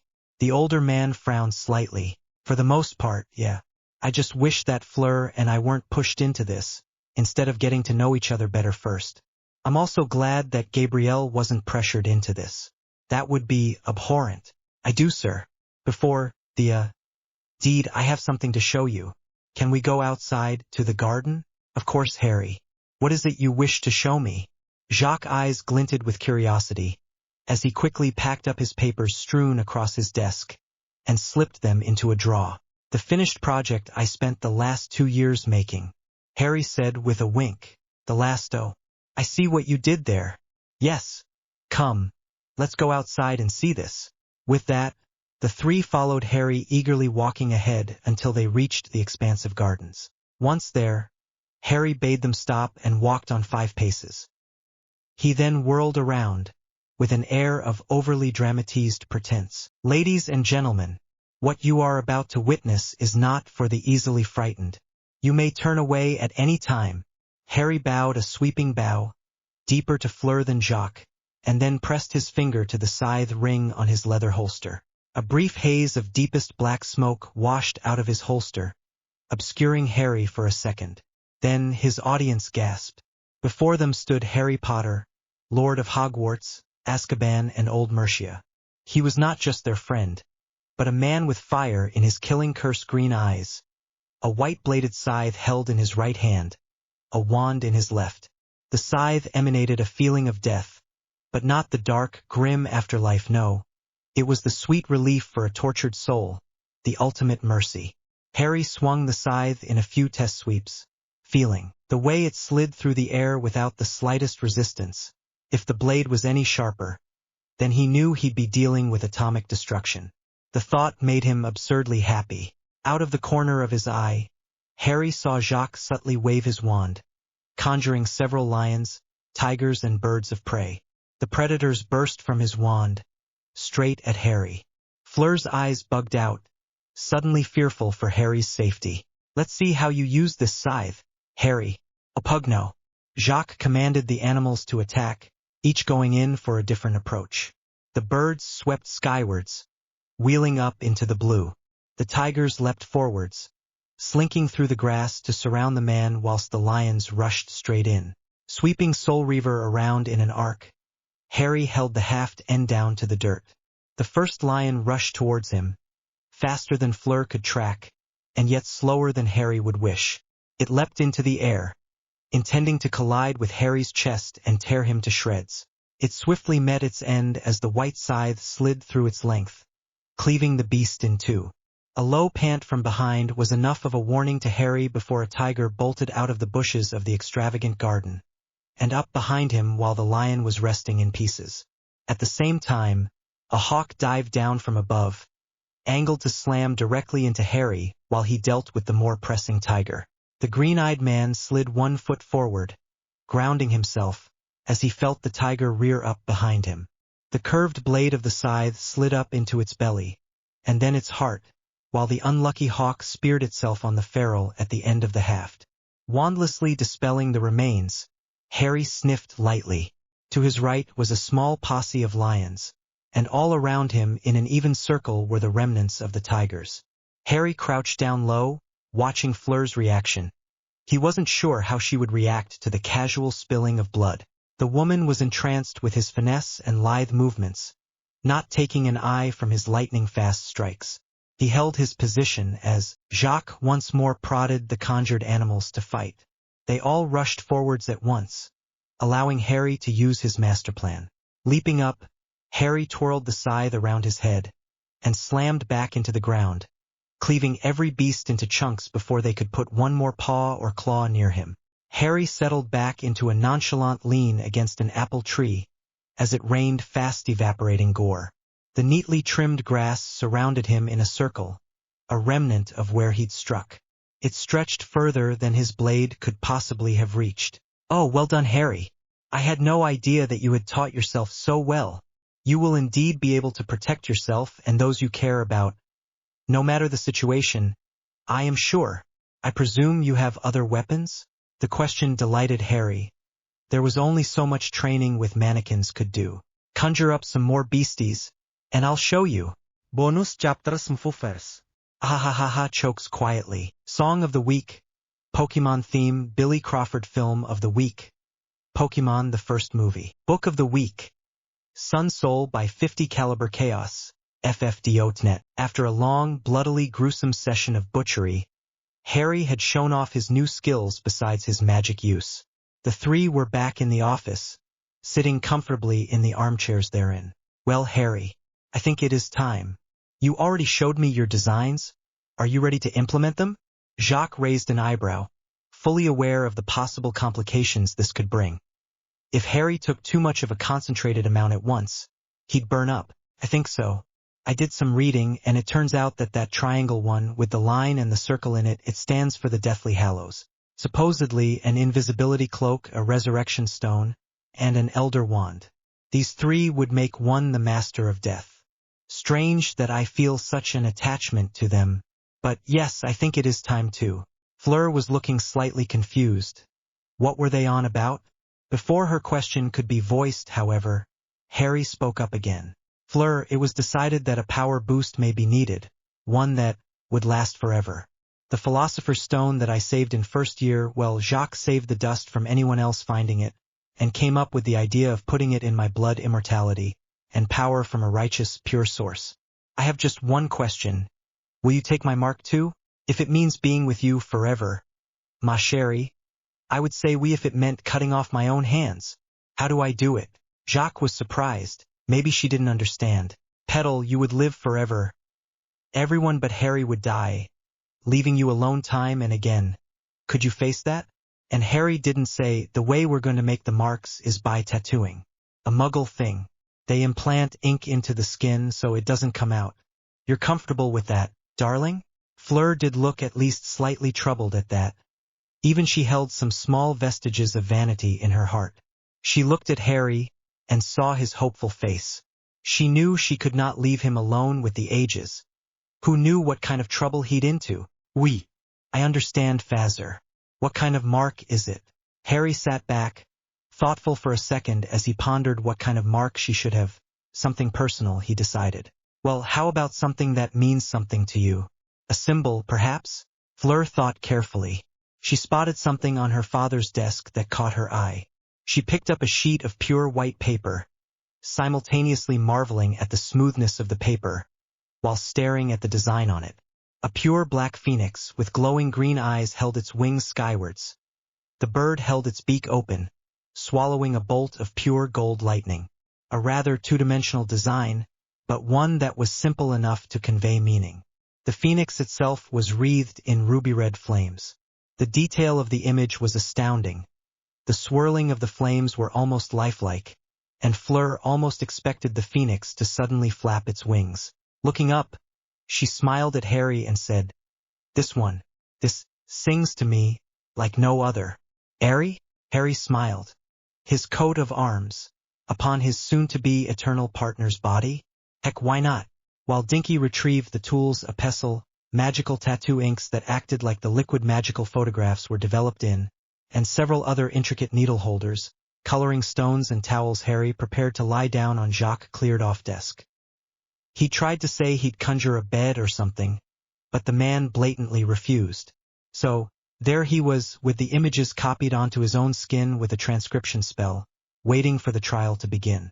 He knew it would be painful, the magic of the Philosopher's Stone bonding with his own. Here's we are, Master Jacques, sir. Dinky gots extra bandages in case, sir. Well done, Dinky. Now, you will probably be upset by the sounds coming out of here, so kindly go to Apollon and wait on her, please. She no doubt would love some company. The little elf looked kind of weirded out by the statement, but in true house elf fashion, said nothing and left. Jacques picked up the potions he'd made for this, one to steady his hand, one to improve his artistic skills, and one to dull pain. He rubbed the pain-relieving potion into the skin around the designs, and then poured the stone dust into the magical tattoo ink. He set it stirring with a flick of his wand, making sure there were no lumps. Harry suddenly had a thought. Wait, Jacques, do you reckon vampire venom will make it more powerful? Funnily enough, I'd had the same idea, but you would need a very old, powerful bloodline, and I don't think this can wait now. Not to worry, bring the bowl here. Jacques took the bowl in hand, and around to Harry's face. He was lying down on the desk ready for the first tattoo. He suddenly hawked and spat into the bowl, a vivid red globule of saliva and venom. Recognizing it for what it was, Jacques raised his eyebrows. He wasn't told which bloodline Harry was from, just that he was in some way related to the sanguineous assassins. The ink bubbled and turned a dark, smoky red. He then dipped the smallest ink needle into the concoction and began his work.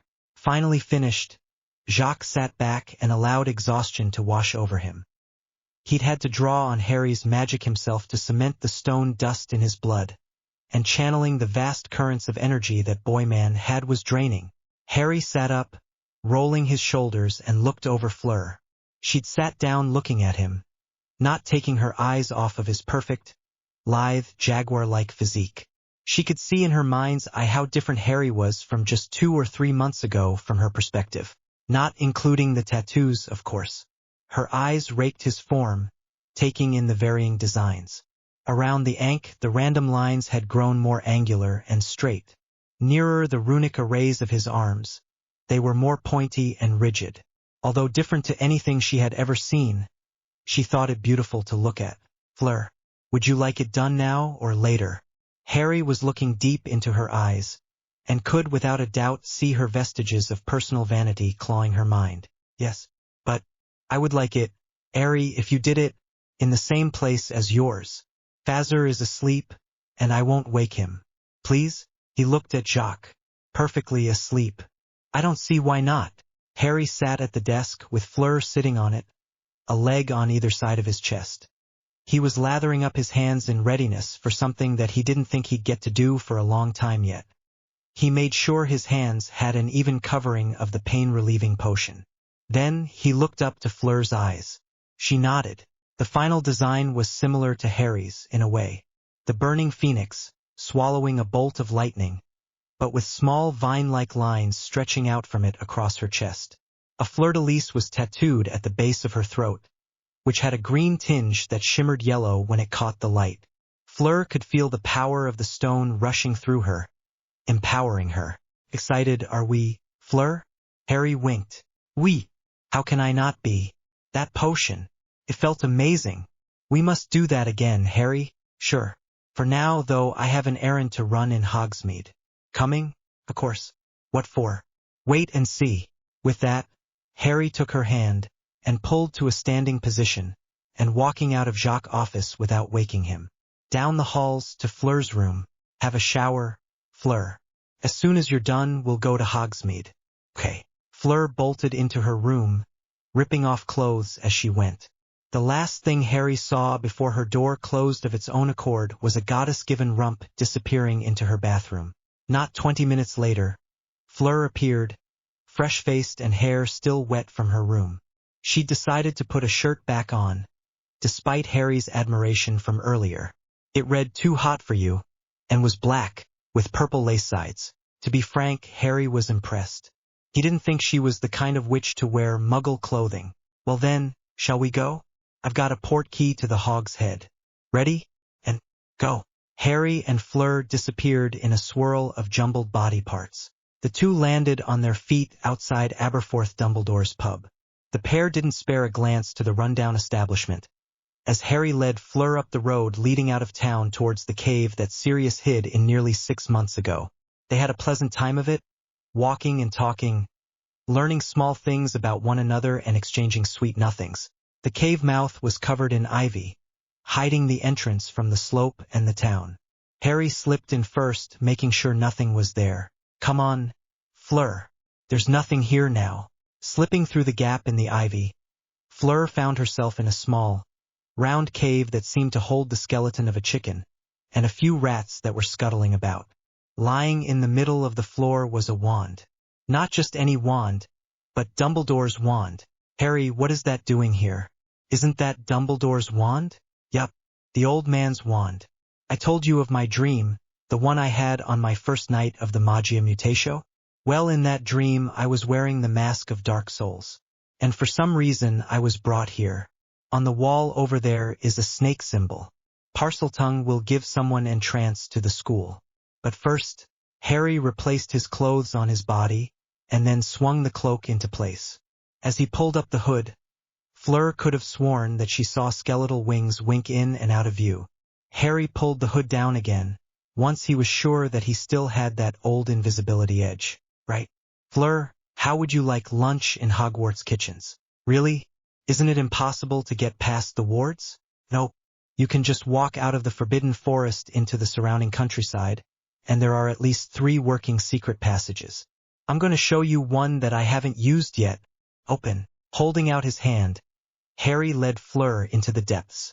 Feeling very full, Harry and Fleur staggered out of the secret tunnel and into the cave. He knew he'd have trouble taking a portkey home, so he got ready to apparate. Fleur, seeing this, started to stop him when they slid through the ether and appeared with a pop in front of Delacour Manor. "Oh! Oh!" Fleur's exclamation stopped mid-sentence when she saw they were already home. How can you apparate across such a large distance? That's nearly 1,000 miles. You know what, I don't wish to know. I'll only ask more questions. Let's go to sleep. Yes, Miss Fleur, Mississippi. Harry was awake enough to smirk slightly as he apparat the 2 to Fleur's room. Jacques Delacour sat in his comfy chair and pondered the quandary that was Harry Potter. He knew the bowman would start relations with his daughter soon. It was easy to see. He only hoped Fleur would not be upset or too angry when she found out the man would seek out several women to plant his seed amongst. Pandora Keates sat in her favorite armchair beside the fire in her room. She was thinking of what she'd been thinking of for the last day or 2, Harry Potter. That man would be the death of her, she knew it. She could feel the beginnings of a bond to him through her father's rash turning of him. She hadn't been out of the castle for many years. Maybe it was time to do so again? I can't believe you, Dumbledore. I trusted you. You said I could trust you. I trusted you with Harry, and you lose him. Gaff. Remus Lupin could feel his fangs lengthening as he struggled to control his rage with the old man before him. He'd already ripped the 2 gargoyles guarding the headmaster's office to pieces for being snarky gits. I did not lose him, Remus. He walked out of his home God knows where. How could you blame me for his brash mistakes? Fumbledore tried to return fire, but due to being older than old, he shot himself in the foot. You put him there, Albus. You forced him to stay at the Dursleys every year. The only reason Sirius isn't here right now, chewing off your left nut, is because he's a wanted man. I want you to find out where he last was, and then I will go and get him. Now, Albus. The old codger sat back, planning out his last great ploy. If he could get the werewolf thrown into Azkaban. But no. That would never do. He'd break out as soon as he was left alone. Maybe, the manor where Voldemort was resurrected. He went to try and defeat him again. I don't know why, Remus. I know I was wrong, placing him with the Dursleys, but I had no choice, or so I thought. Riddle Manor in Little Hangleton. He may still be there, if he hasn't already been killed. Hook, line, and sinker. The werewolf didn't even say anything, as he bolted for the door. Albus Dumbledore still had it in him. Riddle Manor sat on a hill, overlooking the rural town of Little Hangleton. A cemetery was a short distance away, the main grave being that of the last master of the town, Tom Riddle. The winged angel of death stood over the dusty remains of his bones, minus 1 thigh bone. That thigh bone had been used only 2 months prior to resurrect the man's son, Tom Riddle Jr. The Dark Lord, Lord Voldemort. Moldy Shorts, you know Pooh. The man-cum-snake stood overlooking the village filled with worthless muggles, knowing that if he went on a rampage, the ministry would be down on him like a ton of bricks. As Lord Voldemort stood contemplating his newfound immortality, and the crux of it, he felt the exterior wards flare. Romulus, take your wolves. We have a trespasser. The high, cold voice shipped through the man's thoughts. The werewolf standing beside the doorjamb sniffed and grinned. His pointed teeth betrayed which side of the human wolf divide he preferred. Yes, my lord. He left without bowing. How rude. Remus Lupin ran up the garden path towards what must have once been a beautiful manor. Now it was dilapidated and crumbling.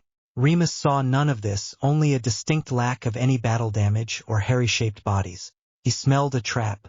And Romulus. Romulus was here. His own brother, fighting for the Dark Lord. Not good. Not at all. Romulus. Romulus. Where are you, you cur? I thought you dead. These last 15 years. Lupa has not known her uncle since your supposed death. Why, God darn it. Remus could smell the man, his brother, but could not tell where. He'd been here too long. His scent was settled over everything. Definitely a trap. Snap. Remus whirled around, his wand in his hand, to find Romulus leaning against an old pear tree. He slowly lowered his wand, unsure of why he was there. Where is Harry? Dumbledore said he'd been here. Dumbledore liet. He knew I was here, though. Practically begged me to get rid of you for him. I wonder, what did you do, brother, to displease your hero so much? I would not touch that whelp Potter. He is the Dark Lord's prey, not mine. Romulus slowly strode forward, presenting a non-offensive target as he drew closer to his brother. Remus was stunned. Dumbledore set him up? He what? If Harry is not here, Romulus, then I guess I will be leaving. Remus began to retreat to the garden door he'd previously burst through, but he quickly caught the scent of another werewolf. Surrounded. I don't want to fight you, you know that. I've changed since I cast you out. Romulus Lupin snarled in anger at his weakling brother. Ah, well, ain't that a crying shame? Why don't we ask my lord for a nice cup of tea? Or we could fight like the animals we are. At that last snarl, Romulus struck out, snapping Remus' wand in two. His other hand was already cleaving his once-brother's other arm. Remus staggered back, not really registering the pain in his arm. He'd fought for so long to be part of the wizarding world, and now that was gone. That Umbridge Toad had passed a bylaw preventing the sale of wands to known werewolves not 2 weeks ago. Darn him, Remus' vision clouded over. All he saw was the man in front of him. The man who'd taken away his last chance at being accepted. Rarg. Remus leapt at Romulus, taking the other wold by surprise. His hands closed around his neck, fingernails elongating, cutting into the bulging muscles beneath his skin. The shock wore off fast.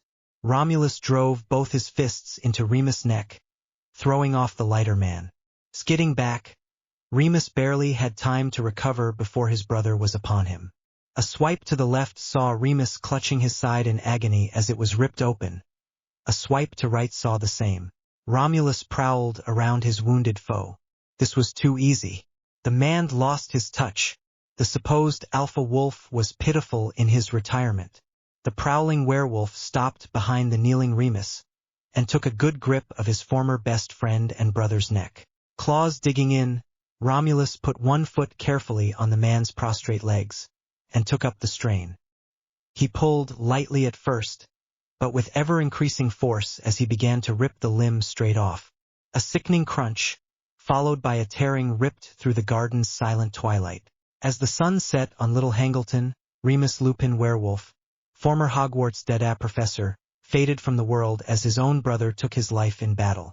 Romulus howled his victory to the night as he took the official alpha wolf mantle for his own. Lord Voldemort stood at the window, unmoved from his last order to the leader of the werewolves. Romulus, send Dumbledore his head. And a letter. Next time, do your own dirty work. Yes, my lord. At once. This time the man bowed. Voldemort put it down to excitement. After the awesome meal Harry and Fleur had in the Hogwarts kitchens, Harry had the most astonishing dream. In it, he could vividly feel himself falling through the air, but he wasn't worried. He didn't know why, he just wasn't, until he rolled over.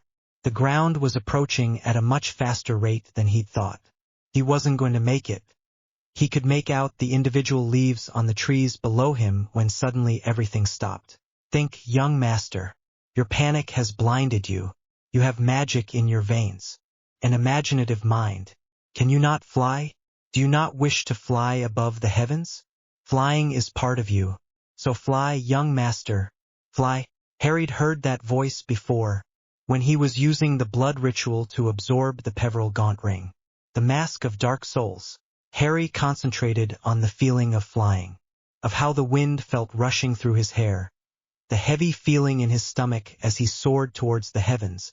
All of a sudden, the streaks of color reversed direction, as Harry shot into the night. Looking to either side, Harry caught sight of skeletal wings, much like a bat's, spread far to either side of him. Harry rejoiced in the cold night's air racing through his hair, as he flew once more into the starry sky. Fleur lay down next to Harry, watching him twitch as many sleepers do. His small smile was bordering on beatific, so he must be truly happy. They only had a week left together before he had to leave for another year of school. Fleur's face fell, as she realized something. Each year, something happened to Harry, be it dangerous, a tragedy, or something good in the end. This year, she could tell it wouldn't be something good. Over the last week of the holidays, Harry received a letter from Sirius. It wasn't what he'd thought it would be. At first, it was all good on you, for running away, and stay out of trouble. But then, the bad news. Remus was dead. Turns out his brother had killed him. His head had turned up at Hogwarts one day in the Morning Post, torn from his body, with the pieces of his wand crammed into his mouth.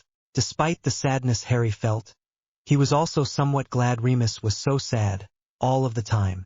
Being a werewolf had worn on him so very much. He just didn't want to live anymore, Sirius said. Why else would he try to settle an old score? The week carried on as Fleur and Harry just spent some time together, having fun reading through his books, decoding the runes on the 2 black monoliths he'd bought, and making plans for the Christmas holidays to meet up and do the Animagus transformation. Harry started up his little technosorcery business, with the help of Fleur. He taught her how to carve a rune set at a time, and which ones with which. Selling homemade computers, consoles, phones, etc. that were so far advanced people practically fell over themselves to buy them once word got out. Fleur took to the business like a fish to water, beginning to make her own ideas for expansion. Harry was happy to leave her to it. Jacques also received a letter. Scrawled across the front was his name, in Severus' own hand. Strange. Not a letter for 15 years. Why now? Ripping it open, he immediately saw why. Streaked in ink and tears, the hand was messy at first, but violently angular at the end. Jacques, Lily is gone. I just found out that Remus is dead, too. Sirius is the last marauder. Pettigrew is still out there, but he was never a true marauder. I was possessed. I've made so many mistakes. The levels of Aura recruits are down because of me. I need to fix this. Severus T. Snape. Dear Severus, it is 1995, August 26th th as I write this. I am not particularly surprised that the old fool dabbled with your mind so. I am glad that you found out before Harry killed you, and so distraught that I had not thought of that possibility. Harry received his inheritance nigh on 3 weeks ago. Since then, he has excelled as only a Potter can. You should know of what I speak. You should visit before he leaves for Hogwarts on the 1st. I suggest you do not reveal your change too soon. Be a true Slytherin in this. Make it gradual. But for God's sakes, man, tell the boy. You should probably reveal everything you know about the Death Eater Corps to him. Everything he knows will make his job easier. Ever faithful, Jacques Delacour. Soon enough, September the 1st arrived, and the sun rose on Harry snoring gently in the arms of Fleur Delacour. The two had grown closer, if possible. Jacques was stuck wondering when he'd see them one morning, both with goofy grins on their faces. Not that he was eager for his daughter to lose her innocence, but he knew Harry was the one for her. You'd have to be blind not to see it. He was still expecting Severus to visit. The man was not a coward, but he was afraid of dying. Most men were. Jacques halted his breakfast-time meanderings when he felt the ping in his wards noting a new arrival. Severus. He could feel the dark tinge to him, but it was less than when he'd last met him. He was healing then. Jacques stood up to go and greet him when he felt like he was being watched. Turning slowly, he caught sight of Harry in the doorway to the breakfast room. Why is Snape here, Jacques? And why does he feel clean? Oh, Harry, I'm sorry, you scared me for a second. I forgot you could feel the wards. He's here to, apologize, you might say. I'll let him explain. He is a different man to the Severus Snape, Harry. Keep that in mind, will you? The man swept out of the room, and down the halls to the entrance hall, just as Snape banged his fist upon the door. Still no manners. The two doors swung open, revealing something astonishing. Severus Snape had had a haircut, or, to be more precise, he'd had a new style. Severus Tobias Snape stood in the center of the doors, his dreadlocked hair hanging down over one shoulder, his black robes rippling behind him. The man had potions ingredients woven into his dreaded hair, such as dragon claws, eagle owl feathers, and peppermint. It showed his Native American heritage off, now that Harry thought about it. Definitely changed. But what about the inside? Was it any different? Professor, I'd say welcome, but you've already battered down the door. Mr. Potter, I think I need to explain certain things about my actions. Then, tell me I'm rude. May I come in? Jacques? Let him in, Harry. I'm sure you could deal with anything he threw at you. Now, shall we go to the drawing room? When I was 15, your father and his friends, the Marauders, were my mortal enemies. Much like yourself, Ron, Hermione, and Draco Malfoy. I can't particularly remember how it started, but it may be due to my closeness to Lily as a child, and his long-time unrequited love for her. Anyway, it came to a head after our OWLs, when James saw me and wanted some fun. He levitated me and took off my trousers. Lily stopped him, which James used as another way to bait me. I was so angry. I'd never felt rage quite like it, Harry. I called your mother a mudblood. I regretted it straight away. I put no stock in those ideals, but I was fascinated by dark magic, which made some think I was. From then on, your mother did nothing to stop the Marauders' pranks. One nearly went too far. Sirius caught me sneaking after them one night, trying to find where they snuck off to get them into trouble, you see. He told me they went to a secret tunnel, underneath the Whomping Willow. You, of course, know the importance of that. Remus Lupin was down that tunnel, a werewolf without the wolfsbane potion. Your father saw me heading down to it, and tried to stop me.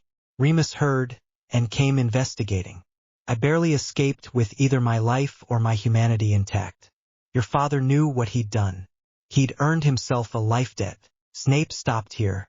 He had to find the right words before he entered the most important part of the narrative. He used it straight away.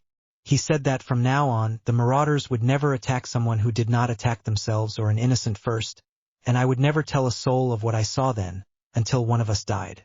I saw how he was different to how I'd portrayed him in my mind, and why Lily liked him so. I loved that girl as a brother loves his sister, and I wanted my sister back. I asked him for his help. I wanted Lily to understand I was angry, and lashed out. He accepted. Not 2 months later, I was a part of the Marauders as if since first year. Who knows what he's been doing with the girls of Hogwarts? Harry sat back, unsure of his old enemy. He seemed different, and Harry had heard from his father's portrait of that particular incident.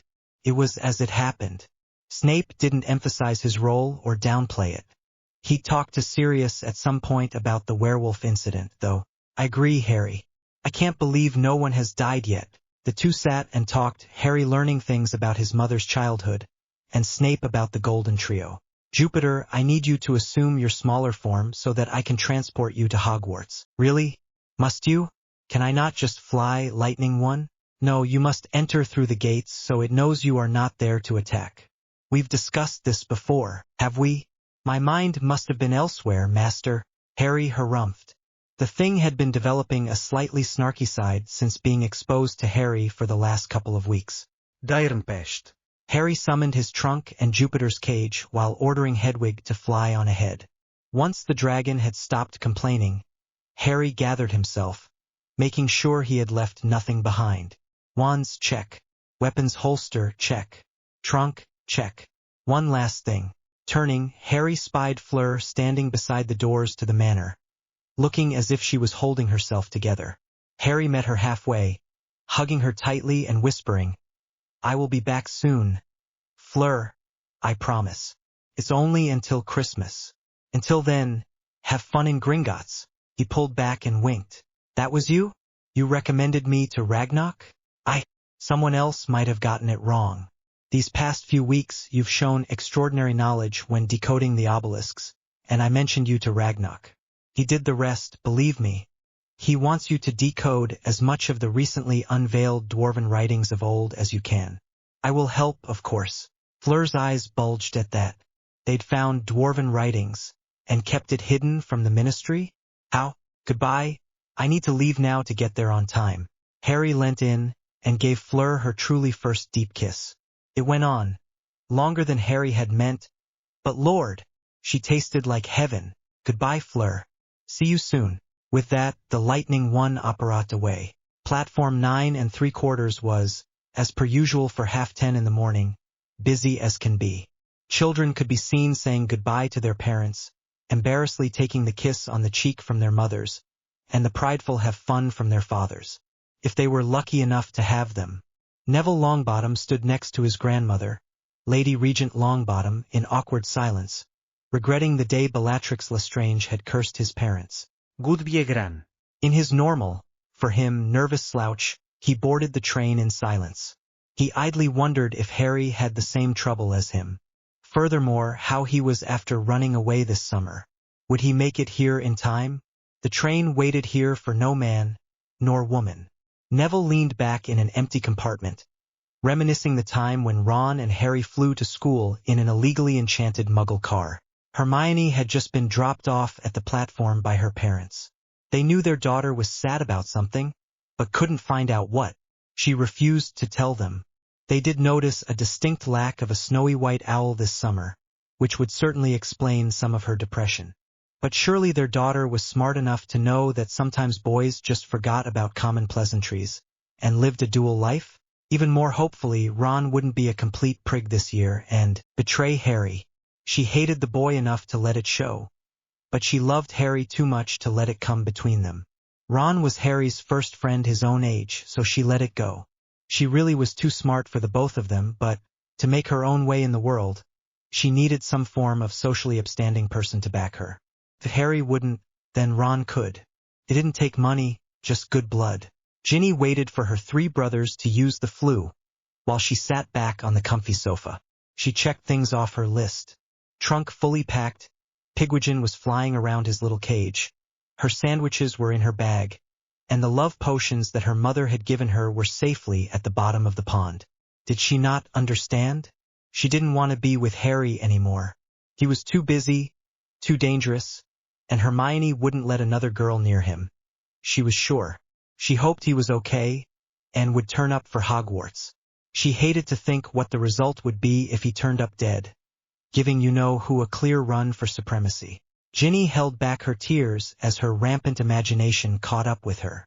The twins caught sight of her teary eyes, and, knowing the reason, decided to quit screwing around and use the flu. In a gray stone tower not 5 miles from Ginny's teary eyes, a blonde seer looked to the east. In her third eye, she could clearly see Harry and Avila she vaguely remembered from the Triwizard Tournament hugging, exchanging a kiss, and then apparating away. Both she and the Vila saw the small tear as it fell to the fresh earth below. Luna Lovegood knew Harry was fine. He looked better than fine, truth be told. She reckoned it was about time fate stuck her hand in. Harry'd been left to rot for the last 14 years, but now it was time for him to kick arse. That or eat fried chicken. It was often quite funny how probabilities worked with her eye. Platform 9 3/4 was, as per usual for 10:30 in the morning, busy as can be. Children could be seen saying goodbye to their parents, embarrassedly taking the kiss on the cheek from their mothers, and the prideful have fun from their fathers, if they were lucky enough to have them. Harry Potter appeared behind a billboard advertising Honeydukes chocolates for only 3 sickles, and he silently made his way onto the train. Finding the compartment he was looking for, he slid open the door. "Excuse me, but would you mind if I sat here? Only everywhere else is full." He knew he looked different. It was time to test his friends. The ginger-haired boy within looked up from his chocolate frog card collection to see a tall, tanned and toned boy of around his own age looking in. He was familiar somehow, but he wasn't sure why. His strange muggle clothes revealed him as a muggle-born, however. "Hick, no. This compartment's reserved for me, Harry and Hermione. Get out." The lanky redhead got up to slam the sliding door shut, but before he could do so, the boy drew his wand across his fringe, revealing the lightning bolt scar. "Harry, mate, where have you been? Me and Hermione have been so worried that..." And Dumbledore was bloody livid he couldn't find you. Ron, why would you reserve this compartment for just 3 of us? You know Hermione wouldn't sit in the cabin alone with you, you hate each other. Plus, you didn't know if I was even alive. Oh, and thanks for the birthday wishes, by the way. I had a fantastic party with my new family. Wait, what?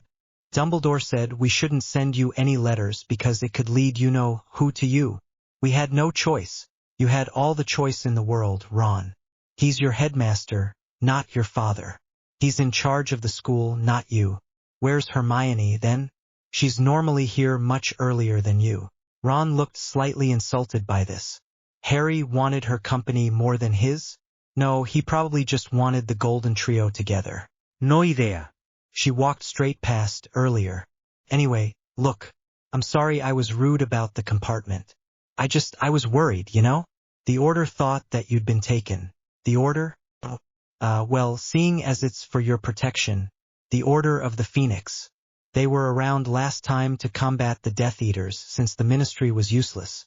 This time they're here primarily for your protection, don't ask me why, I don't know, and to guard some weapon. That's all I know. I don't need protection.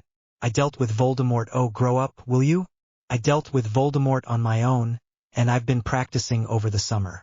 Anyway, let's go find Hermione, and she may be able to keep her rant under control. Maybe. It wasn't to be. As soon as she saw him walking towards her down the corridor, she started her rant. If he hadn't have had his inheritance, he would never have caught the beginning.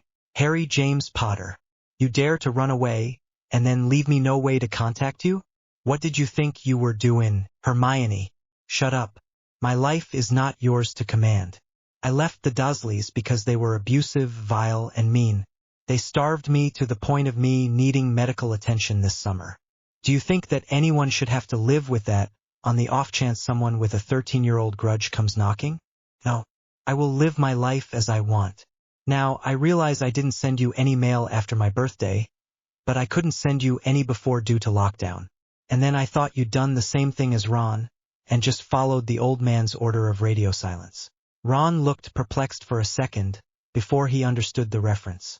I'm sorry, Harry. I've just been so worried. Come here. Hermione gave Harry a swift hug. Not one of her stifling, you nearly died hugs, but a real girl-to-boy hug. He appreciated the fact that she now saw him as a potential boyfriend, but it was far too late. Hi, is it okay if we sit in here?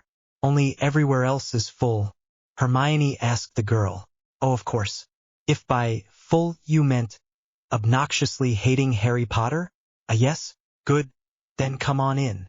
Harry and Ron glanced at each other, evaluating the strange girl. She seemed harmless, but what if she was the type to randomly fly off the handle? Ah well. Hermione was already inside the compartment, glaring at the boys. Some things never changed.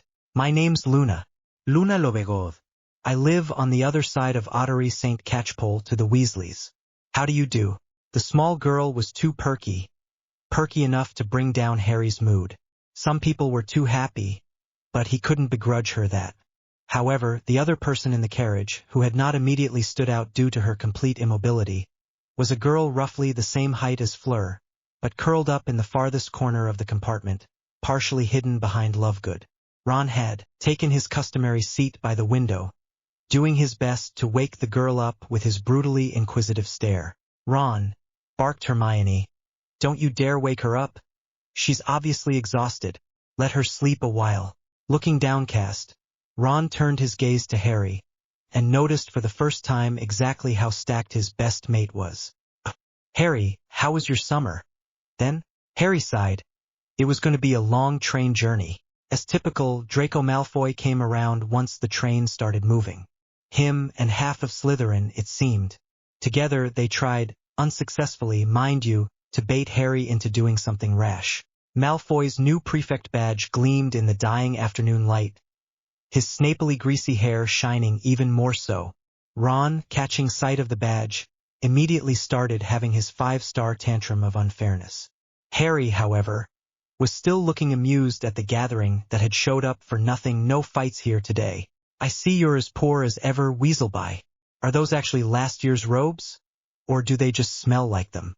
Malfoy looked around him for laughs, and received them as he always did. He relied on sycophants and bullying for his kicks. Well, Harry changed that soon enough. Harry, long and lean as Achilles of legend, stood slowly, taking his time.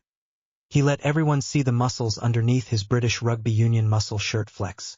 Facing Malfoy, and coming up a full head and a half taller, Harry grinned at the shorter boy.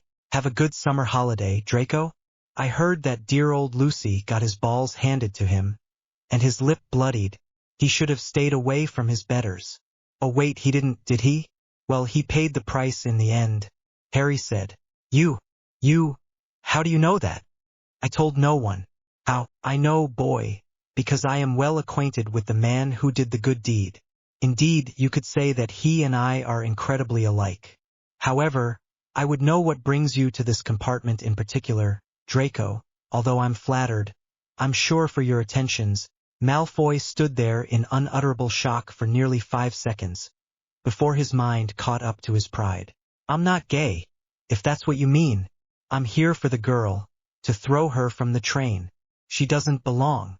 Everyone in the compartment looked at Luna, saw her completely absorbed in her upside-down Quibbler magazine, and looked back flatly at the blonde-haired shitstreak. Hermione, ever the equalist, leapt to her defense. You will not throw anyone from the train, let alone Luna. Okay. She's odd, but that's not a bad thing. Oh, shut up, Mudblood. Nobody asked your opinion. The sneer dripped venom. It was that fierce. Hermione huffed, but stood firm. I'm not talking about Loony Lovegood. I'm talking about her, everyone's eyes, including the captive audience of everyone outside the compartment, swiveled to the girl curled up on the seat near the window. Harry, only just paying her any real attention, looked at the trunk stuffed into the rack overhead. The tattered suitcase looked familiar. In faded gold letters, just over the handle, was LL. But where the first L was a faint R crossed out before it. That was Remus' suitcase. This was the compartment they had first seen Remus in their 3rd year. This girl had some kind of connection to Remus Lupin. You're not taking her anywhere, Malfoy, unless you want to get the same treatment as your father. Understand? There was a fire in Harry's eyes that most had never seen. Malfoy had seen it in Mad-Eye Moody's, although the man was actually Bartemius Crouch Jr. at the time. Some others had seen it in their family's eyes when they were talking about the war. Ron and Hermione had seen it almost every year. Werewolves are dark creatures, Potter, and she's a werewolf. She's Lupin's daughter. So, that just means she'll be darn good at Dada this year. Then, get lost, Malfoy. I have business to attend to. With the most anticlimactic wave of his hand, the compartment door closed, and the blinds drew. All his friends were here, except Ginny, which was strange, probably with one of her boyfriends, and he needed to know what actually happened to Remus. Hello? Hi. My name's Harry. Harry Potter. Pleased to meet you. These are my friends Ron, Hermione, Neville, and Luna. And you are? Harry held his hand out, but no hand stretched from within the girl's curled-up form. Lupa. Lupa Lupin. The compartment stood in shock. Malfoy had been right. Remus had been bitten well before he'd been accepted to Hogwarts. So she must be a werewolf too. Only Ron and Neville seemed even the slightest bit put out by this, but they put it down to dogma. So you're Remus' daughter? Or sister? With a face that pretty, I'm willing to bet daughter. Remus always was an ugly sumbitch, Harry mused. Lupa's eyes widened at Harry's casual banter on her father. No one she knew would ever insult the alpha wolf like that. Ever. The girl had dark brown, doe-like eyes that caught the dying sunlight and held the eye of anyone even slightly aware of what true beauty looked like. Her small button nose didn't detract from it at all. Indeed, her father's sharp Lupin Natsa would have looked ridiculous on this beauty. Her long dark brown hair was so dark, it was almost black, and her skin so tanned. She must have spent all of her time outside for years to get an even tan like that. Harry couldn't tell what the rest of her was like underneath the cloak she wore. Daughter. I was living with my mother in the Warrens when we got the news. I was sorry, truly distraught, to hear that Remus had died. He was like an uncle to me, and maybe the best Dada professor we've ever had. I don't know if you know, but he was outed as a werewolf at the end of the year by Snape, so everyone will know you're one too. We don't care. You'll be our friend, right? And we'll be yours? The girl, where she looked scared moments before, now uncurled and stood proud and true. Her form was lithe, lither than even Harry, reminding him more of a fox or a cat than a wolf. Her nails were slightly longer than normal, perhaps a side effect of being a werewolf, and her figure perfect. No one was fast enough to catch Harry's once-over of her, except perhaps her own enhanced senses. I would be proud to accept your offer of friendship, my lord. She held her right hand over her heart then, hand clawed. A werewolf salute. Lord? Harry, you never told me you were emancipated. Lupa blushed. She could tell she'd be safe at Hogwarts with Harry watching over her. She sensed happiness on the horizon. The rest of the train journey went by as normal, with Ginny eventually growing bored of her friend's company, and joined them merely an hour before they arrived at Hogsmeade Station. Harry sat back, happy, for now, to be surrounded by his friends. The time would come soon to either force them to grow up or get out of his way. He had business to attend to, and if they wouldn't help, well, no need for them then. Looking out of the window in a brief lapse of conversation, Harry spotted the towering walls of Hogwarts Castle up on the hills behind Hogsmeade Station. He was back, but now Hogwarts wasn't home. His mind flitted back to Fleur, left at Delacour Mansion to head off to Gringotts a week after Harry had started school. He'd loved the time he'd spent with her. But now, it was time to live up to people's expectations. Stepping out of the carriage even before the train stopped, Harry walked down the length of the train looking for the hulking form of Hagrid. Where was he? Harry couldn't even hear his voice or smell his musty old coat. Looking back, he could see the curious eyes of Ron, Hermione, and Ginny looking back. Ron whispered to Harry as he walked past, "Hagrid's on a mission for the Order. Giants. In France. Didn't catch much else, sorry." Harry understood. Top secret. The group, now including Neville, Luna, and Lupa, walked up the platform to the waiting horseless carriages. They all climbed in except Lupa and Harry. Both stood, on opposite sides of the carriage, staring into each other's eyes. Except, for them, they were looking into the cold, dark depths of a skeletal horse's cataract-ridden eyes. Harry could feel something connecting him to it. The armor, the Deathly Hallows and Horcruxes. This was a creature of death? Come on, Lupa. Let's get inside and on the way to Hogwarts. With that, Harry resolved to test the armor out as soon as possible. This year, we have something of an abnormality. A student has joined us from overseas and needs to be sorted. Can Lupa please proceed to the stool and hat? Professor McGonagall looked pleased to see her send a glance to Harry and his group of friends. At least she had friends already, to protect her from Malfoy and his cronies. Lupa reached the stool and sat down. Meant for the dwarf-like first years, her knees were a bit too high for comfort. Behind her, a woman swaddled in pink woolen cloth glared daggers at the werewolf's back. Harry knew she'd be trouble.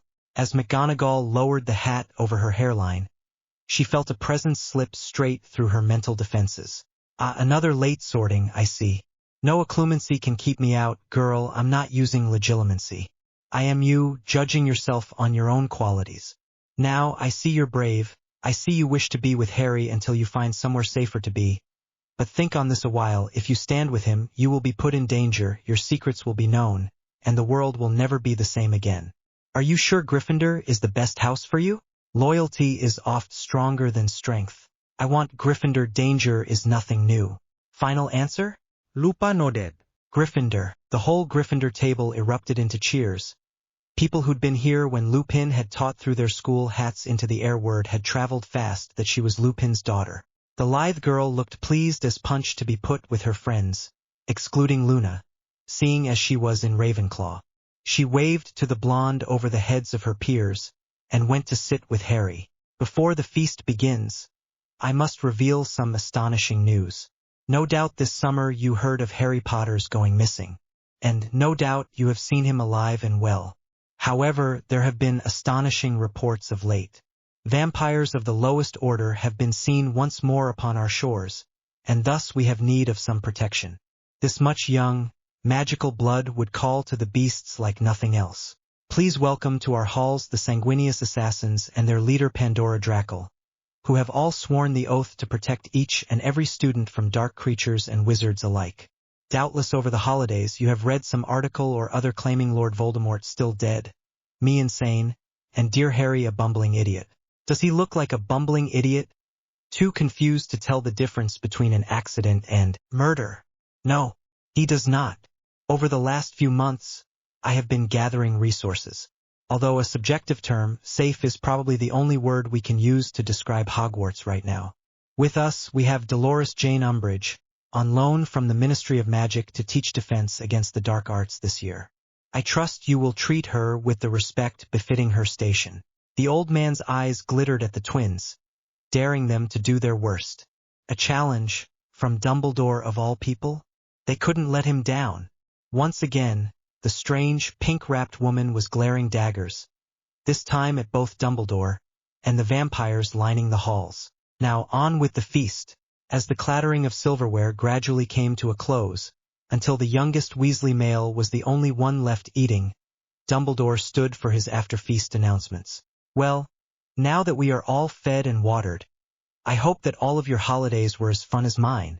This year, as we have the last 50 or so years, I lost count, I think, we have a new professor here to take up the mantle of defense against the dark arts. I'd like for everyone to give Madame Umbridge a round of applause and wish her good luck. The old man led the students in what could only have been the most patronizing and demeaning round of applause a human being had ever been subjected to. Before he could continue with his speech, however, a small hem-hem broke his train of thought. Every headmaster and headmistress of Hogwarts has brought something new to the weighty task of governing this historic school, and that is as it should be. Without progress there will be stagnation and decay. There again, progress for progress's sake must be discouraged, for our tried and tested traditions often required no tinkering. A balance, then, between old and new, permanence and change, between tradition and innovation. As she spoke, the small, toad-like woman bedecked in pink frog-marched around the head table, taking point beside the headmaster. Nobody missed the memo.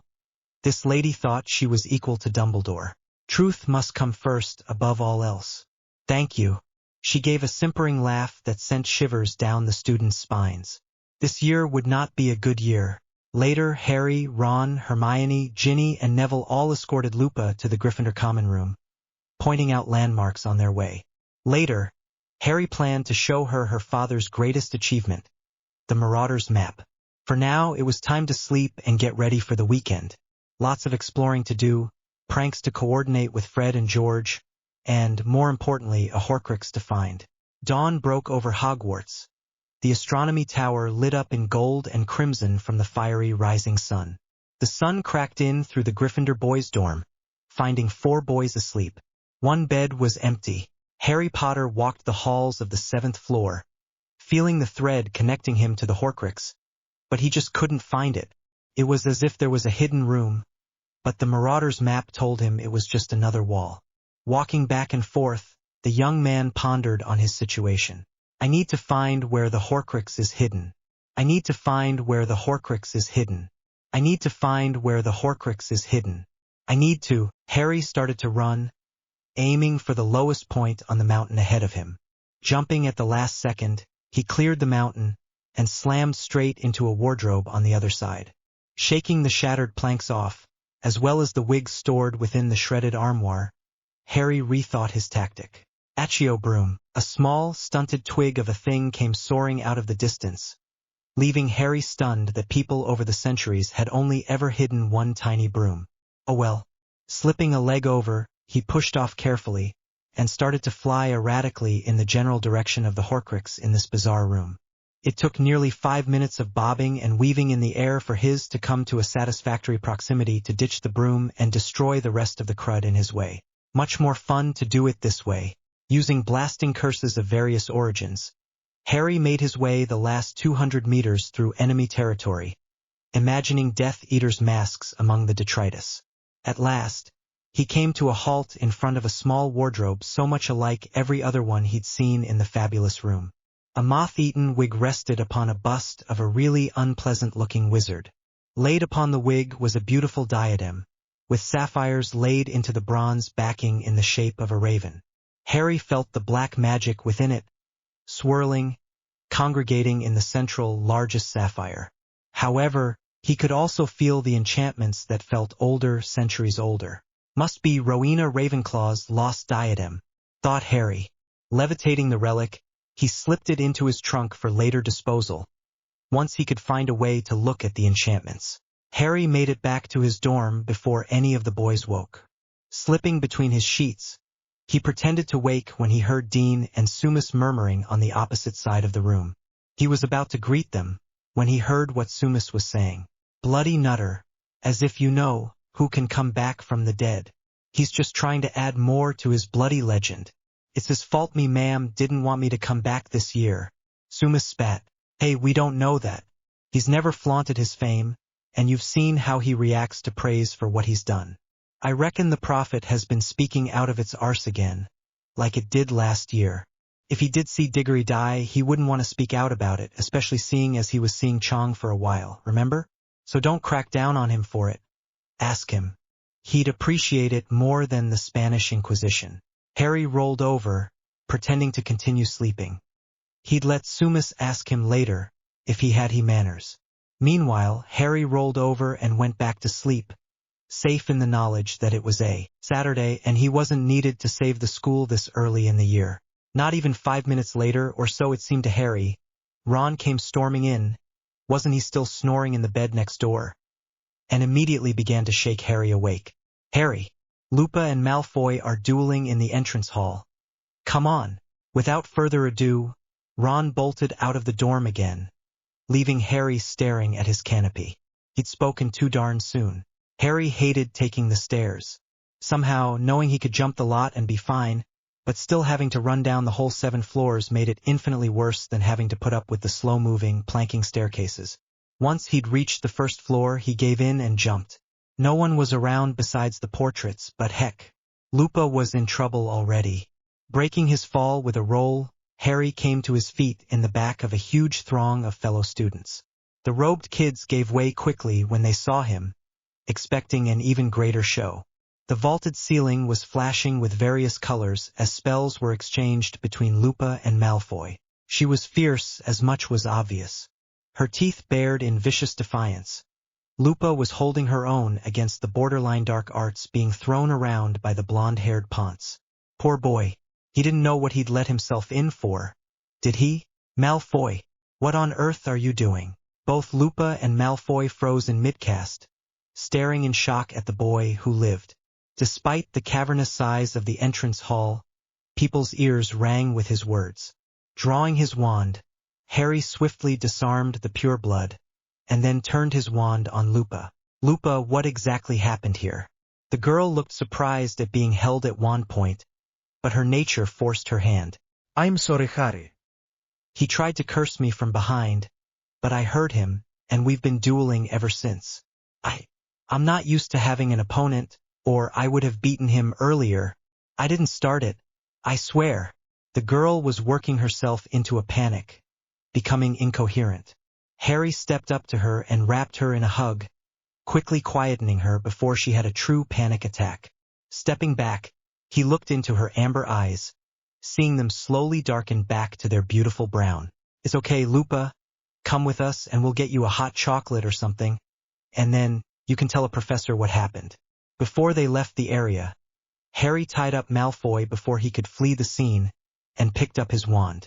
Nobody touches Malfoy, understood? The students began to trickle away, even Crabbe and Goyle, leaving Parkinson to look pitifully at the hog-tied boy. The Gryffindors, plus Luna, sat on the long tables in the kitchen surrounded by overly helpful house elves as Hermione looked on in disgust. They all sat, listening to Lupa describe her terrible first morning. And then Harry burst out of the crowd, giving us the scare of our lives with that foghorn of a voice, and disarmed the Malfoy brat. They all sat back, satisfied that she wasn't the type to start fights. The Gryffindors had enough points being taken during potions without a second teacher-student rivalry taking place. Harry sat at the head of the table, plotting. He could tell Dumbledore, but heaven heck knows what he would do with her, alone and unprotected.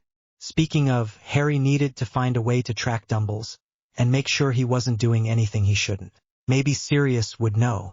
Harry desperately wanted to confide in his friends, but he knew that most, if not all of them, worshipped the old man, and may report to him, even. I think that, for the meantime, Lupa, you shouldn't go anywhere without either myself, Hermione, or the twins. I'd say that we're the strongest duelers in our years, correct? Looking around, he only nods. Heck, even Ron knew he was outclassed. Good. Now that this is all sorted, shall we actually enjoy our last remaining hours before education begins? Lemon at the end of this chapter. Skip if you want bonding. Underneath an oak tree, near to the lake's edge, Lupa and Harry sat watching the giant squid casually waving its tentacles in the warm evening air. Lupa sat, knees tucked up to her chin and arms wrapped around, like she was protecting her heart. Perhaps she was. Lupa, I know this must still be fresh and even worse for you than it is for me, but I need to know if Remus committed suicide like I was told. It seems so unlike him. Harry was leaning back against the tree, arms behind his head. The picture of relaxation and contentment. To the unskilled eye, perhaps. His shoulders bunched and relaxed. He shifted position a little too often to be completely comfortable. What do you know of my family, Harry?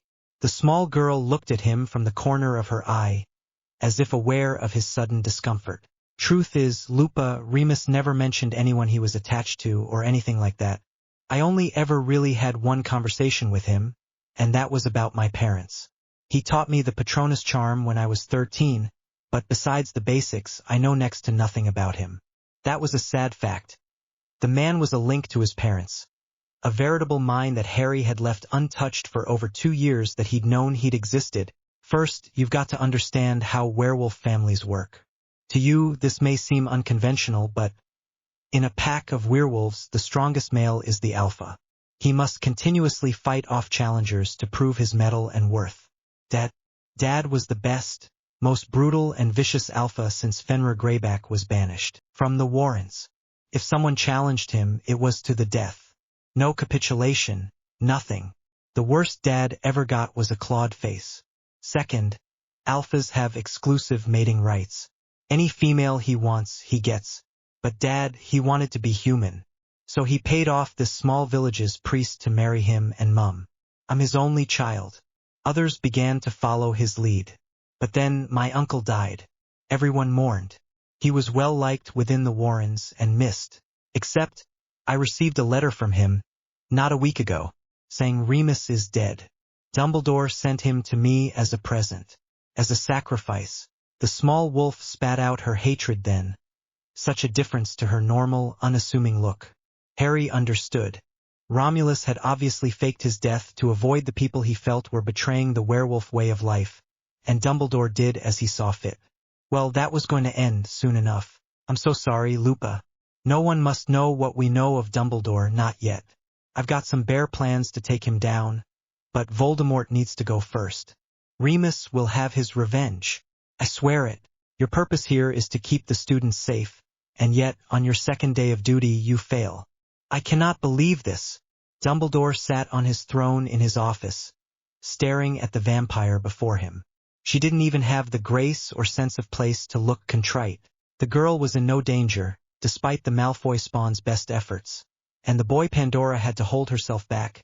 She couldn't be seen to be too harsh on a student, after all. The boy is only a danger to himself, should he continue to his usual racist and rude self. My assassins and I are here to protect the school from outside elements, and, should the need arise, from the student body itself, only if a student begins to express dark energies. I will not be dictated to by a man past his prime, when he has no leg to stand on. Where were you, Dumbledore, when there were 100 Dementors swarming the grounds? Where were you when one of your students was abducted from right beneath your nose? HMFF. This meet is over, old man. Before she could say more of her knowledge of what had happened here the last few years, Pandora span on her heel and left the office. Storming down the hallways, students avoided the thunderous woman at all costs. Deciding she needed some fresh air, the white-haired vampire leapt the 7 floors to the entrance hall and stalked outside. Catching a scent, Pandora headed off towards the lake. Harry and Lupa were slowly making their way back, with Lupa explaining the Warrens, the werewolf way of life, and tales of Remus that Harry was eager to listen to. He was glad that Lupa wasn't wallowing in misery, but was rather celebrating her father's life. Suddenly, the girl stiffened and lightly sniffed the air. In the distance, Harry could see a white-haired woman just leaving the castle doors.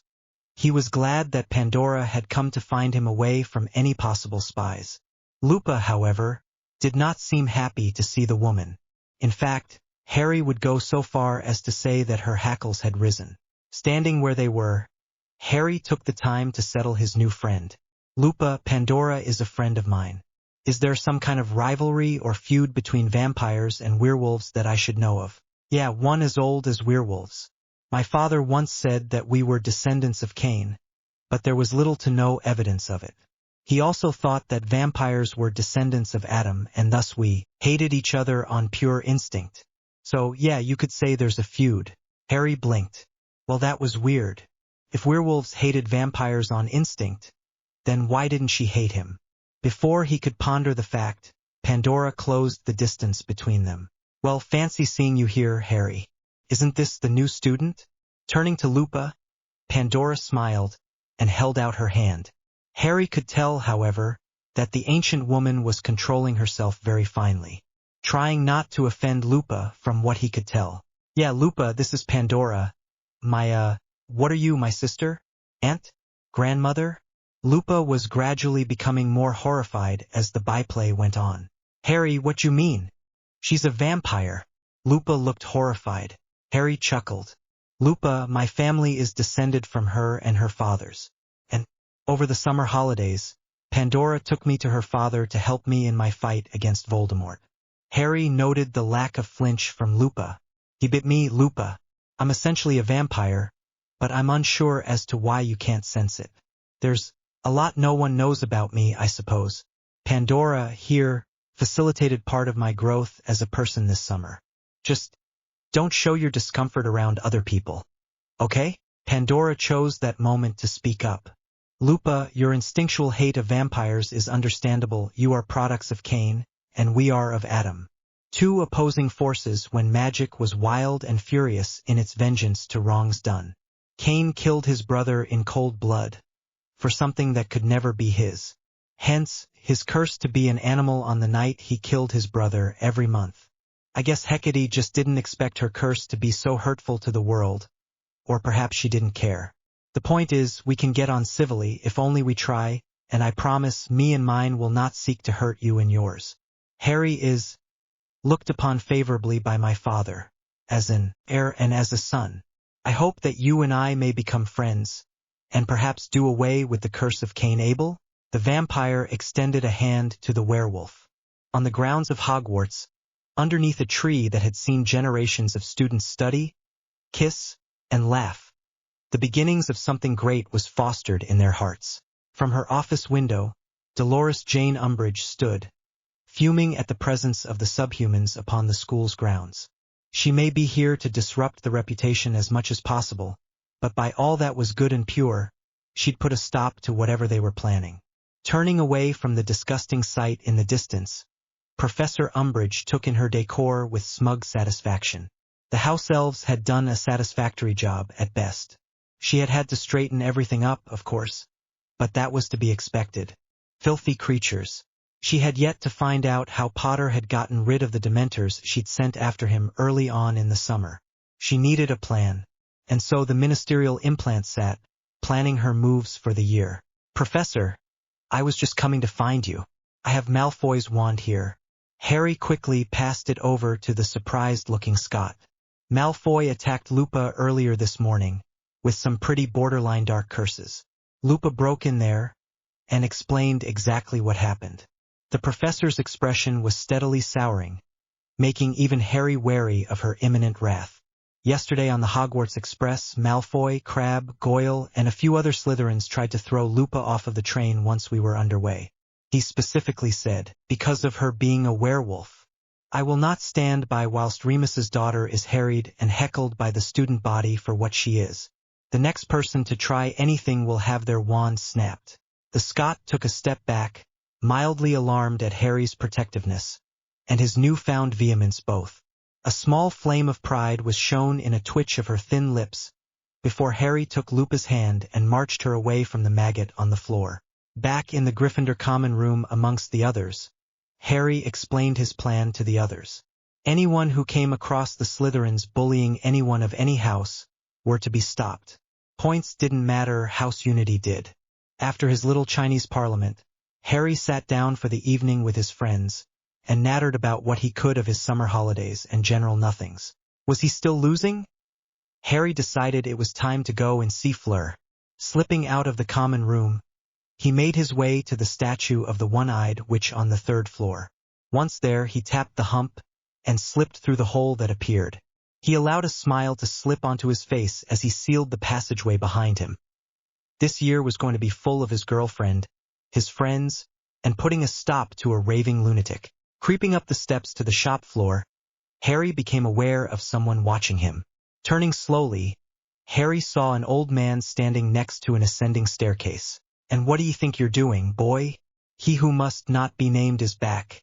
And ye want to run amuck after dark, with no one knowing where ye are? I knew ye weren't exactly clever, boy. But criminy!" The old man stood with frazzled gray hair sticking out in tufts, and huge spectacles perched on the end of his nose. His hands were on his hips, in what could only be a practice stance. "Sir, with all due respect, Voldemort won't be waltzing through Hogsmeade.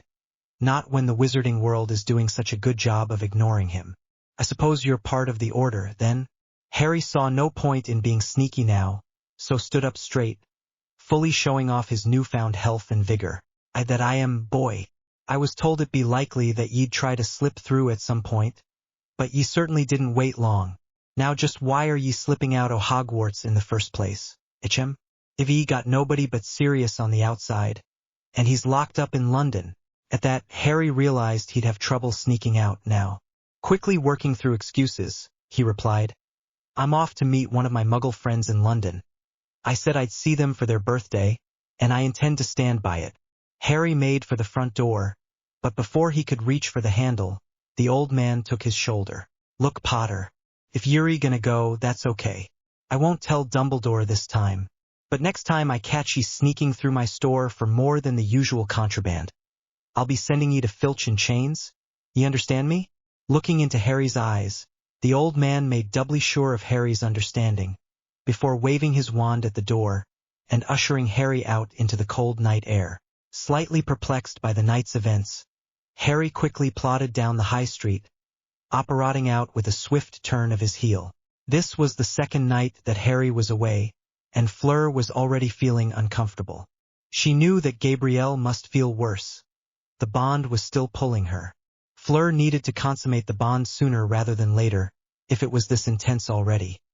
She squirmed slightly in her window seat in the library as she sat, book in hand, staring out into the night. The stars were bright in the fresh, alpine sky, and the air was sweet with the smells of nature. Sometimes, Fleur truly loved being connected to nature so strongly. Just at the edge of the property, Fleur felt a small ripple, an apparition. Sitting up, she felt a familiar presence in the gardens of her home. Harry was here. Dropping her book on the cushions, Fleur sprinted from the room and through the halls at a breakneck pace, reaching the entrance hall in record time. Just as she reached the bottom of the steps, Harry pushed open the front doors. Standing there in the pitch dark of the grounds, Harry stood grinning from ear to ear. "Fleur, I've missed you." Without further prompt, the woman leapt into his arms, relief filling her heart. "Harry, oh my God, what are you doing here?" she asked breathlessly. "Well, I can leave if you want." Harry put a dejected look on his face, to which Fleur smacked his arm lightly. "No, Harry, you know that's not what I meant." Harry chuckled. "No, I know. I couldn't stand being away any longer. Crud's already going down at Hogwarts. Some woman called Dolores Umbridge is the new Dada teacher. Haven't had any lessons yet, but she already hates me. Some people have apparently been reading the Daily Prophet and believe their lies about my sanity." If Fleur didn't know any better, she'd have said that Harry was upset over people thinking he was insane, but she did know him, and knew he didn't care either way. Fleur took Harry's hand and started leading him back to their room. Once there, Harry sat on the bed, looking like he wanted to say something. "What is it, my love? What has you troubled?" The lightning one lay back, arms splayed out on the bed, and sighed. "Fleur, I think I need to tell you everything that's happening right now. You know that Dumbledore has a prophecy that he will eventually tell me, one that's fake. Well, there is a real prophecy about me, saying that I will unite the races of Earth, ready for when we take to the stars. I get the feeling I won't be going to the stars, Fleur. I think I'm destined for somewhere else once Voldemort is finished. And another thing, I feel like a part of me is missing all of the time. Since I met with Prometheus Draco, I felt a part somehow closer than before, but still not fully part of me. I guess I'm feeling incomplete." Fleur smiled slightly at the man who was still his same old, insecure self. "Oh, Harry, I've known for a long time you would never have just me. Your lines, all very powerful, need to be continued. It's both tradition and necessary. All I can tell you is that your wives will be just as powerful as I am, perhaps even more so. Now, relax. Eject all of this from your mind, and kiss me." Harry's lips twitched, and did as she asked. Leaning over, he smashed his lips to hers in a fiery embrace. 2 days was 2 days too long, thought Harry, as he gently cradled Fleur in his arms. He ran his hands through her silver, flowing hair as his lips crushed hers, and her tongue flicked at his lips. Opening his mouth, he met her tongue with his own, tasting her. Fleur flung a leg over her man's lap, straddling Harry's muscled thighs. Running his hands along her long legs, Harry slowly lifted Fleur's nightshirt up her body, and quickly over her head between breaths. He pulled back to properly take in the sight of her for the second time, and couldn't help the excited shiver it sent through him. Fleur, too, dropped a hand, cupping Harry and gently massaging his balls. Kneeling back, Fleur swallowed again, clearing out her mouth as she crawled back up next to Harry. "How was that?" she asked, already knowing the answer. "Bottoms," and dragged them down. "I think I'd better repay the favor." Back, satisfied in his work, crawling up next to Fleur, Harry waited until she had her breath back. "How was that?" he asked, humor evident in his tone. Fleur looked askance at him, still riddled with the occasional shudder. How did you do that, my love? That was incredible. Just a little bit of help from my metamorph powers." Harry was the picture of smug as he laid back, and Fleur cuddled into him. He could feel her still panting, her chest heaving. He never expected the evening to go this way, never in a million years. "Fleur, you are, absolutely, the most amazing woman I have ever had the pleasure to meet. I love you, Fleur. I never thought I'd say it, but I love you."